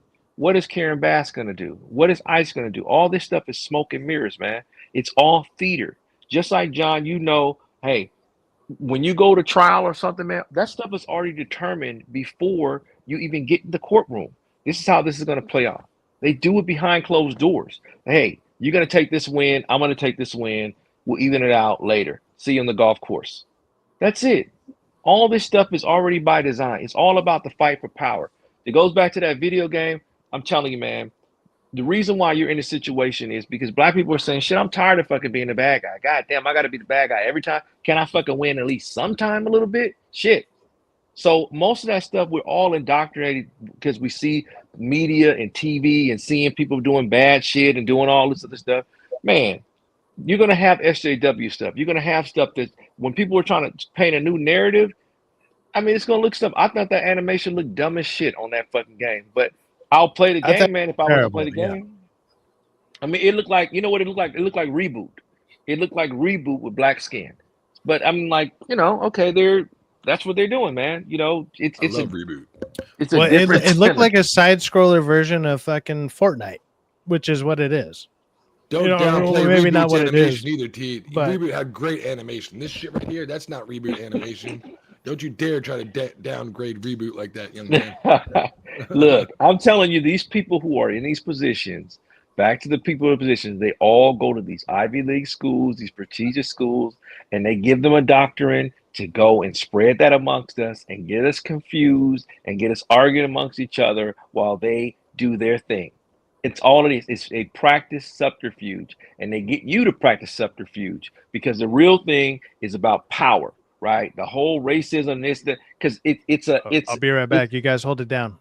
it's just like business psychology. If you talk to somebody, I work with someone who went to Dartmouth, and she was working in a nice at my company, and she had a business psychology degree. I'm thinking, why would you have a business psychology degree? Because they're trying to study people's behavior. And I mean, she had a job at a good company, but I mean, she went to Dartmouth, for God's sakes. Like, that's what I mean. Like, Ivy League people are all amongst you. They're all around you. They're in your circumference, watching and monitoring what you do. It sounds far-fetched. It sounds like a conspiracy theory, but it really is happening. When you watch the writers and look at the writers from these shows, they're from Ivy League schools. They have the doctorate. They're not from Compton Community College. They're not from freaking National University. No, they're from Ivy League schools or prestigious schools because they have an agenda to push towards you, to practice subterfuge. It's always that way. Always that way. And then they make it seem like, oh, we're going to really solve things. No, they can't solve things. Why? When you elect an official, you think they're going to stop the machine? Heck no. The machine is running on alternative power. It's to get you and I to fight. Look, the fact that we pay taxes on the money that comes out of our check, taxes on the food we buy, the people that we pay the taxes to have to pay taxes on that money. So where's all that money going? So they get you confused and arguing about other things, get you in an argument of state while you never really question what they do, because you just say, oh, that's just the way it's supposed to do. It's supposed to be. I can't question anything. I have to pay property tax on a place that I bought. Why? Where's that money going? No one can tell me. I put your subterfuge up there so everybody knew. Cause you put me onto a new word too. I was like, subterfuge. I think I know what T's talking about. It sounds like he's talking about being deceitful. Bam. So I looked it up. Deceit used in order to achieve one's goal. How do you I don't think Larry that? Elder's subterfuge. Okay. I don't think he's part of that. I think he's. I mean, if What? he was, he would have won. No, He I don't is think he's part of that. definitely part of it. His dad was a janitor in Nabisco. Come on, man. Look at this guy. He is definitely part of that. He went to Brown. Brown's University. like the low. That's like the bottom tier Ivy Doesn't League matter. school. That's where when you're retarded, you go to Ivy League schools. I mean, it's below Princeton. Come on. Let me tell you. Am I right? Am I right? It is below. Look, it's still an Ivy League school. No one's going to say no to someone to Brown. That's right. Brown University. Nobody's saying no. If you tell me, Rock, you got full ride scholarship to the shittiest Ivy League school in the country, I'm game. I'm there, bro. His father served in the Marine Corps. You think this stuff is not by design? His father served in the Marine Corps. Why would he win though if he's part of certain things are look, I can agree to a certain extent, like certain things are by design, sure, but when new players join the game, you know what I mean? Like Larry Elder, does he have any skin in the game? Does he have any family that was there? There's one thing where it's like, you know, there's people who just get what's like nepotism kind of thing. It's like almost nepotism just keeps riding the wave of whatever's going on. Oh, your family's in politics, so now you're in politics, or you know, when it comes to actors and stuff like that, same deal. It's just a revolving circle of just the same ideology and bullshit that they just get grandfathered in almost type of deal. But when like new people try to join, they get kicked out, they get ostracized and stuff like that. I don't think Larry Elder was one. Like, who the fuck would come up with the tagline "white face of black supremacy" to somebody that they were trying to get in there like that? Oh, but Larry Elder sounds is ridiculous. brilliant. He is brilliant. He is far brilliant. Super smart, good. It might be a smart dude. Super brilliant. But But the reason why he was attacked is because he could articulate his thoughts. He was clear-minded. He was level-headed. He was not an emotional man. He was very level-headed in his approach to things because he is obviously a lawyer. He's trained to debate and go have a philosophy of things. That's why they attacked him, because he was well-spoken and he could articulate his thoughts in a way that people could understand. And that was a threat at the time. This is the thing that gets me, man. It's like so many of these politicians ended up, or they were lawyers before. I mean, obviously you got people like Kamala, but the one that's out there right now, apparently that used to be a lawyer or a prosecutor or some bullshit like that, is Jasmine Crockett. You ever listen to that person speak? That might be the most dumb fucking politician next to AOC. Like, I always say this, I wouldn't trust AOC to fix me a Jack and Coke. She would need 17 instructions to do a 2-ingredient fucking drink. Like, she is that fucking stupid. I wouldn't trust her to do that. They're both there's no way. There's no way. Thank you, John. They are definitely actors. Oh yeah, Jacqueline. Yeah, AOC and they've talked about this. They're actors. They are. Have you seen Jacqueline Crockett or whatever when she spoke like normally back? When she first got into politics and stuff, she's talking like she just got out of the country club, and then all of a sudden she's talking ghetto. It's like, come on, it's an affectation. Right. Well, it's some reason I don't know. This is I don't know if it's just the Democrats that are doing this, but it seems like it, at least in the last few years. And I mean, dude, being out here in California, most people you probably run into, especially in LA, were probably Democrats to a certain extent. And like, until you go to like more rural areas or whatever, rural, like then rural, then you'll find like more of the Republicans or conservatives and stuff like that. But when they come out and the way that they speak and everything like that, it just it's so off, and it's so off-putting that you just it's hard to wrap your head around, where you're like, there's no way. Like, you hear their statistics or their statistics that they throw out there, and you're like, this person is supposed to be like, when you listen to someone like that, like even Kamala, like listen to the way that she speaks, would you want her to ever be your lawyer or anything like that? Absolutely the fuck not. I know people that work at the DA's office. She never know that much about it. But it's like when you throw out a credential like that to a basic layman or a basic person out there, they think, when I think lawyer, I think you do cases, you do that. That's what your average person hears out there. You're out there, you're defending people, you're prosecuting, you're in court, you're doing these things. You're not just like, that's what your average person just hears, because you're not going to look too deep into it. But it's like, she went to the worst state college law school there is in California, Hastings. That's the worst one. And she wasn't top of the class, and she got in because she was black. And to top it off, she didn't pass the bar the first or second time. I think she took 3 times. So yeah, not exactly, creme de la creme of anything. There's word Kamala did some. That I believe. To get to Congress. Yeah. That I believe. Yeah. And she's not black. Yeah, isn't she like Indian or something? Like, yeah. I don't know. She's Indian, black, Jamaican. I don't know. Whatever. It doesn't matter. Black. The thing that put people off was literally listening to them speak. That's why they want to do massive, big interviews that wasn't already curated for them. That's why they don't do stuff like that. They don't go on these podcasts. Like, that's why she didn't do Rogan. And like, you can see like what whether you like Rogan or not, it's the biggest fucking podcast in the world. Why would you not want to just jump on there and promote yourself? It could be like, I'd be probably a bumbling idiot talking to freaking Rogan, because I got nothing super interesting to say to the dude, other than like, we could probably talk and have a good conversation to a certain extent. But yeah, exactly. It's like, I can make the conversation flow. We can hash it out about whatever. I'm sure the things that I'm interested in, he's not.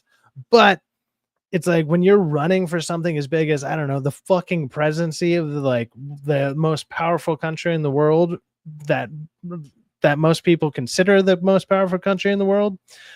Yeah, maybe you want to go on, I don't know, the biggest platform in the world.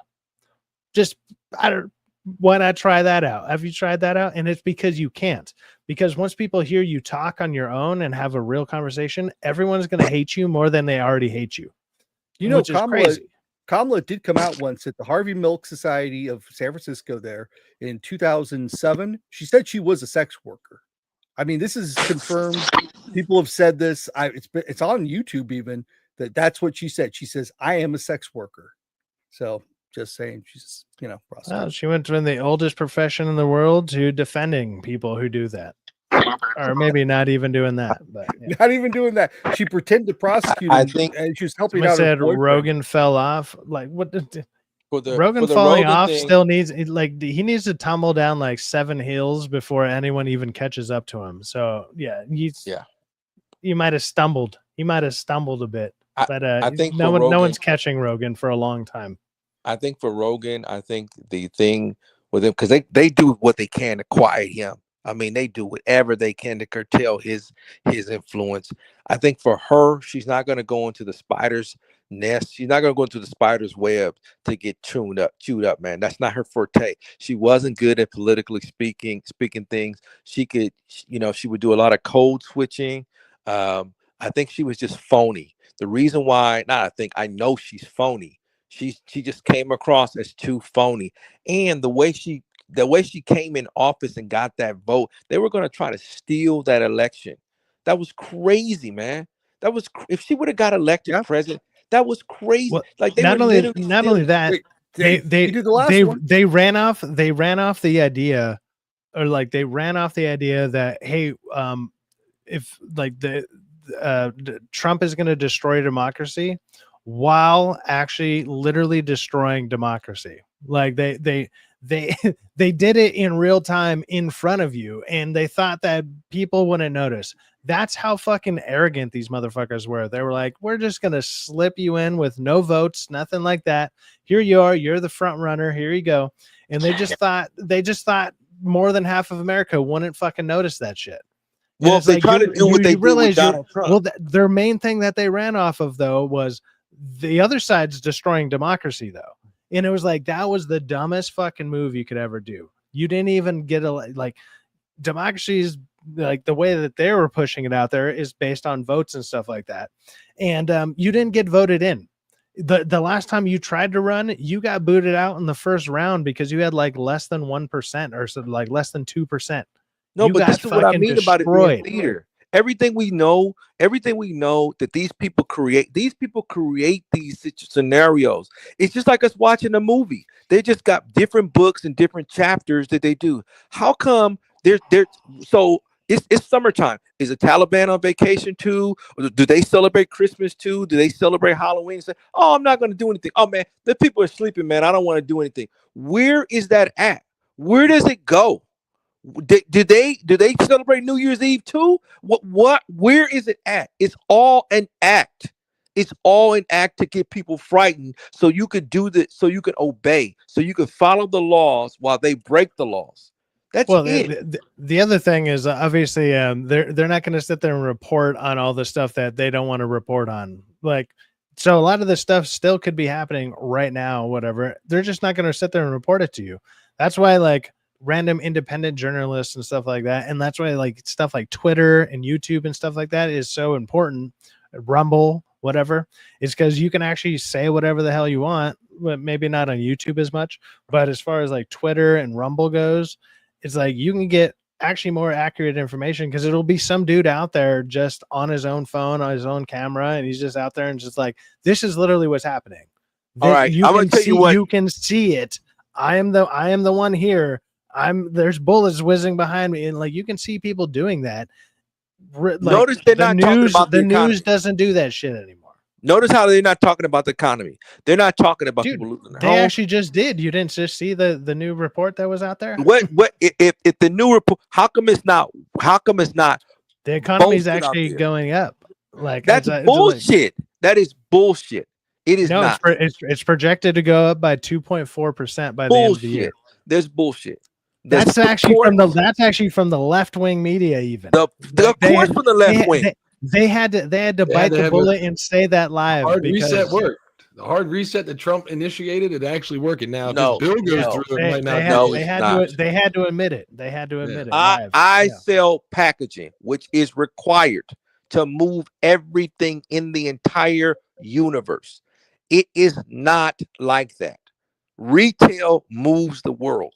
No one is buying. Nobody's in a rush to buy. I just told you about the used car lots are full. Nope, they're just saying that because they don't want the economy to go into a state of depression. They will not admit, hey, we are in a recession. Because the minute they do that, that's going to incite panic, and the goddamn markets are going to change. That part, like what you just said there is like what you're just saying there is like ridiculous because for one, the left wing media would never admit anything positive about Trump if they didn't have to. No, they want to get elected. They want to get elected. They would jump through barbed wire, run their nutsacks through glass, and do all that shit to literally say everything is bad about Trump, if possible. And because something positive was happening, and it's something that's happening, and it is true. They had to go out of their way to admit it because everyone's like, "Hey, but check this out. Look at the numbers." They had to fucking admit. They had to admit what. Why would that one be false? Why would the one positive thing be false? From the wrong side. I am in sales. I am in sales. I sell I have international customers. I have international customers. I am telling you right now. International is probably shitting their pants because of the tariffs. Just listen to me. The whole they just kicking the can down the road. That's it. They're going to try and kick the can as much as they can to get through till January. That's it. It is a poor economy. Poor economy. It's been a poor economy for a long time. It's going to continue. We're no longer on the gold standard. He's trying to hard reset to make sure our dollar. Trump's going to try to put us back on the gold standard to where our money will be worth something. Right now, Rockefeller, anything but a number in a fucking. For one, also I even said this before Trump was like getting elected or whatever. I was like, look, even if Trump does get elected, it's going to take him 1 year to 2 years to fucking actually set things right. So we're barely 5 months in. We're starting to see a change. We're starting to hear actually positive numbers, and we're barely started. We still got another 3.5 years to go. I'm not saying it's going to be. I'm not saying it's going to be perfect. It's not going to be perfect, but it looks like it's kind of slowly going in the right direction. And 4 years is not enough time to turn this fucking massive ship around. No. It's not enough time.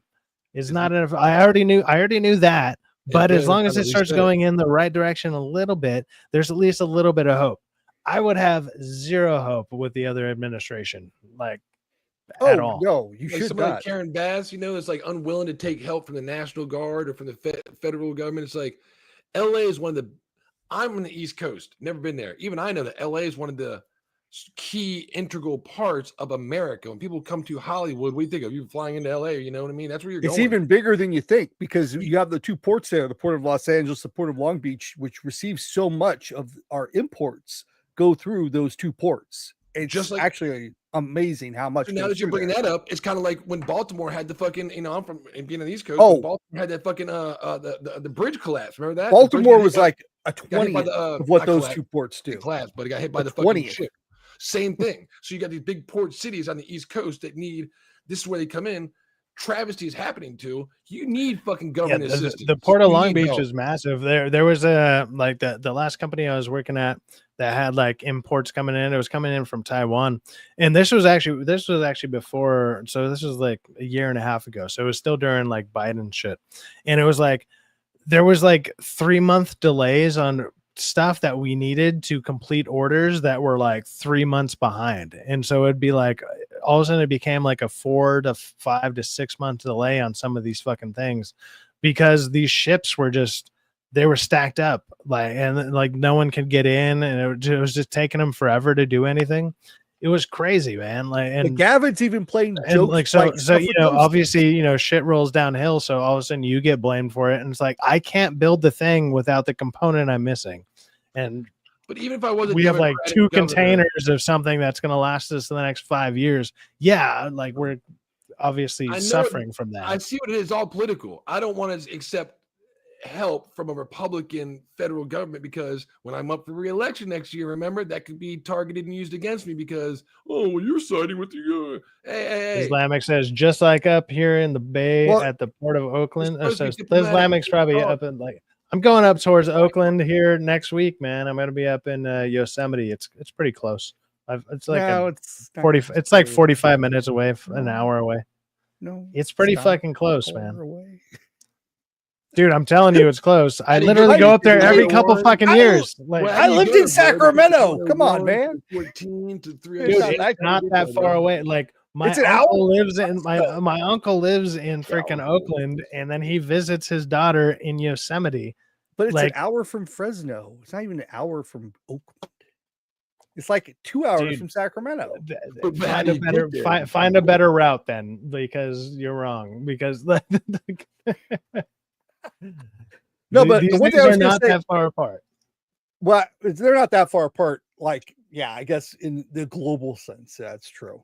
But no, I was going to say one thing. The other race that she lost, that she should have lost, was when she ran against Sanchez in 16. Kamala, she should have lost that. Sanchez threw the election, and I know Sanchez because I used to date the vice president of Disneyland, Carrie. I used to date her, and she was one of the people that helped out on her campaign.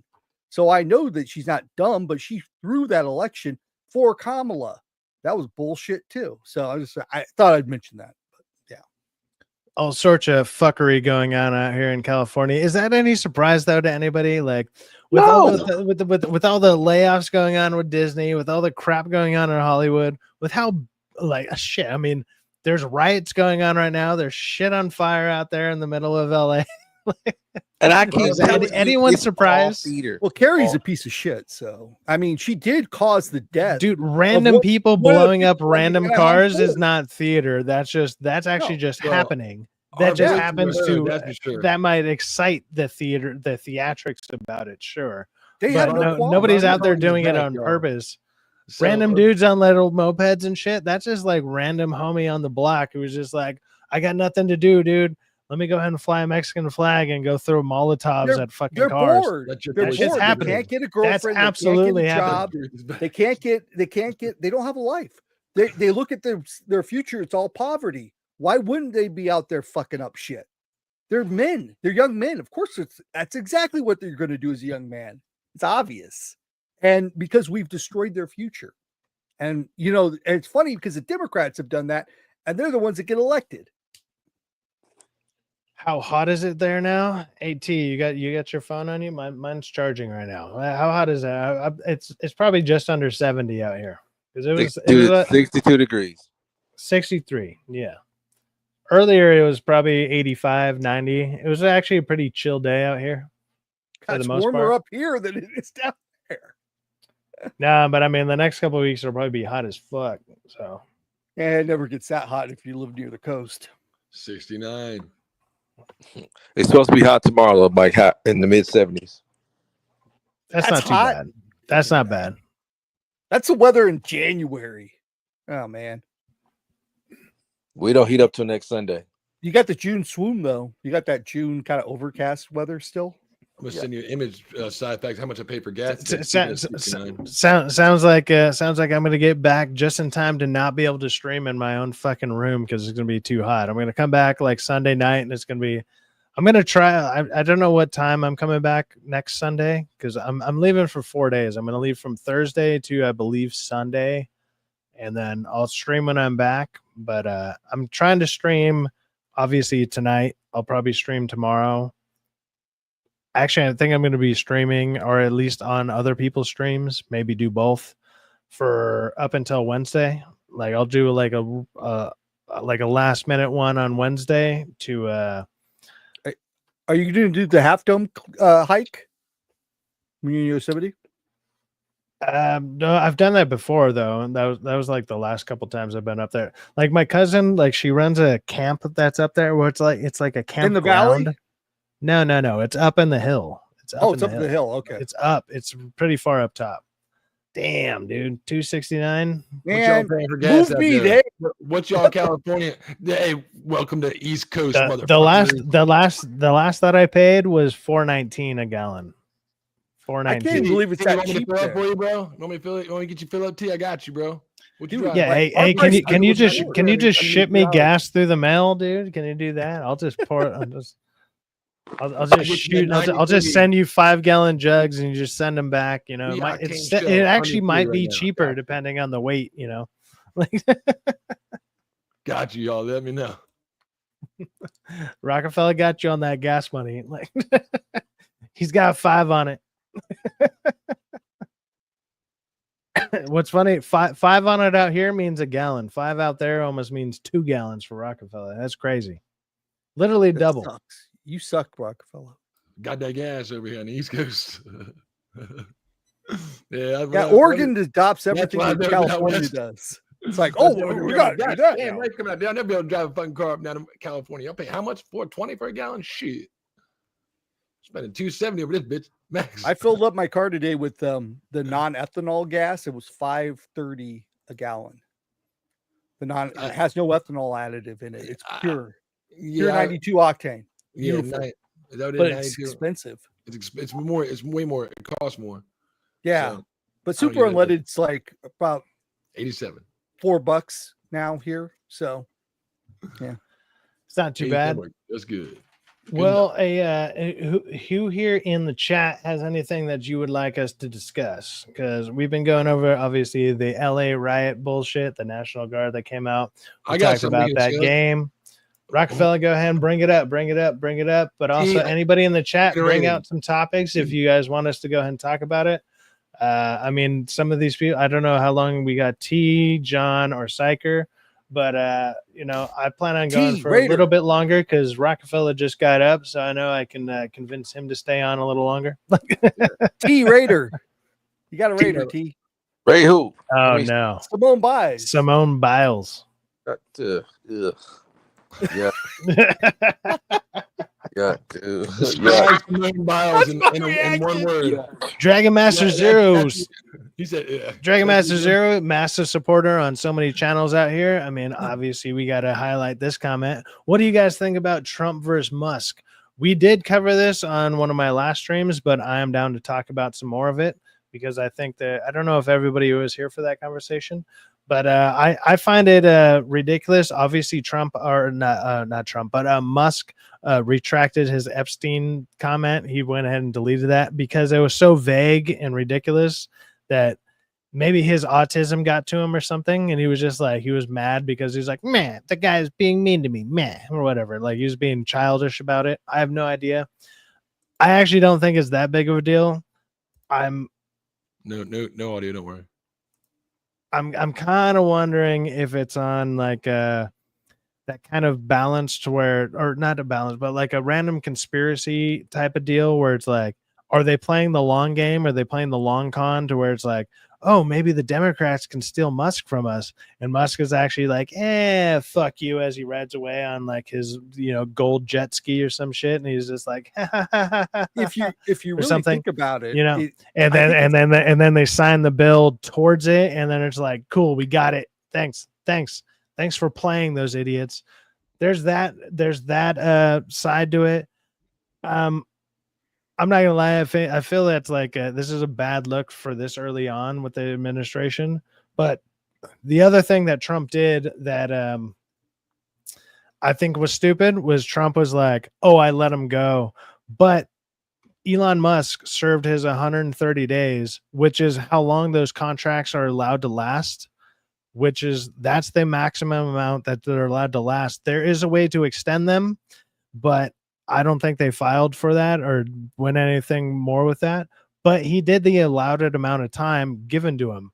So for Trump to sit there and say, oh yeah, I was ready to let him go or some shit, that is also bullshit. So it sounds like both people are kind of fucking lying, which doesn't look good on either side. I don't know. I still have faith in the administration. I hope it continues forward with some good stuff when we get something decent out of it. But both sides were kind of lying about some of the crap that they threw out there because Elon served the maximum amount of time that he could. The Epstein file stuff, like I was talking about the planes earlier. Anybody whose name was on that same plane is going to be in those files. Doesn't fucking matter whose name is on there. It has like, that's why you just said the files. It didn't say, oh, he went to the island. Like if he knew he went to the island, that would be a whole different fucking bag of, that'd be a whole different bag of worms. Like that'd be a whole different fucking thing. That would be totally different. And that's why I think if this is sort of a plant thing, I'm not saying it's 5D chess or whatever it is, but I'm saying that I'm not quite convinced on that. But if you look at neither am I. But look at what Elon benefits from going after Trump. His stock, the people that want to buy Teslas are going to go way up. They're going to be more engaged. Trump did try to screw Tesla over by taking away the tax rebates. He's probably pissed about that. But if I look at Trump kick Epstein out of his house, he did that in like 2001 or 2002. Yeah. He banned him from Mar-a-Lago. He banned him from Mar-a-Lago. Yep. Yeah, like he couldn't even go on the property. So he's in it. We all know that, but it's not like he's a John. Yeah, like I said, if your name is on a plane that the same plane was rented out to so many different people, your name is on that list no matter what. Yeah. Now, is your name on the list that went to that island? That's gonna be the kicker, Yeah. Did you? Because that's the sketchy thing. The island is the sketchy part. That's the stuff that we haven't learned about yet. Because there's a ton of names on those lists. Because a lot of people rent the same jets. There's a ton of people that rent the same jets. That's fine. Like everybody knows that. Or now everybody knows that. Maybe people didn't know how millionaires and billionaires work, but whatever flights are available, whatever planes are available, they rent them out or whatever, they use them. Everybody uses a lot of the same shit. It happens. There's crossover. It doesn't matter. They don't care. They just want to get to wherever the fuck they're going. So that's not that big of that's not the problem. The problem is going to be the fucking island. When we get who went to the island, that is the question that everybody wants to know. We haven't really even matter at this point. I mean, the guy's dead for the last 6 years. Does it really matter? It's still going to matter for everybody who's still around to a certain extent, but it's like, well, then what can you prove? I mean, I'm just saying in the grand scheme of things, we have a list of problems that we have to solve. How big is Epstein really in that list of things? That's just my attitude. So I got this from T, and here we go. There's a T showing up to his family gatherings. T. You're not white. You know what? Yeah, I was gonna say. I was like, even in his conspiracy theories, he's white now. T left. Like where did T go? No, I gotta. Speaking of going, I gotta run, guys. I gotta get to bed. Gotta get on out of here. All right, hey man, you got anything coming up? Any videos? You doing any shows? Doing whatever? I'm doing your show. If I'm up and available, I'll do your show, of course. But yeah. Right on. Well, I'm gonna be doing one probably every night. I know tomorrow is DA's office at 8. I'll do a show after that one, and then Monday, Tuesday, Wednesday. Wednesdays I do hanging at the gallows from 2:30 to 3:30. I mean, we'll go over that at the end of the show as well. But and then I think I'm leaving at Thursday morning. I don't really want to, but that's what time my mom wants to leave, and she rented a car, and more likely I'm gonna have to drive it. So fuck it, let's go. Hey, when you go up 99 to get to Yosemite. I almost forgot about that. Stop at my aunt's house. My aunt lives at your aunt's house. You take the 99. Yeah, that's how you get to That's how you get to Yosemite. Rockefeller doesn't know what he's talking about. He's never been to the West Coast. The Californians. I take the 101 to the. Take the 405 to Sepulveda. You get off on Sepulveda to Olympic, and then once you're off Olympic, you make a left on. I know exactly how he's going to get there. He's going to take the 5 to the 99, and then you make a left on Sepulveda, and when you take Sepulveda all the way there, bro, and then you make a right on First Street. This probably checks out then, too, guys. Then left on Pico, and you're good. Wait a then you're right there. It's right next to the Chili's. And the Chili's is also next to a fucking Tesla, because that's just the way that shit worked out. Like you're like, what? right next to the Pinkberry. Do they still have Pinkberries out there? Oh yeah. They're out. Not I by love me. Pinkberry. Oh, I If they want got Pinkberry Pinkberry, so bad. I haven't seen a fucking Pinkberry on the East Coast. That's for sure. Pick that Oh, I Pinkberry want shit on the Pinkberry West so Coast. bad. In and Out and Pinkberry, man, I love that shit. We got Cookout over here. No In We and got none Out. of that shit in Cookout. Oregon. Yeah. love In and Out. Love Pinkberry. Anyways, I'll see you later, guys. Have a good one, John. All right. All right, take John, it easy. have a good one, brother. Peace out. Peace. Have a good night. All right. And then there was 4. Psycher, we haven't heard from you for a minute. Are you still there, man? Or are you just kicking it? He might just be kicking it. He might be asleep. Kick it. So No, Rockefeller, he's working hard. Rockefeller. He's not sleeping. He's chilling. So I mean, you just awakened from the dead. Like, how you feeling about all this news coming out? Like, Man, the like art with some of the video. is fucking awesome. Yeah. Let's go ahead and talk about some of that. I mean, if there's wrestling, obviously there are some wrestling fans in the chat because I saw them bring it up and I saw you react to it. So Yeah. go ahead and talk about it. I'm not up to date with like the wrestling stuff, but go ahead and talk about it, man. Go for it. He got Keep released. this going for a minute. He got fucking released because they released a whole bunch of people. I guess they were just downsizing at the company. A guy, Ron Killings, aka R-Truth, got released. Him, Braun Strowman, Chad will help me out. Like 4 other people, but like 2 major other people. I forget, like a chick and some other dude. I forget who it is. And they got released. But what's crazy is Ron R-Truth got released. Literally, he just fucking had a match with John Cena. One of the best matches next to the damn fucking WrestleMania match that was on fucking normal broadcasting TV for like you didn't have to pay a bunch of money for. Great storyline. Wasn't supposed to be, but the fans had like been reacting to it and got a whole bunch of fucking, reaction to it. That's why my bad. I had it up there because you deleted it for me. But that's why. I removed yours. My bad. Yeah. Shit. So he basically got let go. And this past week, the fucking fan reaction, we did this. He overnight when I was sleeping, apparently Nestor told me they re-signed him. Plonk said, "Is this true? I don't like wrestling now because there's too many girl matches." There's a lot of girl matches. You don't have to. There's not too many, but there is a lot. They've incorporated. I remember females back now, in the and they got some day, good girl like matches. they used to have like a scared lot to of give it a hot try. chicks, and they couldn't wrestle for shit, but they looked hot can in their wrestle now. uniforms. There's Now some it good seems like they wrestlers. can wrestle, but nobody actually wants to watch them because they're not as intense. It's the same thing with any kind of sport. They're not as intense. They're not as high flying. They're not as like explosive. They're Raya like Ripley's great. there's a couple. She's- Yeah, there's like 1 or 2 standouts, and There's that's always just not 1 or 2 enough. standouts in these things, but there's several chicks. But Raya Ripley has changed the game for females to where like being the athleticism. You have to be not just You gotta a pretty go. You face gotta in the just game go anymore. for it. You have to Yeah, be able you to gotta fucking go pick for it. people up, slam them, jump over the fucking ropes. You have to have a certain height of athleticism to compete with Raya, and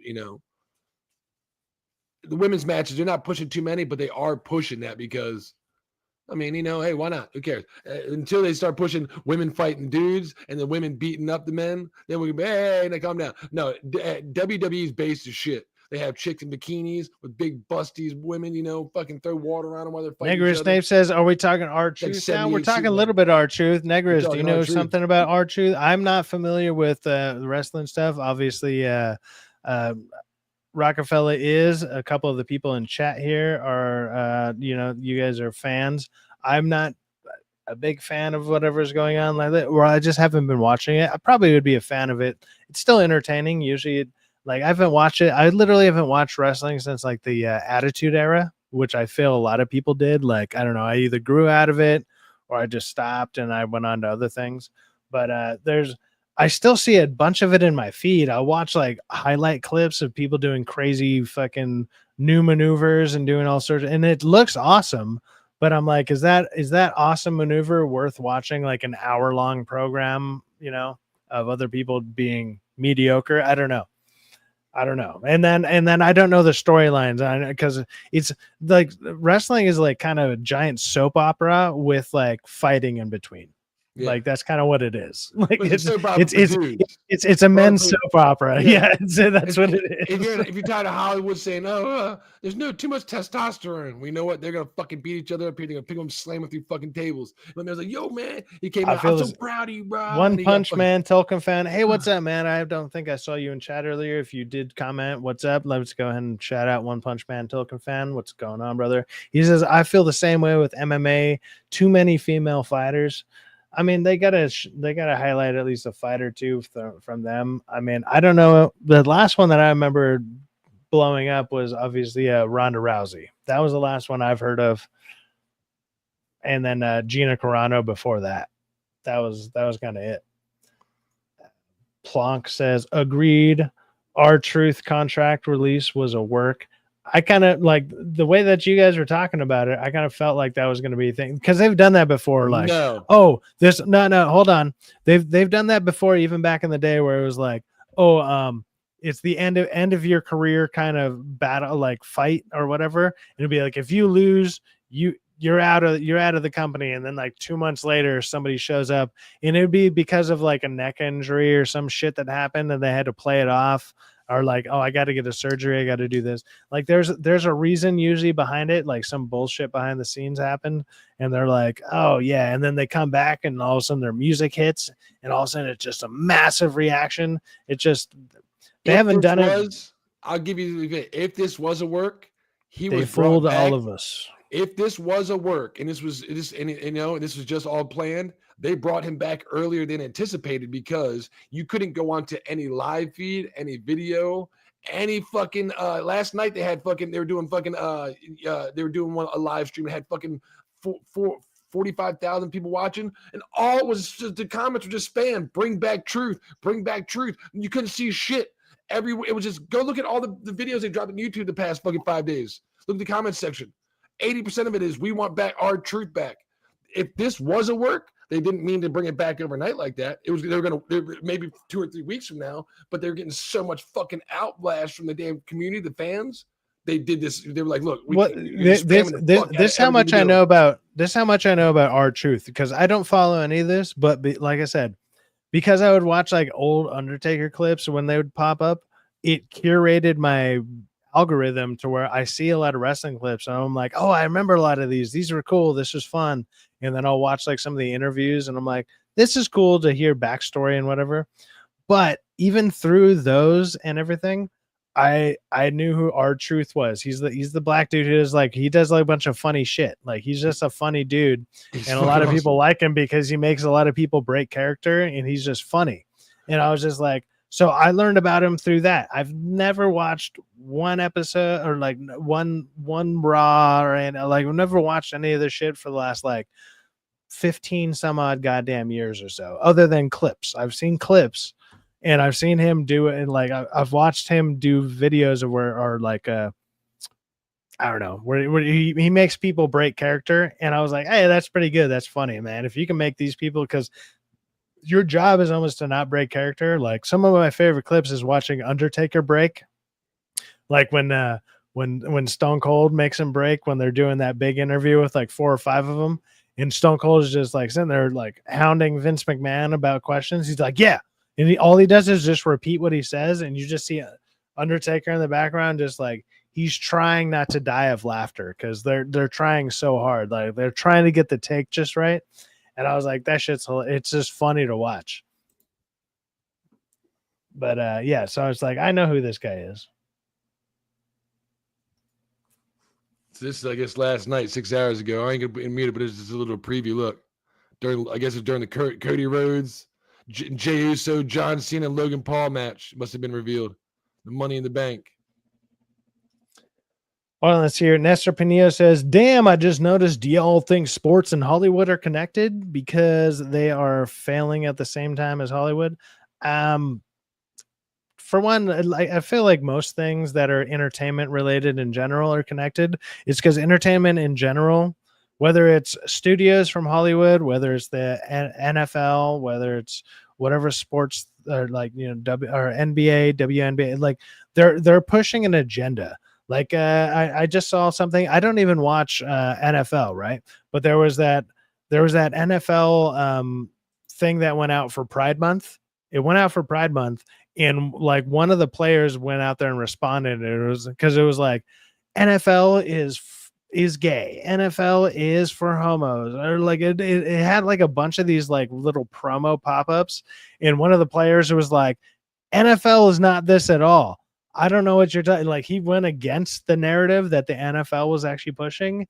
I don't know what kind of backlash he got from that, but like people are they're realizing like this is not good for the brands.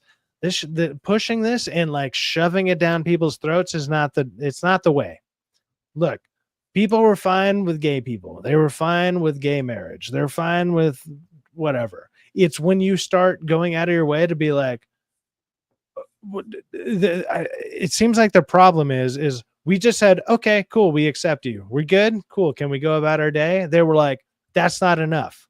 That's not enough anymore. No, we need to go into your face and target you and make you sit there and not just accept us, but to go out of your way to tell us that you accept us. Accept me as who the fuck I am. Like, accept my stupid ass ideology. Tell me I'm a fucking giraffe. Tell me I'm a fucking giraffe right now. Like they go out of their way to get into your face about this shit. And it's like, look, we did all the steps. Like we were fine. Like, go ahead. You're gay. Cool. You want to get married to the person you love? Cool. Like, I think most people can accept that, understand that. And that's, I understand like certain religions and stuff that are against that. Fine. I feel the majority, that's fine. That's all good.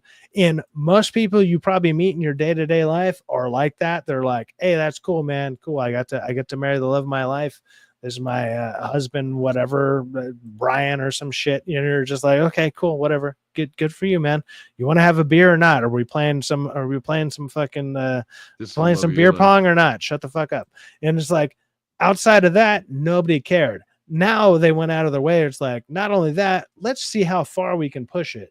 And once they started doing that, and so like the super radical version of gay, LGBT, whatever, like those people, they just got out of hand. And it was like, almost, how far can we push this before somebody calls us out on it? And they're like, by the way, like I said, it's like, I'm a fucking giraffe. I'm this. It's like, what the fuck is going on? Bro, turn that off. Yeah, what were you playing, man? Get the fuck out of here with that shit. Dude, I'm getting text messages about what you just did. Nobody texts me this early in the morning. I haven't even checked my phone. My phone's like a good 10 feet away from me, but whatever you just did, somebody's fucking mad at it. I'm gonna go check that right now. Because if it's about you right now, I'm gonna be like, motherfucker, dude. Like, they're like, whoa, that's your girl? I didn't know it was your girl, bro. Go ahead and bring this up. I'm gonna go check my phone because I don't know who would be texting me this early, like 2:06 in the morning. Nobody should be messaging me right now. And like, unless I needed to be on the stream, but I'm fucking streaming. So what the fuck? Like, Steph posted this earlier, $80 for a fucking popcorn bucket. Y'all gonna go buy one? I ain't spending $80 this fucking. I don't even. All right. That message wasn't about you. It's all good. I got the Infinity Gauntlet. I made smart decisions. If you don't got Cap Shield or Iron Man's fucking helmet with fucking Infinity Gauntlet, I don't want a big old 18-inch fucking Galactus. I don't want 18 inches of Galactus. It's fucking huge. Where are you gonna put that thing? You need popcorn? I mean, are you gonna say a pause behind that? 18 inches? We're gonna fit that thing?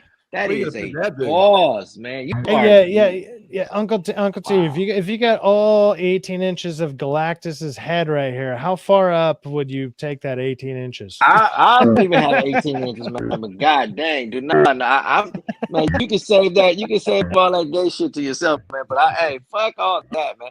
I'm not a fruit fly, so I don't like that shit. I'm cool, man. You can keep all that shit to yourself, man. Fuck that, dude. Yuck. Dude, I don't know what it is, but randomly you frogger out, and it's kind of weird.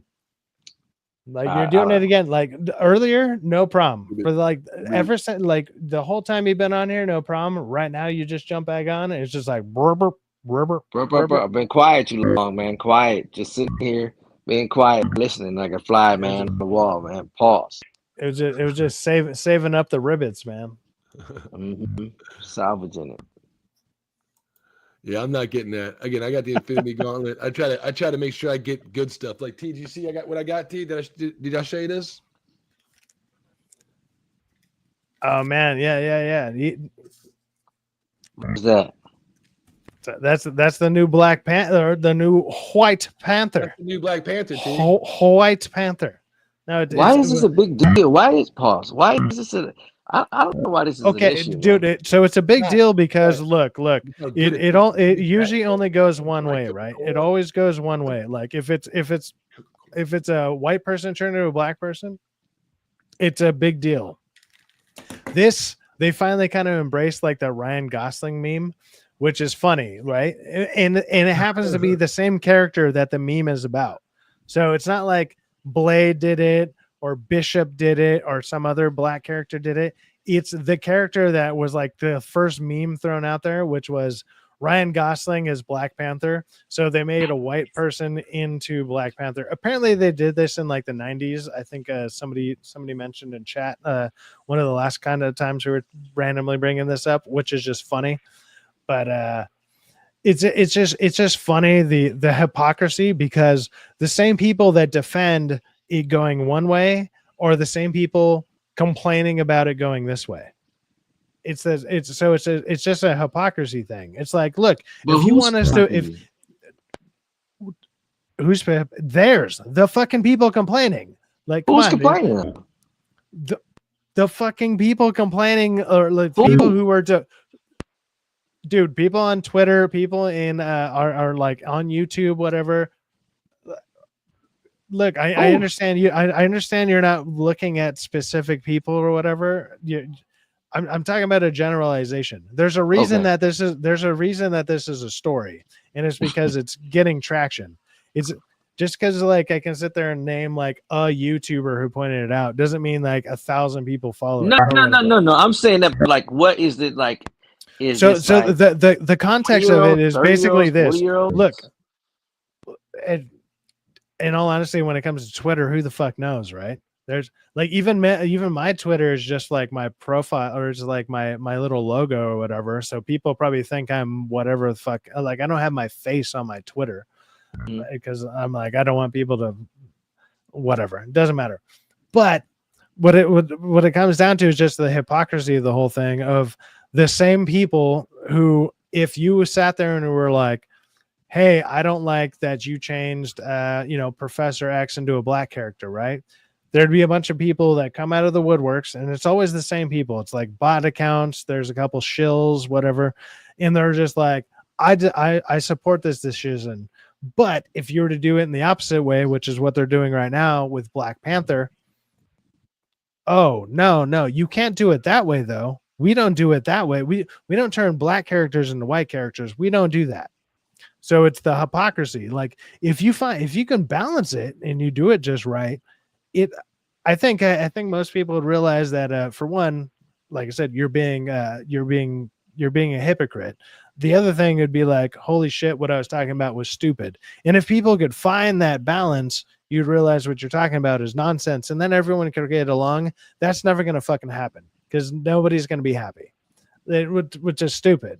But you're not making fun of it. That's what's happening. That is. But you're not making fun of it. Like, so I think from the standpoint of, it's a whole cultural thing, right? So for most people in the culture, they'll say, well, damn, man, like plenty of characters that were black were changed white. Beethoven is black, changed to be a white man.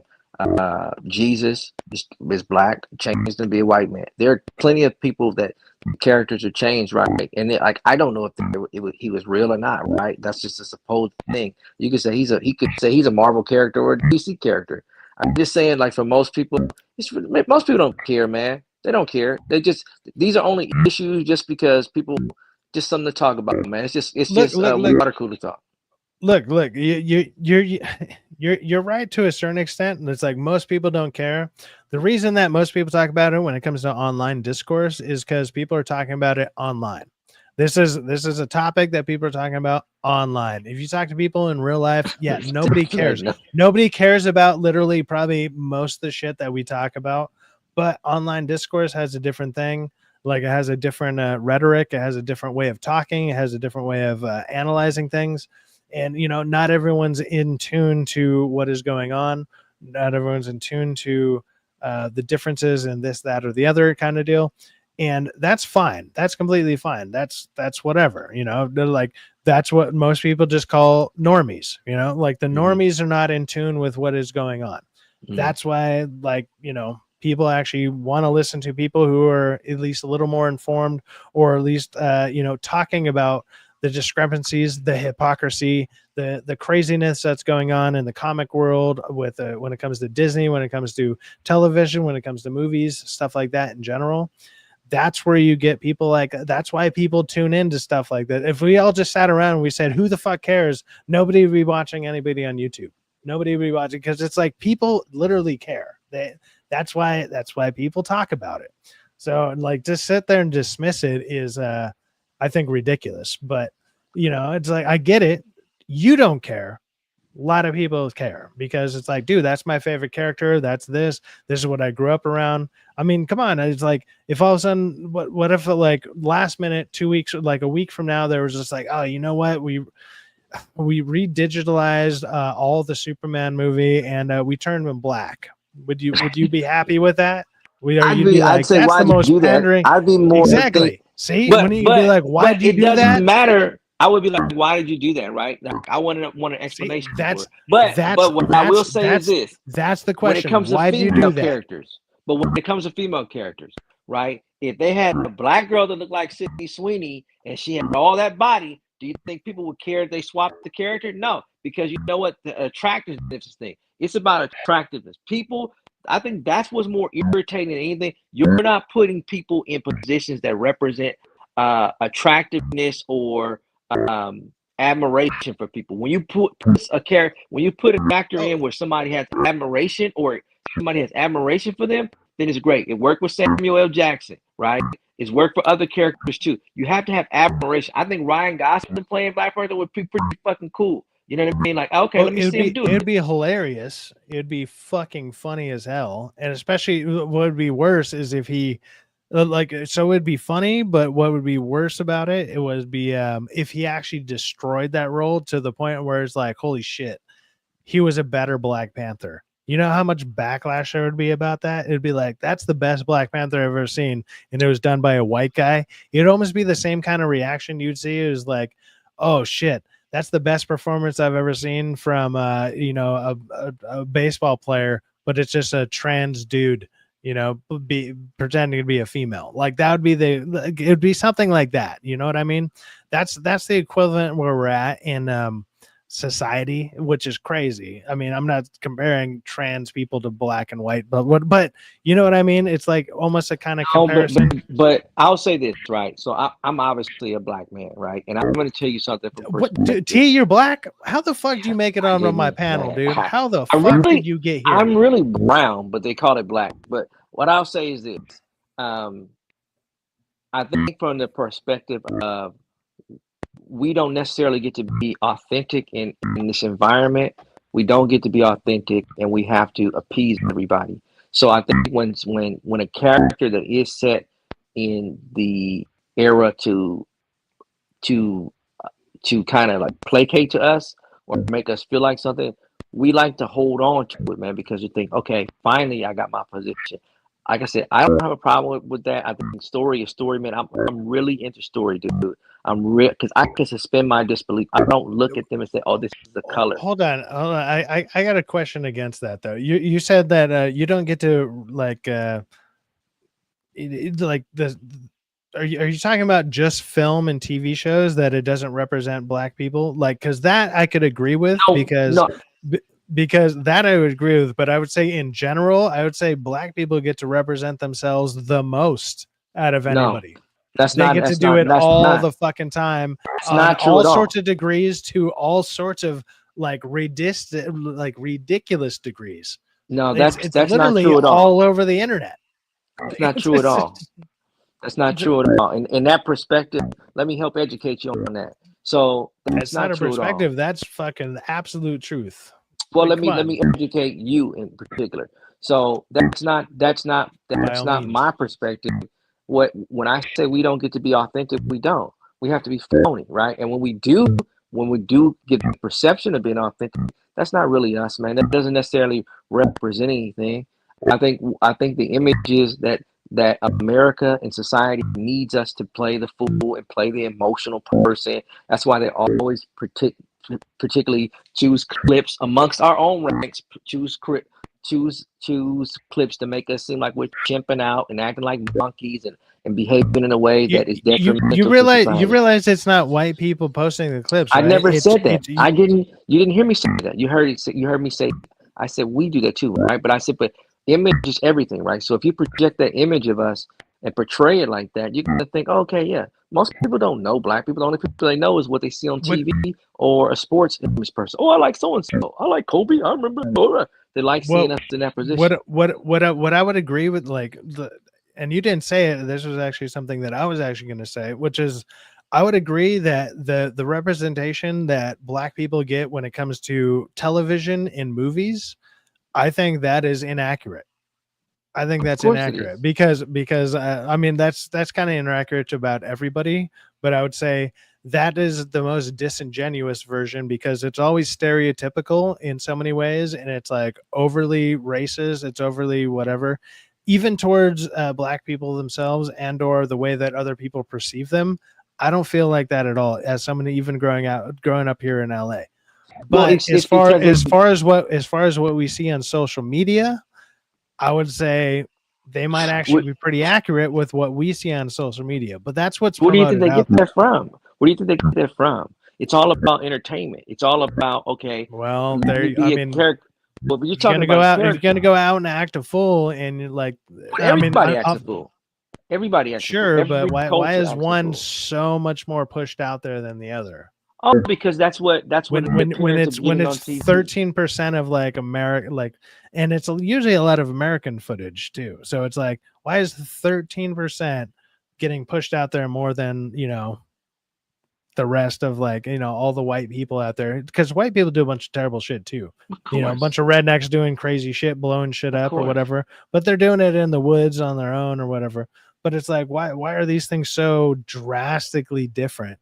Would you rather see that, or would you rather see black people chimp out? Would you rather see that? I mean, people are comfortable with that, right? They're comfortable with the idea of seeing black people, damn, they lost people. They can't, you know, the squeaky wheel that can't get enough oil. That's, you know, okay. that's So using your own terminology there. So it's like, chimping out, right, or whatever. You know, which I understand what you mean by it, but it's like, why is there so many videos of that in the wild? Do you think people just curate that and they're just like, hey, I'm gonna go crazy, film me? Or is it just like somebody just busts out their phone and there just happens to be enough? I think it's lucrative. I think if you had it in the culture, why the hell would that be lucrative to get kicked out of a fucking Burger King? Like, what the fuck? Well, if you're seeking attention, if you're seeking attention, I don't need 15 minutes of fame to get money. I just need 5 seconds or 15 seconds. Dude, all those videos, like, there's plenty of videos of people just getting knocked out. Nobody, like, they get 5 seconds of fame. Nobody knows who they are. Oh, it doesn't matter. They're just doing it. If it's culture, if it's part of the culture, part of the lexicon, it's gonna be there. Every culture has somebody knocking somebody out, right? If in particular you're hopeless, if you don't have any way out and you think, oh man, let me just do something. I'm gonna like, do it. I oddly feel like you're defending degeneracy here. Like if all I saw was nothing but like a bunch of white meth heads cooking fucking meth, blowing up their trailers, and that was my whole timeline all the time, I'd be like, dude, white people are not doing well. They're doing all the bad shit all the time, and then in their spare time, they're stealing all the change from like everybody else. They're causing a ruckus everywhere they go. And it's not like I curated my timeline to see that, because when I see those videos, like white people going into fights and whatnot, I still watch those too. But it's like, so I watch all the fight videos. It's just like, once you see a certain amount of whatever, it just curates. Let me ask you something. It's like, why is there 99%? 99%? Why is there 99% more one way than the other? Why is it like 90 to 90, like 95% or better one way or the other? Which is crazy. How can 13% of the population be 90% of stuff? How? That's crazy, right? Right. So obviously that's being steered. It's almost like, how can they do 50% of whatever, right? It's almost like the other side kind of doesn't do as much as they claim. What other side? Well, it's like it's almost like, I don't know. Let's say white people don't do as much crime, or at least they don't get caught doing crime the whole time. But it's not like everybody. Not everybody. Like not. You tell me everybody doesn't have a phone. Everybody has a phone. So it's like, what is going on here? I don't think, like those. The numbers technically don't add up. In the way they do that more you're crime saying. than anybody, right? So it'd be like the same. So okay, let's not say crime. So welfare, right? Welfare and those programs are taken up by majority white. White people are the majority. So non-violent crime. I'm not talking about non-violent. I'm talking about welfare. About welfare crime. Welfare. Yeah. Not even the welfare crime. Which is non-violent. Hey, they take they're gonna do violence. Welfare. I'm saying they take those programs. They get food stamps too. They're hungry just like everybody else. There are 300. There's 300 million people in the country. That's a crime. I can agree with you on that. That's a crime. But you know the videos you were talking about, right? You were saying from your own words. I said the chimp out. People chimping out. Mm-hmm. Chimping out is interesting. People chimp out too. Okay, well, why is that like 90% of the videos, 95% of the videos? Why is that? Because is it because it's a different kind of crime? Is one more violent or less violent? Because one seems violent and one seems not violent.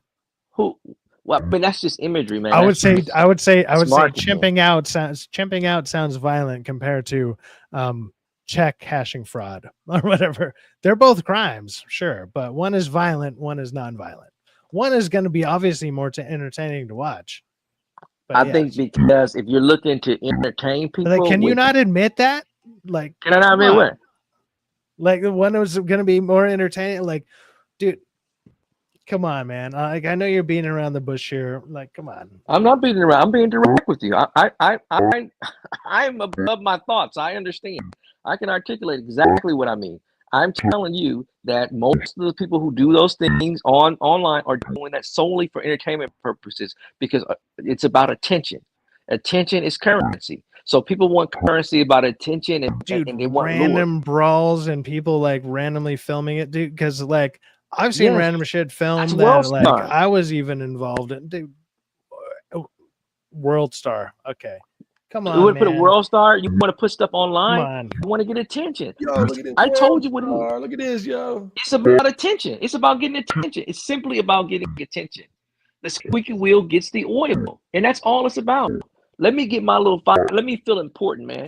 Dude, it's one thing to get attention. It'd be like if I went out there and like I might as well go ahead and throw on a fucking wig, go throw hands at somebody randomly, cover up all my tattoos, and get in a blurry ass fucking fight video. I'm not getting no attention. Nobody's gonna know who the fuck I am. What kind of attention is that? It's no clout. It has nothing to do with me. Like, what are you talking nobody's about? Gonna know who the fuck I am. You just noticed it. You have views. You talk about that. You're obviously paying attention to it. You just said it. I have views right now because like I'm showing my face and I'm being still and I'm like, I don't know. No. What you just said about if you know about those videos, then they've achieved what they're looking to achieve. They just they want to put their shitty ass fight online and like I get. Why would you put a crime on TV? Why would you videotape a crime? Because they're fucking stupid, man. Have you met people? They're fucking retarded. I'm just saying people. For one, I'm saying people in general. That means black, white, Asian, whatever. It doesn't matter. Everybody films everything now. Everybody just with a quick flip of the quick like. Dude, it's like people are quicker with their phones than they would be with a gun. They're just like, whoosh, boom, recording, boom, there you go. That's why there's always that one person, and even the person recording, you'll always see those comments. Why didn't you help? Why did you stop recording and help? And they're like, well, it's gonna be viral. It's gonna be one of those idiots. There's always gonna be somebody there to do one of those on the fly. and to I don't know, orchestrate something like that. Somebody pulling off their weave, getting uppercutted, scratched in the face, hit with like a rake or a shovel. I've seen all those videos, man. They're fun. They're funny. It's crazy, but I mean, Now, what kind of image does that you see those? Now, what kind of depiction of people do you think does that give you?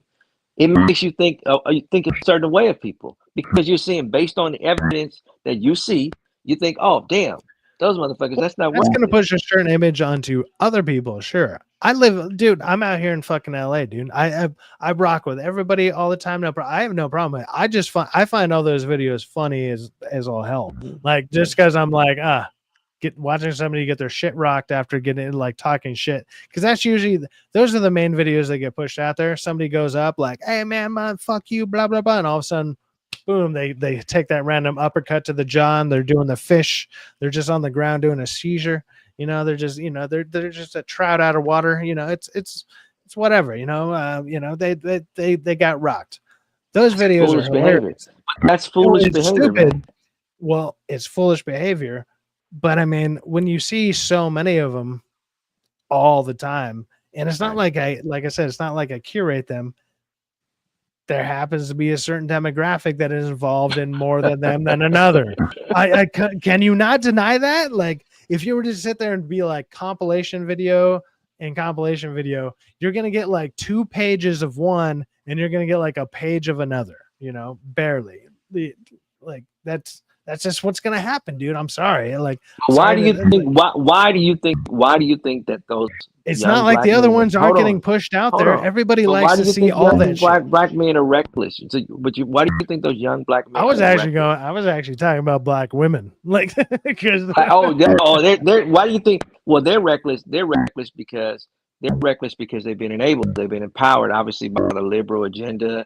Hey, I'm gonna give you food stamps. I'm gonna give you all these things. I'm the one who's going to bail you out. When they do crimes, a couple, I just read a story about a couple that did a crime, and the man got 10 years and the woman got 4 years.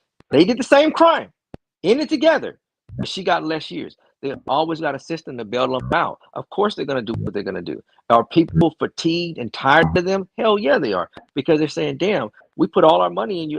They're the ones who benefited after George Floyd died. Not black, you would have thought a woman got killed. They got all the benefit from that. No black women got no benefit from that. My black people were like, fuck you, Kamala Harris. I'm not about to vote for you. Fuck you. We got fucked. T, you didn't get a mansion after George Floyd? I mean, what a disaster. No men benefited from that. No men that benefited from that. And I know a lot of successful men, and they did not. They didn't catch any kind of, oh man, you did the right thing. Oh man, no, black women did. They always do. They're the ones. That's it. They're the ones who and I'm not against them. I love my women.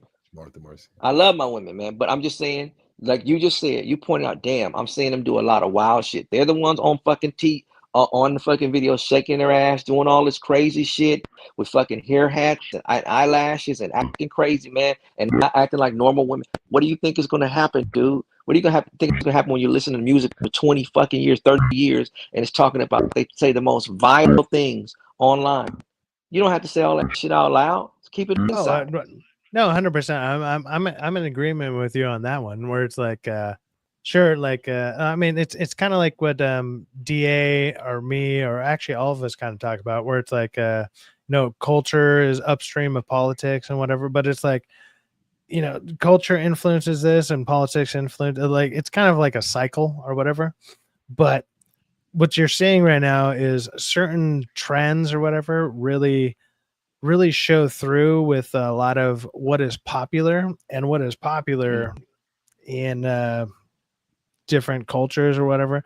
It's not even different culture. I think it's almost based on where you're at in life. Like if you're low income, or I don't even want to say low income. If you're just in certain places in general,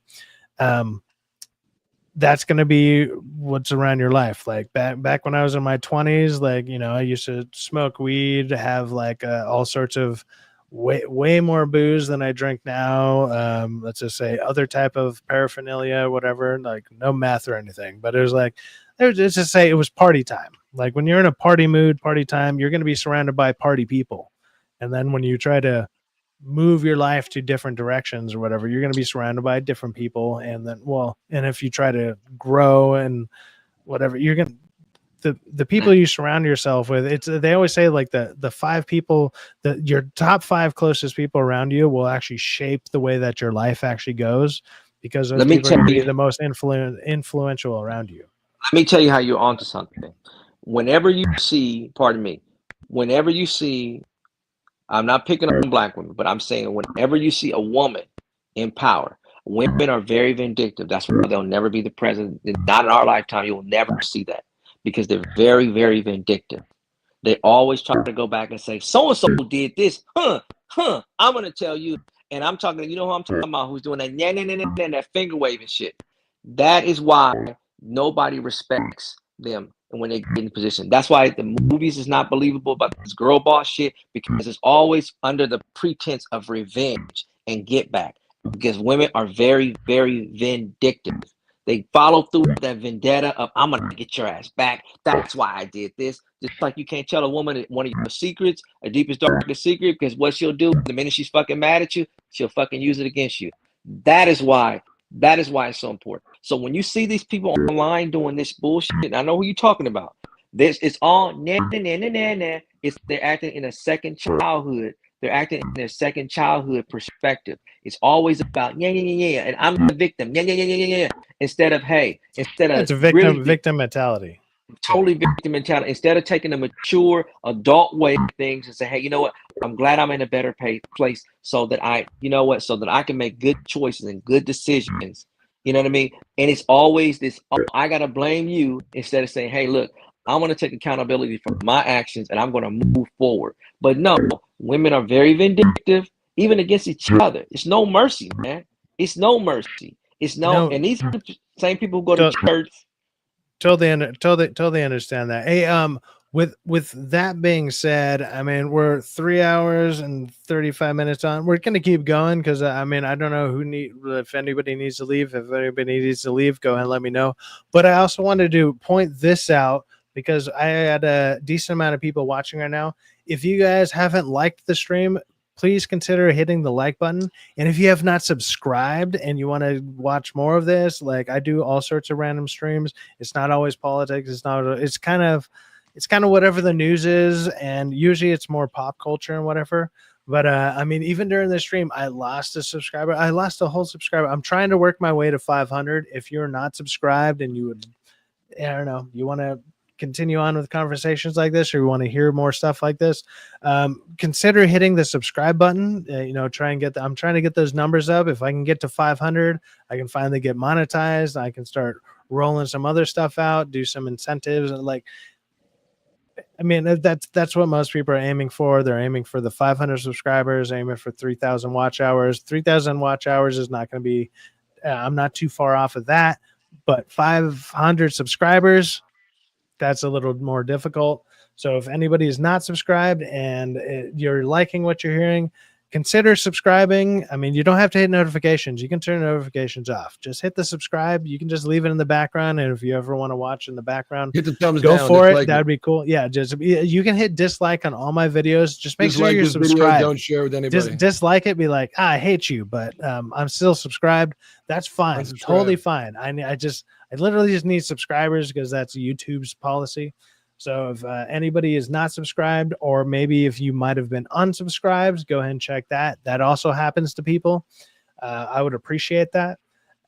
Even just, like I said, just one person who's not subscribed to fulfill the one person who left earlier, because probably politics. I understand. That's all good. I usually do not do politics. I try to keep politics out of what's going on.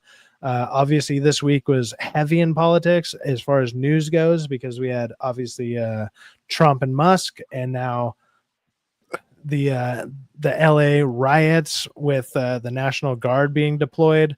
I also live out in LA area. Also, T on the channel right here now. He kind of lives in the LA area. We're kind of close to some of this stuff. I got to talk about it. It's not only the biggest news, but we're also kind of close to it.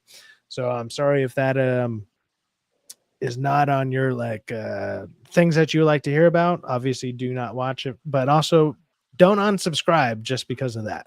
I do other stuff. It's fine. It's just a stream. Don't worry about it. There'll be other things that you'll like. It's all good. But consider subscribing, or at the very least, hit the like button. Shit, hit the dislike button. Put some engagement into this. Put a comment and be like, fuck this guy, but I'll watch this next one. It's all good. That's all good. Like stuff like that, interaction in general fuels the algorithm, and I appreciate it. Thank you guys for watching, even up to this point. We're gonna keep going for a little bit. I don't know how much longer, but I mean, I'm down to keep talking. I got a couple more beers to go through. Fun. Yeah, we can have a good time. We can come up with a couple of things to talk about and have fun with. Absolutely. Absolutely. We can find a couple of things to make fun of. You know, I mean, congratulate for being the next good Marvel role out there. Yeah. This it's like the role she was born for. They should have hired Bella for this act in Quantumania, Ant-Man 3. She is so terrible, man. She is terrible. I thought it was. Remember they said it was going to be Patton Oswalt because he was doing the cartoon version of him. I thought that would have been a good idea for him to play. That would have been a great idea. If he was MODOK, he did a good job of it too, and he also would have wrote some jokes a little bit funnier. Well, T, if you don't know, this is a joke. Somebody just like they photoshopped the shit out of this, but yeah, of course. But I mean, like I just look, she is. I'm telling you, dude, we are. I think Nerd said it like maybe almost a year or two ago after the strike. That Hollywood has a talent shortage. They do not know what to do about YouTube. They don't know what to do about Instagram. They don't know how to solve the social media problem because this new generation, man, this set of generation is I don't know if you notice this, Rockefeller, man, but they don't care about the television, dude. They don't care. If it's not making them money and it's entertaining, why would I tune in on? Think about what YouTube is. YouTube is set for what your likes are, what your wants are, what you want to deal with. They don't want to see regular TV. They'd rather watch clips of TV. They don't want to see it the way they think it is. Nobody wants to. They don't want to sit down for 15, 20 minutes to watch a TV show and commercials too at that. They're like, hell no. You're going to screw my YouTube. You're screwing my video games. And when you said about the actors too, the actors shortage. I mean, they have other routes to make money themselves. They can go on Twitch and Instagram and TikTok and YouTube and make money that whether they're billion-dollar corporations or not, trillion-dollar like Disney, they don't pay money like people think they do. Only the big motherfuckers get the cash. You know, the big. They don't have 6 foot people with fucking shoulders. They don't have 6 foot people with shoulders on TV and broad shoulders. Debonair looks. They got people who look like, I mean, they're not masculine. They don't have masculine roles. Remember, I was talking about they don't have fantasy shows on regular TV except for Game of Thrones. I'm talking about regular TV, like channel 2 through 13. They don't have just a normal, like a werewolf show. That's, hey, tune in next week at this time, and it goes for 13 weeks. They take a break and then they do another 13 weeks. They don't do that anymore. The production schedule, like Hollywood is pretending that it is broke, and it is the new Detroit. I believe that. You don't have any talent like you're supposed to. You don't give us just the basics, man. All people are asking for the basics. The fucking cartoon animation is bad. I gotta wait 6 months for something that's only 1 episode. Or a year, almost 2 years for 1 episode. That's stupid, man. That's dumb. Do practical effects, man. Do stuff where I don't care if you got to shoot it in Canada. I don't care if you got to shoot in North Carolina, which is great to shoot. I heard it's great to shoot in North Carolina. Shoot over there. Shoot in Louisiana. You know why they stopped shooting over here? You know why they stopped shooting over here? Because that tax credit? No, the bathroom bill. Hollywood, you know, over here, we're the first people to stand our ground on the bathroom law, you know, before it became a federal thing. Like it was probably 10 years ago. We had a big film industry here, but they're like, hey, look, you got to be by whatever you're born as is the bathroom you utilize here. And they're like, oh, if you're going to do that and like that, and they made a stance on it in North Carolina. They're like, we'll pull the film industry out. They're like, go ahead. You're gonna Man, lose I'm out. telling Dude. you, man. A lot of You this do is a state silly. like that, you're gonna lose out. We got a question from Negarus Snape. Okay, all other genres come and go. That is true. Why don't they let the superheroes genre die? Because it's been the biggest money making thing for the last like 16 years.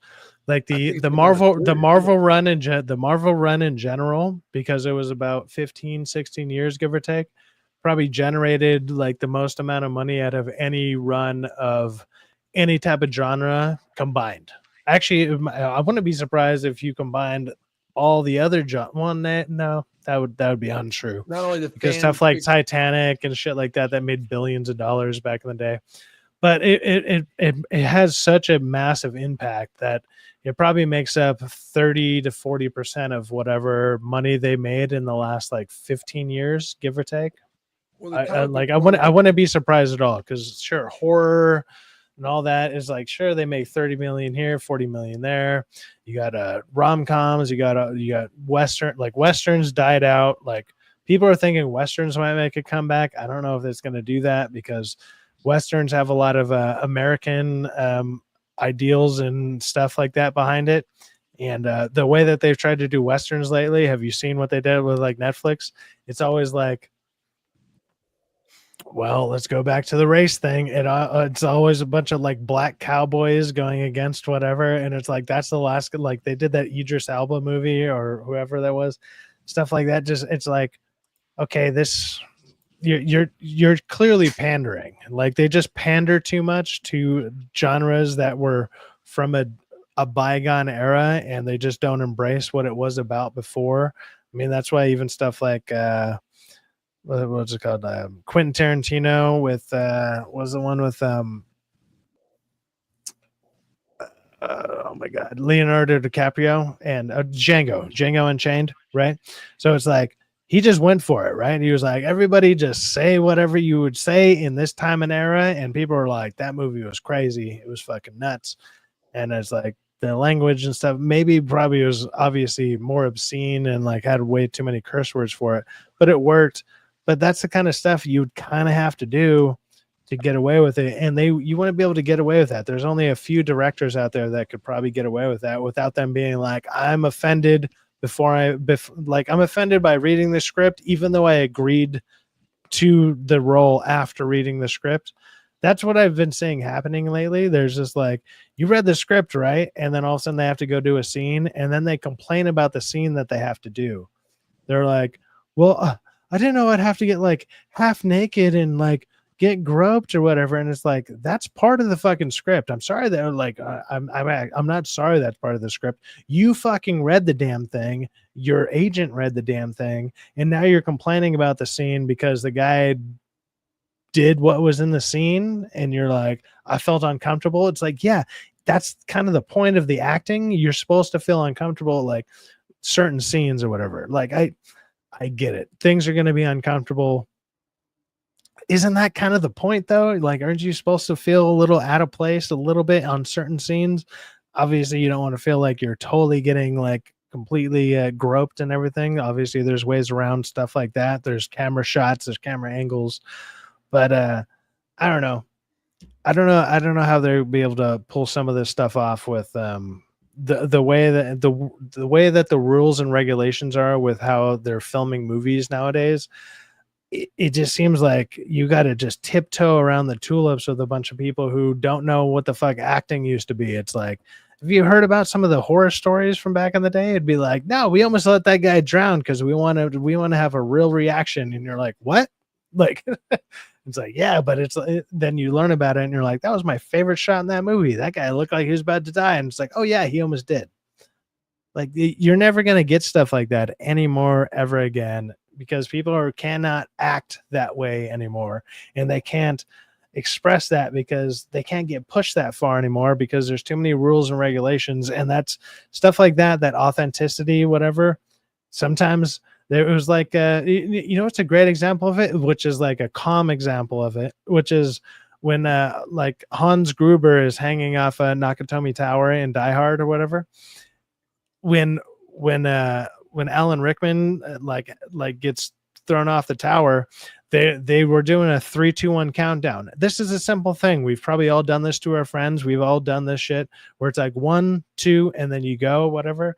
And then so they were like 1, and then they hit the button and he drops because he's waiting for 2 and 3. And so his eyes fucking like he looks like he's so surprised because the crew messed with him.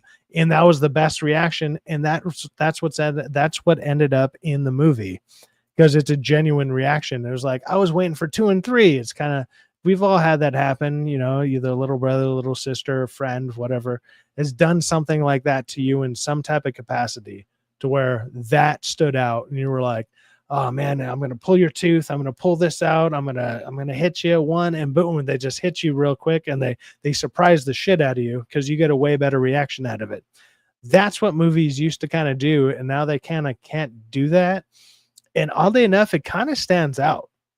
Like doing stuff like that, it's not really known that much. And so even the most minuscule line, somebody could just sit there and be like, oh man, yeah, fuck that motherfucker. And that could be not in the line. They could just say a random curse word out of nowhere. And you'll see an actor, because they memorize these scripts for so long that they know every word that not only they're supposed to say, that everybody else is supposed to say. So when another one comes out of place, they're just like, what was that? And that reaction tends to actually usually make it onto screen a lot more. And they don't get away with anything like that anymore. Everything needs to be just straightforward. I pulled this up way earlier, but you can read it if you want to. You're muted, brother. You're muted, dude. I'm sorry. Yeah, I pulled it up because I thought you were talking about it. I knew you were talking about it earlier, so I just pulled it up just to. I pulled up this. This is actually in my thumbnail, but yes. Just referencing the beginning of the show, going through some shit towards the end of the stream. That's all. Just having some fun in the background for the chat. How am I doing, chat?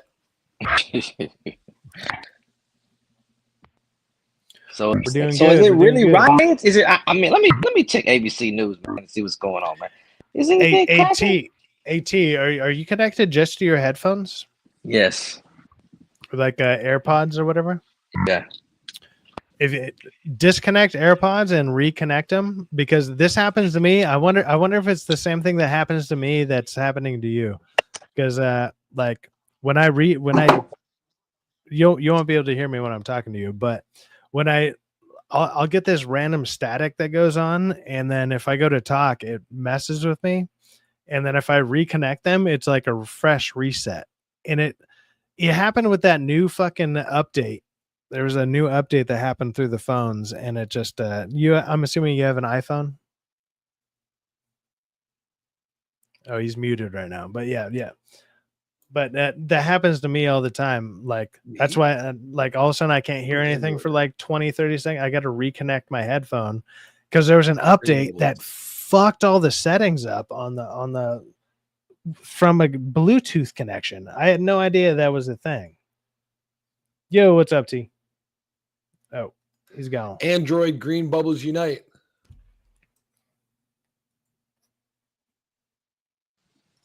Right, guys, what happened to Jeff A and Henry there?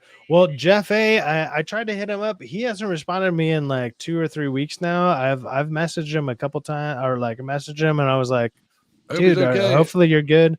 And we the North, we kind of know why she left, but that's her own ideal. Like I think it was because I talked shit about her opinion all of one time.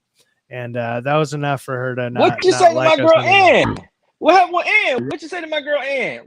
Tell me. Oh, I said that her opinion was trash. on what? Like I was joking. I was like, I can't even remember what was it. What was? Oh no, it was her reaction to the It was her reaction to the Superman trailer, and I was like. She was like, oh, you guys can't see this? And I was like, no, I can see what you're talking about, but I think that your opinion is like, I think I said, I was like, your opinion was like ignorant about this. Yeah. And she was not having it. And all of a sudden she just jetted and nobody's heard from her since. And we're like, oh, my bad. Invites, please come back. Y'all out there. Send invites. Yeah, we love to have everybody. And notice I mean, I don't mind. I have no idea. I don't know. Dude, but you know what I've realized since doing this online internet bullshit, whatever, like I love talking to anybody, everybody, whatever, it doesn't matter. But I have noticed there are people who are like, if you do not agree 100% with what they agree with, they will just like they'll just cut you out. They'll just cut you out. Like it's just like Or if you fucking yawn on my fucking stream, you're gone. No, you could have one like dissenting opinion about whatever's going on out there, and they'll be like, fuck that guy, he's a shill, fuck him, like I hate him, blah blah. And you're like, dude, it's one opinion. Like you realize we agree on like 99% of everything else, right? It's just like I happen to like this movie and you didn't, or you did like it and I didn't, and it's like, oh, fuck you, you don't know what's good. It's like, whoa, okay, my bad. I never meant it. I never mean to do any of that. I only throw out my opinion on everything. Like whatever I watch, it's my opinion. It's my opinion alone. I don't get like weighed down or bogged down by other people's stuff. Like there's plenty of times, dude, like me and Rockefeller, we disagree on plenty of many things. He's literally my co-host. We get along just fine. It's cool. You can agree to disagree. It's fine. You can still hang out. It's all good. Like he likes some stuff. I don't like some stuff. We hang out. It's all good. T is another great example. Like probably a lot of people would say that like, oh, T hates on all this stuff. No, he actually does like a lot of stuff. It's just, there's a lot of stuff that he likes that I definitely do not like. And that's cool. It's all good. And that's how you get like a fun discussion. That's how you get like battling opinions. That's how you get discourse in like what you're talking about. And then at the end of the day, we all hang out, we have a good time, it's fun, and then you get a more interactive conversation instead of yes, I agree. Hey, you agree? Where's yes, Quentin I at, agree. man? Where Quentin Hey, been? man, Quentin gone too. Where's Quentin?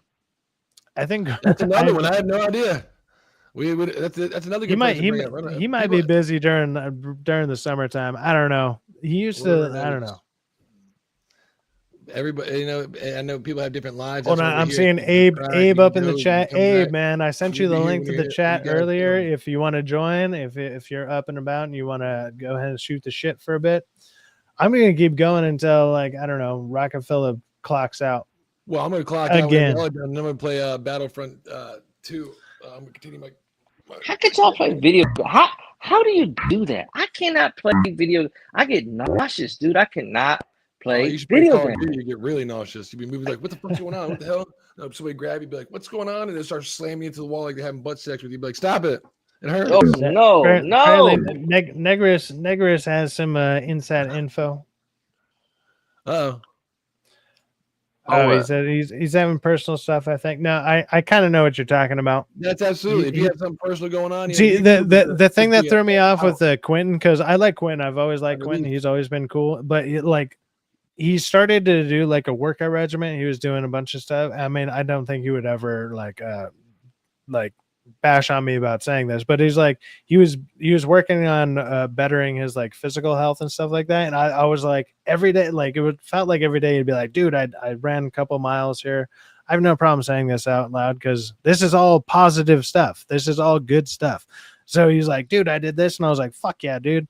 And then all of a sudden he just stopped messaging me. And I was like, dude, I hope you're okay. But like, you know, some people need their space. I'm like, I'm not going to go out of my way to, like, if I haven't heard from you from a minute, then yeah, I'm going to be like, hey man, I hope you're all good. Hopefully everything's like with Jeff A. All of a sudden that guy just disappeared. And I hope he's doing good. I mean, he's an older dude who worked out like a motherfucker, and he's unnecessarily buff. There's a slight, I don't know, implication there that maybe he did steroids back in the day, and he's old enough to where he could be young enough that could hurt him. You know what I mean? I'm old enough to where I've never taken him. And geez, if you guys got any you want to send them Rockefeller allegedly, let me know. Man, let me tell you something, man. I used to be a big dude. They could use them. Look, they're getting smaller by the day. 40, yeah, all good. Yeah, nobody here is ragging on Quentin, dude. Quentin's good people.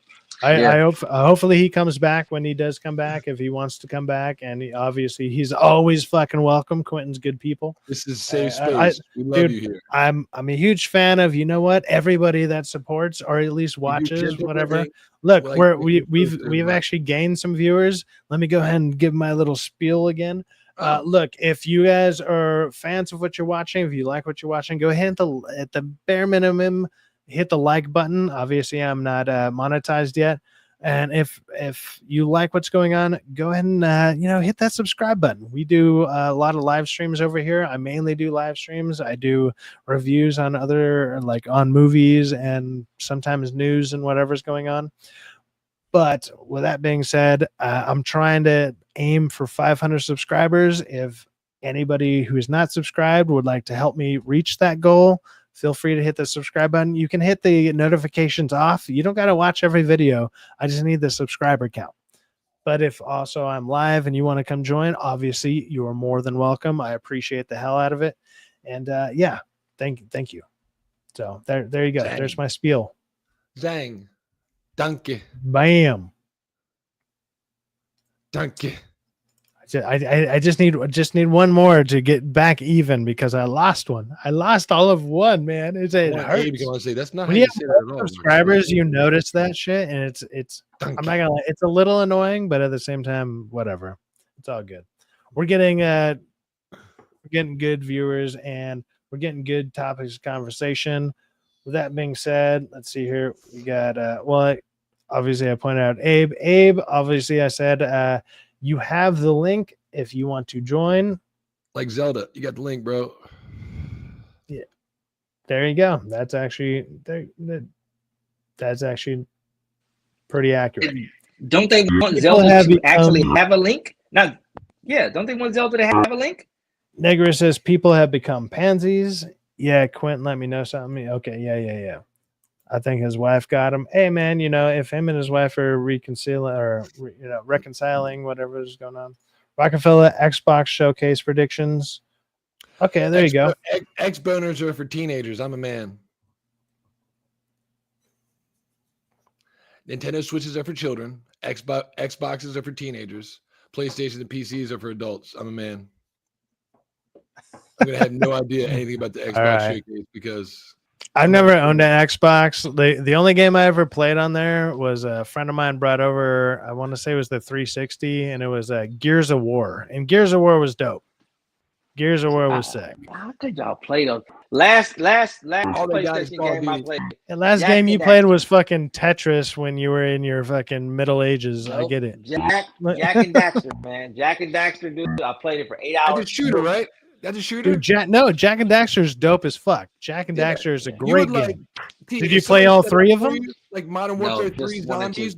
If you played like Modern Warfare 3 Zombies, we could hang out with me and Syfaxx and one other person like D. And it was us four, like three of your friends. Dude, I can't even watch. I can't even watch because I get motion sickness. I get motion sickness easily. But I mean, there's a game out there for everybody. Like that one we just saw. Like if you have motion sickness, that the one they're pushing right now, whatever the fuck it was called, fucking Africans steal from other Africans in the future. It's just basically left or right. I don't even remember the name of the game. It doesn't like make your eyes fucking. Oh, Nigeria. It's called like Africation or something. It's called Nigeria. It's called Nigeria. That's what it's called. I think it's called. It was called like 2 o'clock at Compton or something like that. I don't know. Like it had some weird, wild name like that. Chicken and waffles. That's what it's called. Chicken and waffles. Black cow. Oh man. It was called like Waffle House Beatdown. I don't know. It was something wild. But there's a game out there for everybody that if it does give you motion sickness or something like that, you can find something that. But yeah, a lot of the games now updating with the 60 frames per second and the 4K. Why haven't they brought back Jack and Dexter or Sly Cooper? So they did do they did an updated version of it, but it was from the PS3. Like they updated the graphics a little bit, and you could get it on. I want to say it was the PS4 at the time. But they haven't done a new game. I think if they did a new game that was a new Jack and Daxter or Sly Cooper, those would be fucking awesome because those are great games.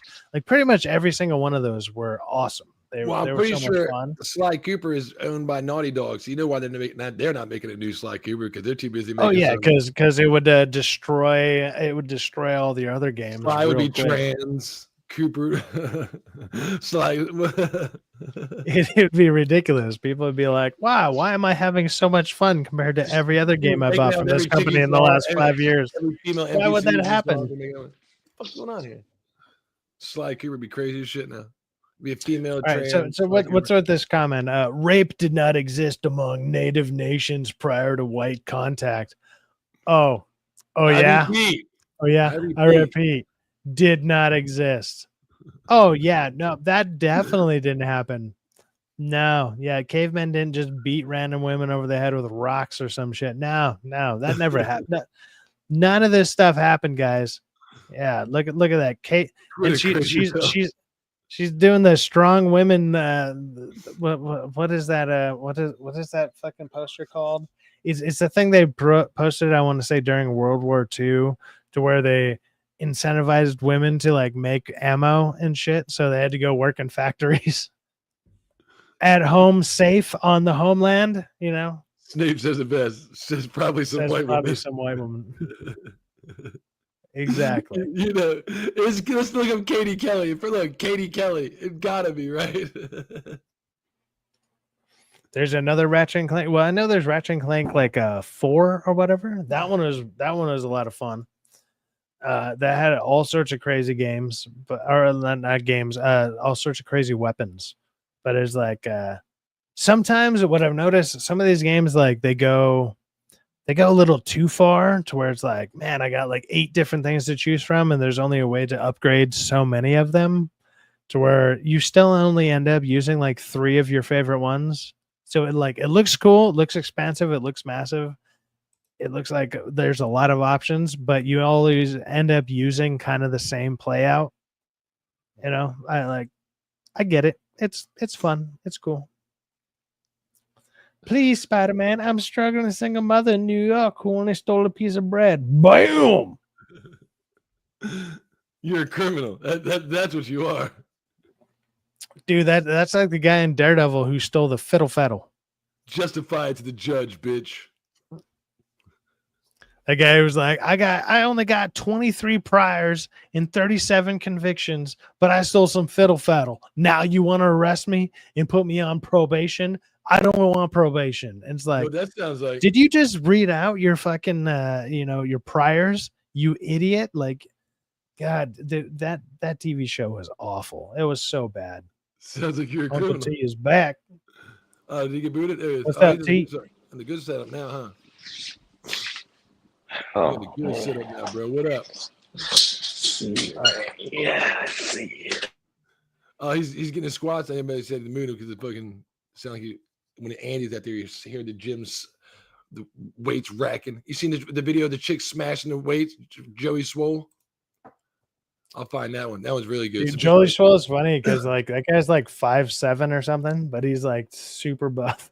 He's fucking awesome, bro. No, he's a great fucking. No, I like how he calls people out. Like, yeah, that's a good thing. Some chick did some fucked up shit the other day, and he was Hold like, on. "What's up, T?" Getting those squats in, man. Get my squats in, man. Get my squats in. Shit. Now we hear you. I'm bored. It's 3 o'clock in the morning. What else to do? Damn, I'm sorry we're boring you on the live stream. My bad. Yeah. Yeah. I got to get it in, man. It looks like I'm gonna be doing 100 push-ups, man.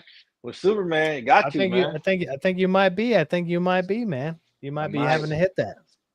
I might. The old man might have to do it. Damn. You know, I'm old enough now where I would hit that. The bitch is slamming the weights. Joey Swole went off this bitch like 2 days ago. She's like going. She got like 20 pounds going. Instead of like curling and releasing, expanding, contraction, she's going just dropping it. Boom, slamming. She goes boom, like a bam, slam the weight. She's like, "You what the fuck off?" Watch, I'll turn the volume up. Are they enough? Like the contraction, like so they actually did a study. So like say when you go to curl, when your upward motion. Your upward motion, say you're just curling, right? So your upward motion actually doesn't do as much as as you're lowering the weight, if you just lowered it slowly, the contraction, if you do it slowly and you can control it, you're actually going to get a lot more tension in there. And the So look you could on your do face lower when you weight do it, with small the contraction. only Like time it'll it's you'll okay actually to get a do lot this, more to build. drop the weights, It's kind of is crazy. if you're at risk for injury, which obviously she's not. She is blatantly disrespecting the gym equipment. What was he doing 10 years expensive ago? gym equipment, as if I the don't rules know. don't I think apply he to had a her. trouble And then pass, she but arrogantly responds you to know, I don't somebody give a shit saying about that that. I give a she's fuck what patiently you're waiting for doing the now gym and what you're to trying to ban her. do. Well, if Everybody you'd had like, troubles I in the will past, personally reach out to David Lloyd in Cricklewood but now Landing and he's help awesome. you out with that. Now, Is I'm not he? saying they should ban you for this, but they should definitely have a talk with you about respecting the gym equipment and following the rules. You need to do better. Mind your own business. He's awesome. Again, a lot of people on the internet And here it is may again. or may not had trouble I could passes. just talk I into don't the give a shit void about and that. then have no repercussions from any of you guys talking to I me. think he's very clear about it too. He tells people he had a fucked up past, but There we go. what are you doing with the future? You know what I mean? What is your goal? You have to have something, you know. And What he kind of does. goal? He's a good motivator, and I fuck with Joey Swole. I like him a lot. I never heard of him. He cool as shit. He's a fitness Yeah, motivator. he's a fitness motivator, and then he calls out a bunch of that bullshit in the gym where people are like filming people in the background, and then they like because a lot of influencers they'll do it and they'll see somebody, and it tends to usually always be women, but it's just like a woman will be doing like a glute exercise, you know, they're like an ass exercise, and then they'll just like a guy will just randomly walk by and just Here's kind the of look recent one, over too. and stare for like 2 seconds too long, and then it'll be like, oh my god, look at this Here's guy the- objectifying me. It's like Well, you this is have the your most ass recent one. in full display to, I don't know, the gym. What the Well, Shut no, that the when you're at the fuck up. gym, you're there to better yourself. You're supposed to be uplifting, encouraging, help people. You're in Dude, a there's fucking been plenty of vulnerable times when state. I would You're go to the supposed be gym. I would positive. look at a You know what I dude mean? doing If an not, exercise. But do it at your house. there'd be plenty of times I'd look at a dude doing an exercise I've never seen before, and I would sit there and I watch him just to watch the form and how to do it properly, because that guy would be like ripped to the 'Cause nines. you have no and I idea was what you're like, doing, so I you're was like, trying to how the copy fuck do and I do mimic what you that? And I see. would sit there and I'd be like, Absolutely. okay, cool. And then when he was done, I'd be like, cool, now I know how to use the machine. I know how to do that, whatever. Yep. I also understand there's plenty of dudes who were just like, you know, also looking at ridiculously fit chicks. That's a whole different thing. Most of the like 90%, if not 95% of the dudes that are caught on these cameras, it's just you're in their line of sight. Where do you, you're only looking like Is this this. the right one? That's it. Like what the Which fuck? right one is it? Hold up. I don't think that's the right one. Let me make Hey yo, sure it's the right one. Syfaxx, you're going to smoke and drink when you go on your trip. It's not really a trip. I mean, I guess it's a trip. I'm going to a wedding, and the only reason I'm going early is to go ahead and help set up the event, to go ahead and get everything ready. It's my cousin. It's one of my favorite cousins, and she's been probably looking forward to this for a while for her and her, well, soon to be husband. He's a good dude, and so we're going there a couple days early to help set everything up. But That's I cool, mean, I drink at most events I go to. That's no problem. I don't smoke. I mean, I smoke vapes, but I'm trying to get rid of these. I'm on 0% on like the ones that I have, and I'm trying to wean myself off of them, get rid of them. I stopped smoking cigarettes like 5 years ago, and then these things came around, and there was like an easy fix for like the nicotine fucking fix, and I need to get disgusting. Yeah. Try something I different. used to be able to snap a gram back in the day, so shut up. Like, So this is one of the most recent ones afterwards. This chick was making fun of somebody in the gym, and Joey Swole calls her ass out. It's like he's good at making 1 minute, 1.5 minute clips of telling people to quit being rude. I watched this part. I muted it because there's music right here. Then once it goes to it, so she's basically scanning through the gym, and she makes fun of some dude because the way he's fucking doing that. Serious, y'all. Pull that shit. Doing good. So you see why I turned it off because of music. So once he's done that's doing actually it, a good. That's actually a good way to do like. She's making That's fun of him actually for a doing good exercise. Like, you might need What to be this a man is little- doing is called a chest-supported seal row. This is actually a great exercise. It's actually a really good exercise. Upper back, the You bust lats, her ass, and listen. by laying flat with your feet off the ground, you remove any cheating or momentum that you would get from your legs or your hips. It's also really good for people that have lower back problems and can't do the conventional bent over row. It's such a great exercise that they literally make a bench for this. Now, unfortunately, you're not going to see these benches in big commercial gyms, but it's not uncommon to see people makeshift the bench just like he does. I've done it many times. But what's worst of all is that you're a certified personal trainer and you don't know this, or know better than to film someone to post on social media to make fun of him. And you recruit Dude, other people the way to he join in slams and laugh people. at him too? Seriously? Shame on you. You need to do better. Mind your own business. He's fucking awesome, bro. Yeah, You know no, what I no. mean? He calls people out on their bullshit all the time, which is what you're supposed to do. Like, not what you're supposed to do, but If she you know thought there was what? an issue with the guy doing something wrong, she should have not have filmed him. She walked over to surgery. Can I assist you in any way? Be like, no, I'm fine. I'm good. Yeah, Okay. your If she was personal trainer. legitimately Hey, giving let a me fuck. let me show you the way to do it She did. better. She wanted to get a TikTok click, like T said earlier. I want it's a social media thing I can make. We even think about for you posted that? That's fucking rude. You know, treat people like human. Treat a human. You know, on here we joke around, we fuck around a lot because we're trying to entertain. It's on YouTube, but when we get on behind the stage, we're you know, be human to people. This is for Man, entertainment. We joke on I here. feel like, dude, we talk to each other like we would talk to each other in person for the most And we part. still talk to each other like we talk to each other person. Yeah, it's like even if when this ends or whatever, we go talk behind the scenes for a minute. The only thing that's different, there might be a couple more slurs. That's about it. You know, like For me or not me. Uncle T just constantly calls me cracker motherfucker all the time. That's definitely the words that comes out of his mouth. Like, and if he tries to deny it, I'm gonna mute the shit out of him. No, No meeting. Hey, 38 viewers, let's fucking go. Wait, Abe says you don't have a link? That's some bullshit. That's some bullshit. You know what? Let me eradicate, or let me eradicate. Oh, jeez. Oh my god. Ratify Oh, the God. situation. Ratify. There we go. That's the word I was looking for. And when I Boom. woke up There early, you go, I first brother. jumped on the stream. I heard you saying this too. Dude, Next you person actually that had says you Sparky actually J is made. You're banned. You're canceled. Do you hear me? I didn't say that at all, but I'm almost Not in you. Somebody in agreement. the chat. They know who they are. You're banned. Rectify, You're canceled. ratify, ridiculous, ratify, ridiculous, ratify. There we go. Hey, Abe, I sent it to you, Abe. Rectaling. Hey, Is that what it Psych, are is? you still there, or am I going to remove you? I think Psycho's busy.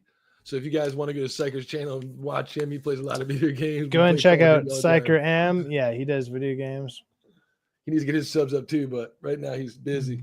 I just went ahead and removed him. Yeah.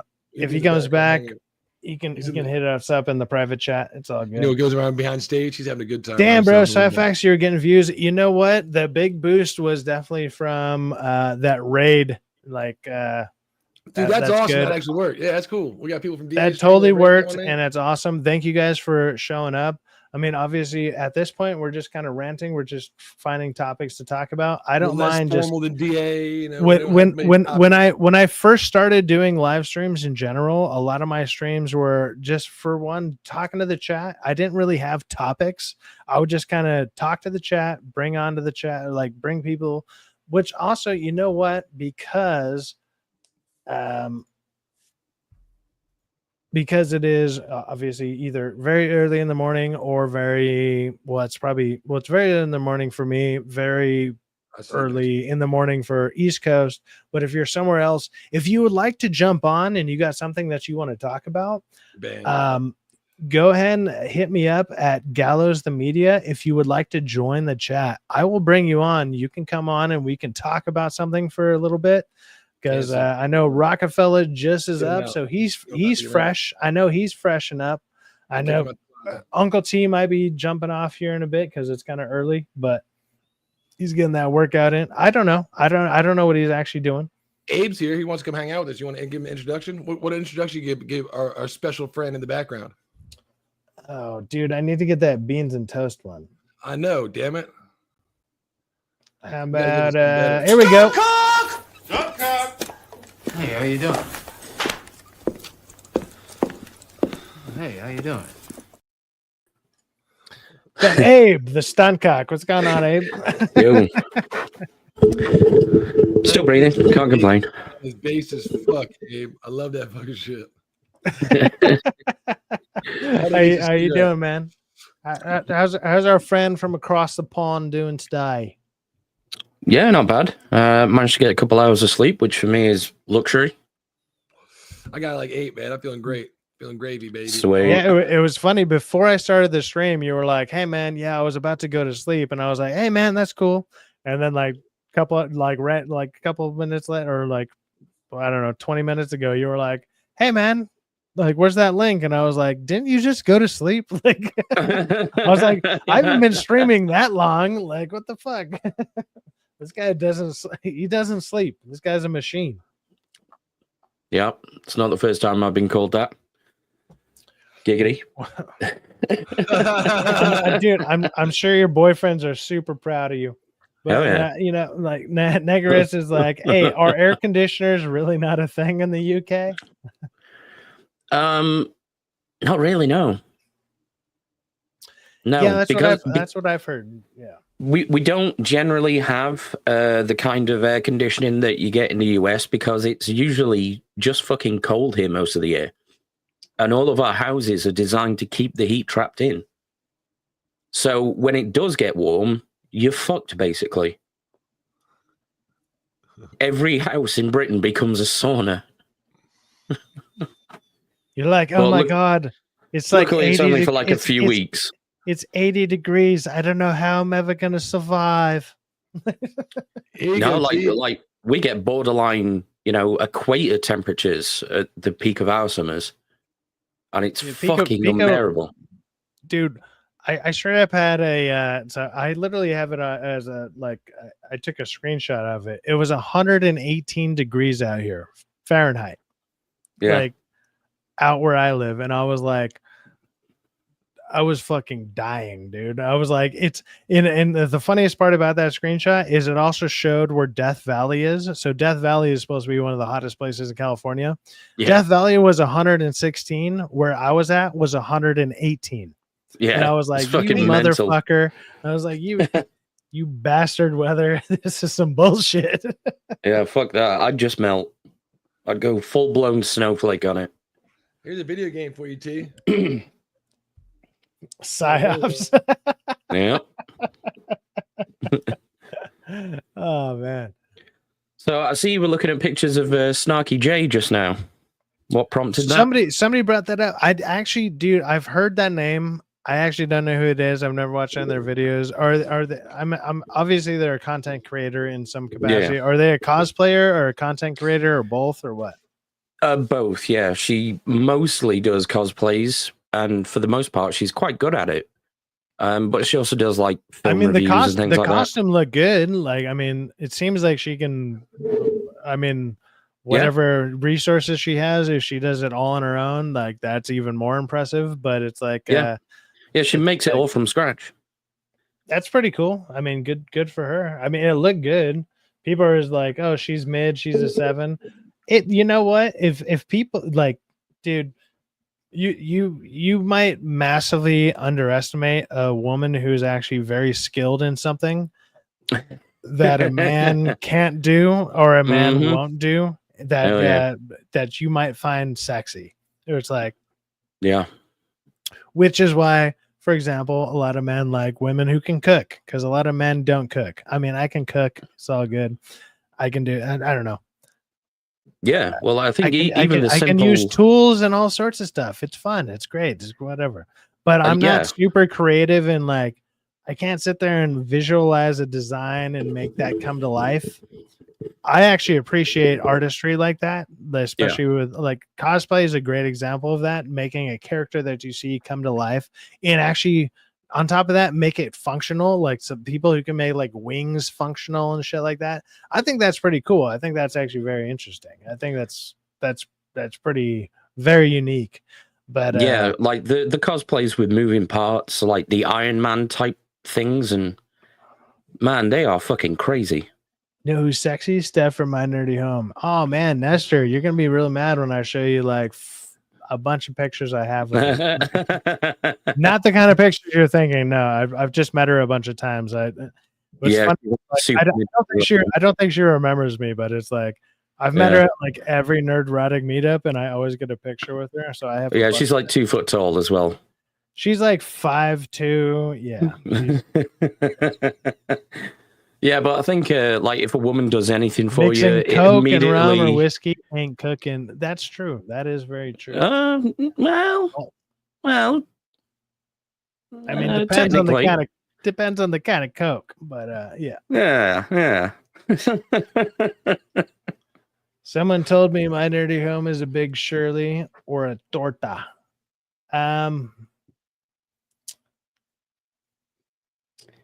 Well, yeah. I'm not gonna talk about anybody. I'll say she is cute for her size. I'll say that. Yeah. That's because I'm not gonna insult. Like she's very nice. I will say that certain images of people do not believe the images that you see from like shoulders up or whatever. It's like yeah. So be apprehensive about that as you will. Like you don't maybe keep your own headcanon, whatever you want to do. But yeah, she's very sweet in person. She's very nice. I'll give her that. Yeah. But yeah. Can't really say fairer than that, can you? No, I mean, I don't know. There's so many people that I've met online that it's like, dude, even people meeting me that I was on a bunch of their streams, they were just like, who are you? And I was like, dude, it's fucking Syfaxx. I was like, I didn't realize my camera is that bad.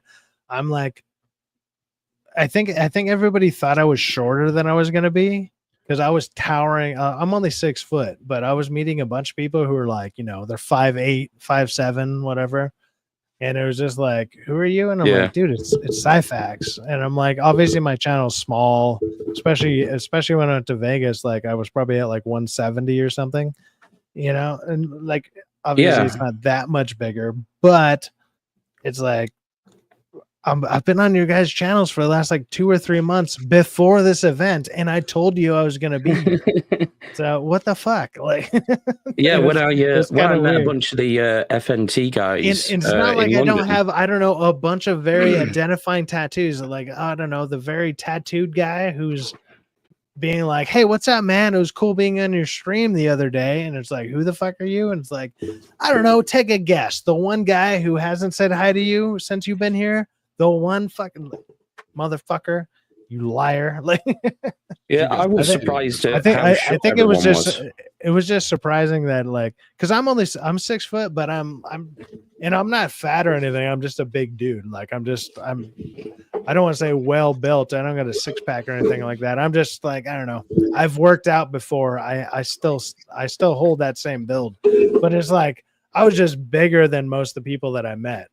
And you know, unless they were let's just say they were bigger than they seem on camera, and by that I mean wider. Like yeah, I thought Garrett would be a lot taller, but Garrett's pretty short. He's like 5'8". He's surprisingly he's like 5'9". short. Yeah. Wait, you were out there? Have I met you then? What the fuck? No, this is when they were over here. There was the London meetup, so I traveled down there and okay. Stopped over the night and met everyone. The very first one I ever went to, it was because I went to the first one because I wasn't sure I was actually going to make the first one because it was right around when COVID was happening, and they went down to San Diego Comic-Con, and they needed I'll just say they needed a certain card to be able to get in, and I happened to have access to those cards. And I was able to help them out with that. And so I went down to San Diego to meet them because I didn't know that I was going to be able to go to the Vegas one for the first one that they ever did. And so I helped him out. And ever since then, now I have like Gary's number and Quarter Black's number and whatever. So I could technically hit them up. Like I remember I hit up Quarter Black and he was like, "Oh, dude, here's the equipment you need," and he sent me like $800 worth of equipment, and I was like, "Yeah, I'm not doing all that. I'm gonna do it on my own." I was like, I'm gonna spend like $200 and just get a setup going. Nice. But he was super cool. He responded to me and ever since then, like Melissa, Gary's wife, like whenever we showed up there for the Vegas meetup, I was out there, we're in the back of the line and Melissa's coming through and she's like, "Oh my God, hey, what's up?" And she pulled me in and she pulled me to the front of the line to get in front of everybody. So I got in all of like 5 to 10 minutes earlier than everybody else just to go walk around. And I was like, cool, at least I got some type of advantage from knowing these people for so long. But yeah, Melissa seems quite nice.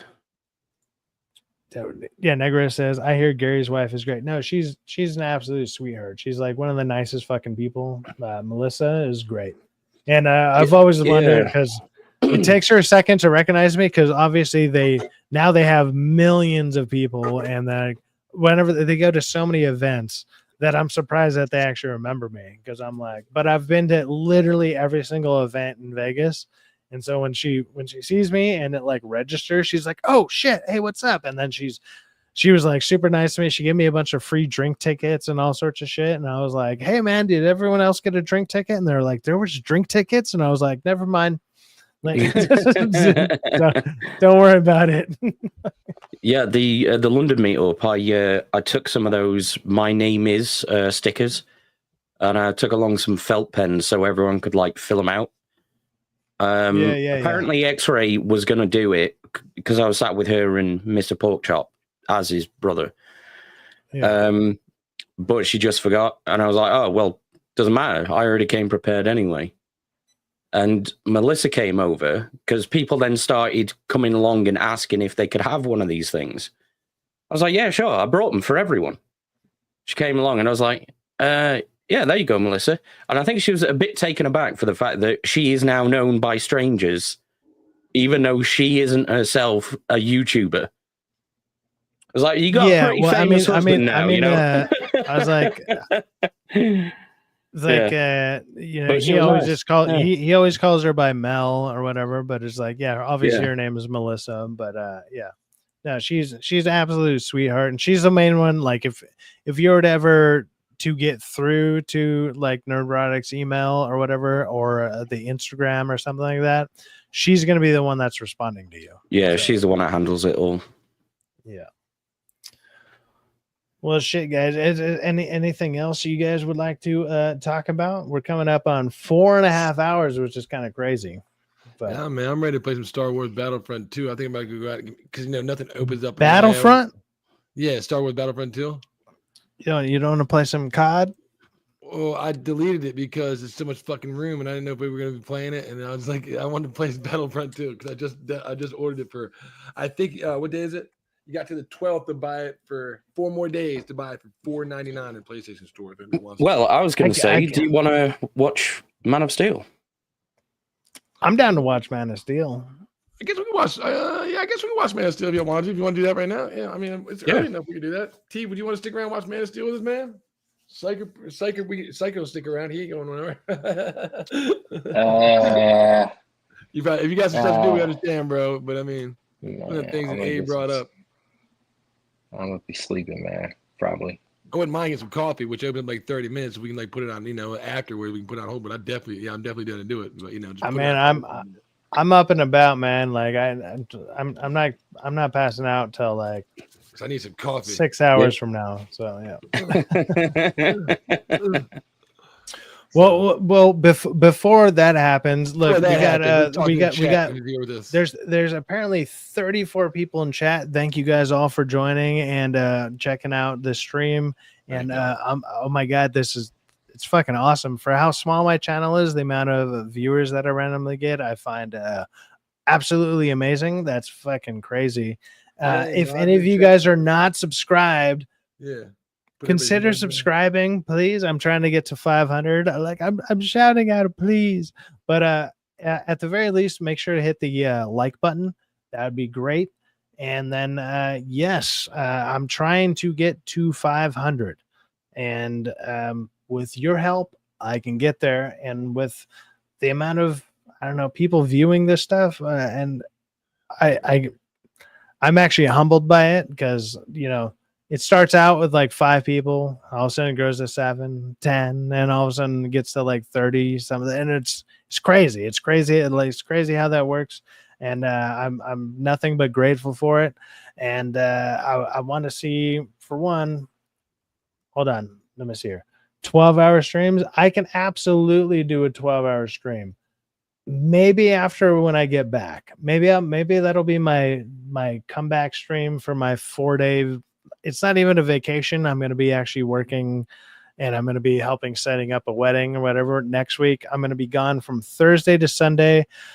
So even tomorrow, I'll probably do another stream. I understand like Sunday to Monday is going to be rough for people or whatever, but it's like I got the whole week off, so I'm like, whatever. Sweet. So, this is my gaming channel. If y'all want to subscribe to that, I do games there. That's why I'll be doing Star Wars Battlefront 2 in a little bit or later. yes, go subscribe to Rockefeller. But my other yes, channel is one I do YouTube and chill on. So we need if we have some people in the chat, Negris, if you can promote them, that'd be awesome. Even Abe, Abe channel. Some moderators or anybody besides, we ain't put too much on Negris. He's commenting and putting all this stuff out there. We got any other moderators in the chat?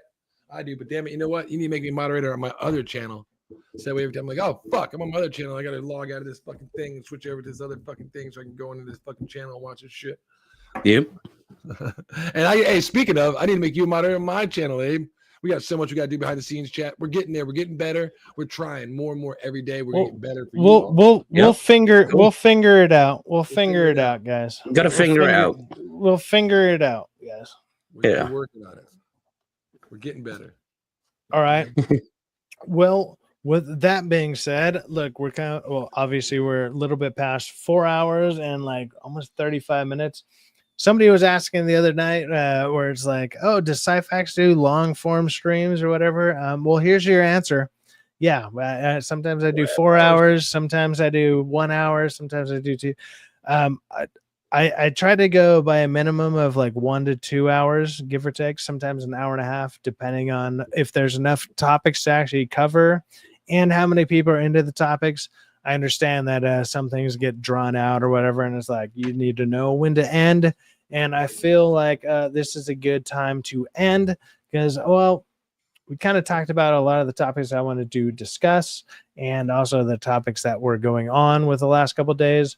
So thank you guys for joining, watching, and I will catch you guys all on the next one. Actually, hold on. Wait a minute. I didn't do that right. Abe, what do you got going on? Yeah. After today, I've only got the Hump Day Chinwag on Wednesday, which I'll be producing. That's all I've really got on for sure over the next few days. I might do some gaming or something like that. Or I'll make random appearances like this. But in the meantime, you'll find me everywhere. Abe's going to get you. Abe's going to get you, guys. Abe's going to get you. What's up, Rockefeller? What do you got going on, brother? Man, chilling. I think I'm going to hang out with my boys and watch Man of Steel. But if something happens and that gets derailed or either or, I'll be playing. Might play some video games. I'll be playing some Battlefront 2 on this channel, Rockefeller Plaza. I do bonfires and coffee where I play video games Monday through Friday, 8:30 a.m. Eastern Standard Time, and I fuck around for like 2 hours. But on my other channel, Rockefeller Plaza 2, I do YouTube and Chill Fridays, which I just did. You know, go back and check that out. Next thing I'll be doing is probably Sunday night hanging out with DA on the Nightcap. Check us out. Subscribe to DA. I'll see y'all then. Sweet. Right on. Well, obviously, you guys know me as Syfaxx. I have been doing, obviously, streams a lot more lately. Obviously, you can catch me on Sycast. I have no specific schedule for those lately. My only scheduled one is for Wednesdays at 2:30 p.m. Pacific time. But usually I do like after party streams for DA's nightcaps on Tuesdays and Thursdays, and then also probably Sunday. This week is going to be kind of random. I think I'm going to try and find out a regular schedule when I get back from the wedding that I'm going to. And then maybe we'll start getting something more consistent, more concise, something that you guys can, aim for. And yeah, subscribe to Syker and Uncle T too, because Syker, Uncle T, shout out to them. Also, well, I mean, I would say to Sean, but that guy, he doesn't really do content. Some people don't do content on YouTube. It's all good. I just like to have them on as guests. Abe is also someone that does that. He's trying to get as many subscribers as he can without producing any content, and I find that admirable as fuck. Like, good luck. Million subscribers. Let's go. Yeah. Let's not make a penny from YouTube. Let's do this. Right. He's gonna make all of the $0. All of the $0. Yeah. Check out all my zeros. With that being said, we will be out. Thank you for catching Saturday night / I guess early Sunday morning Sycast. And you guys have a good one. We will catch you on the next one. Peace out.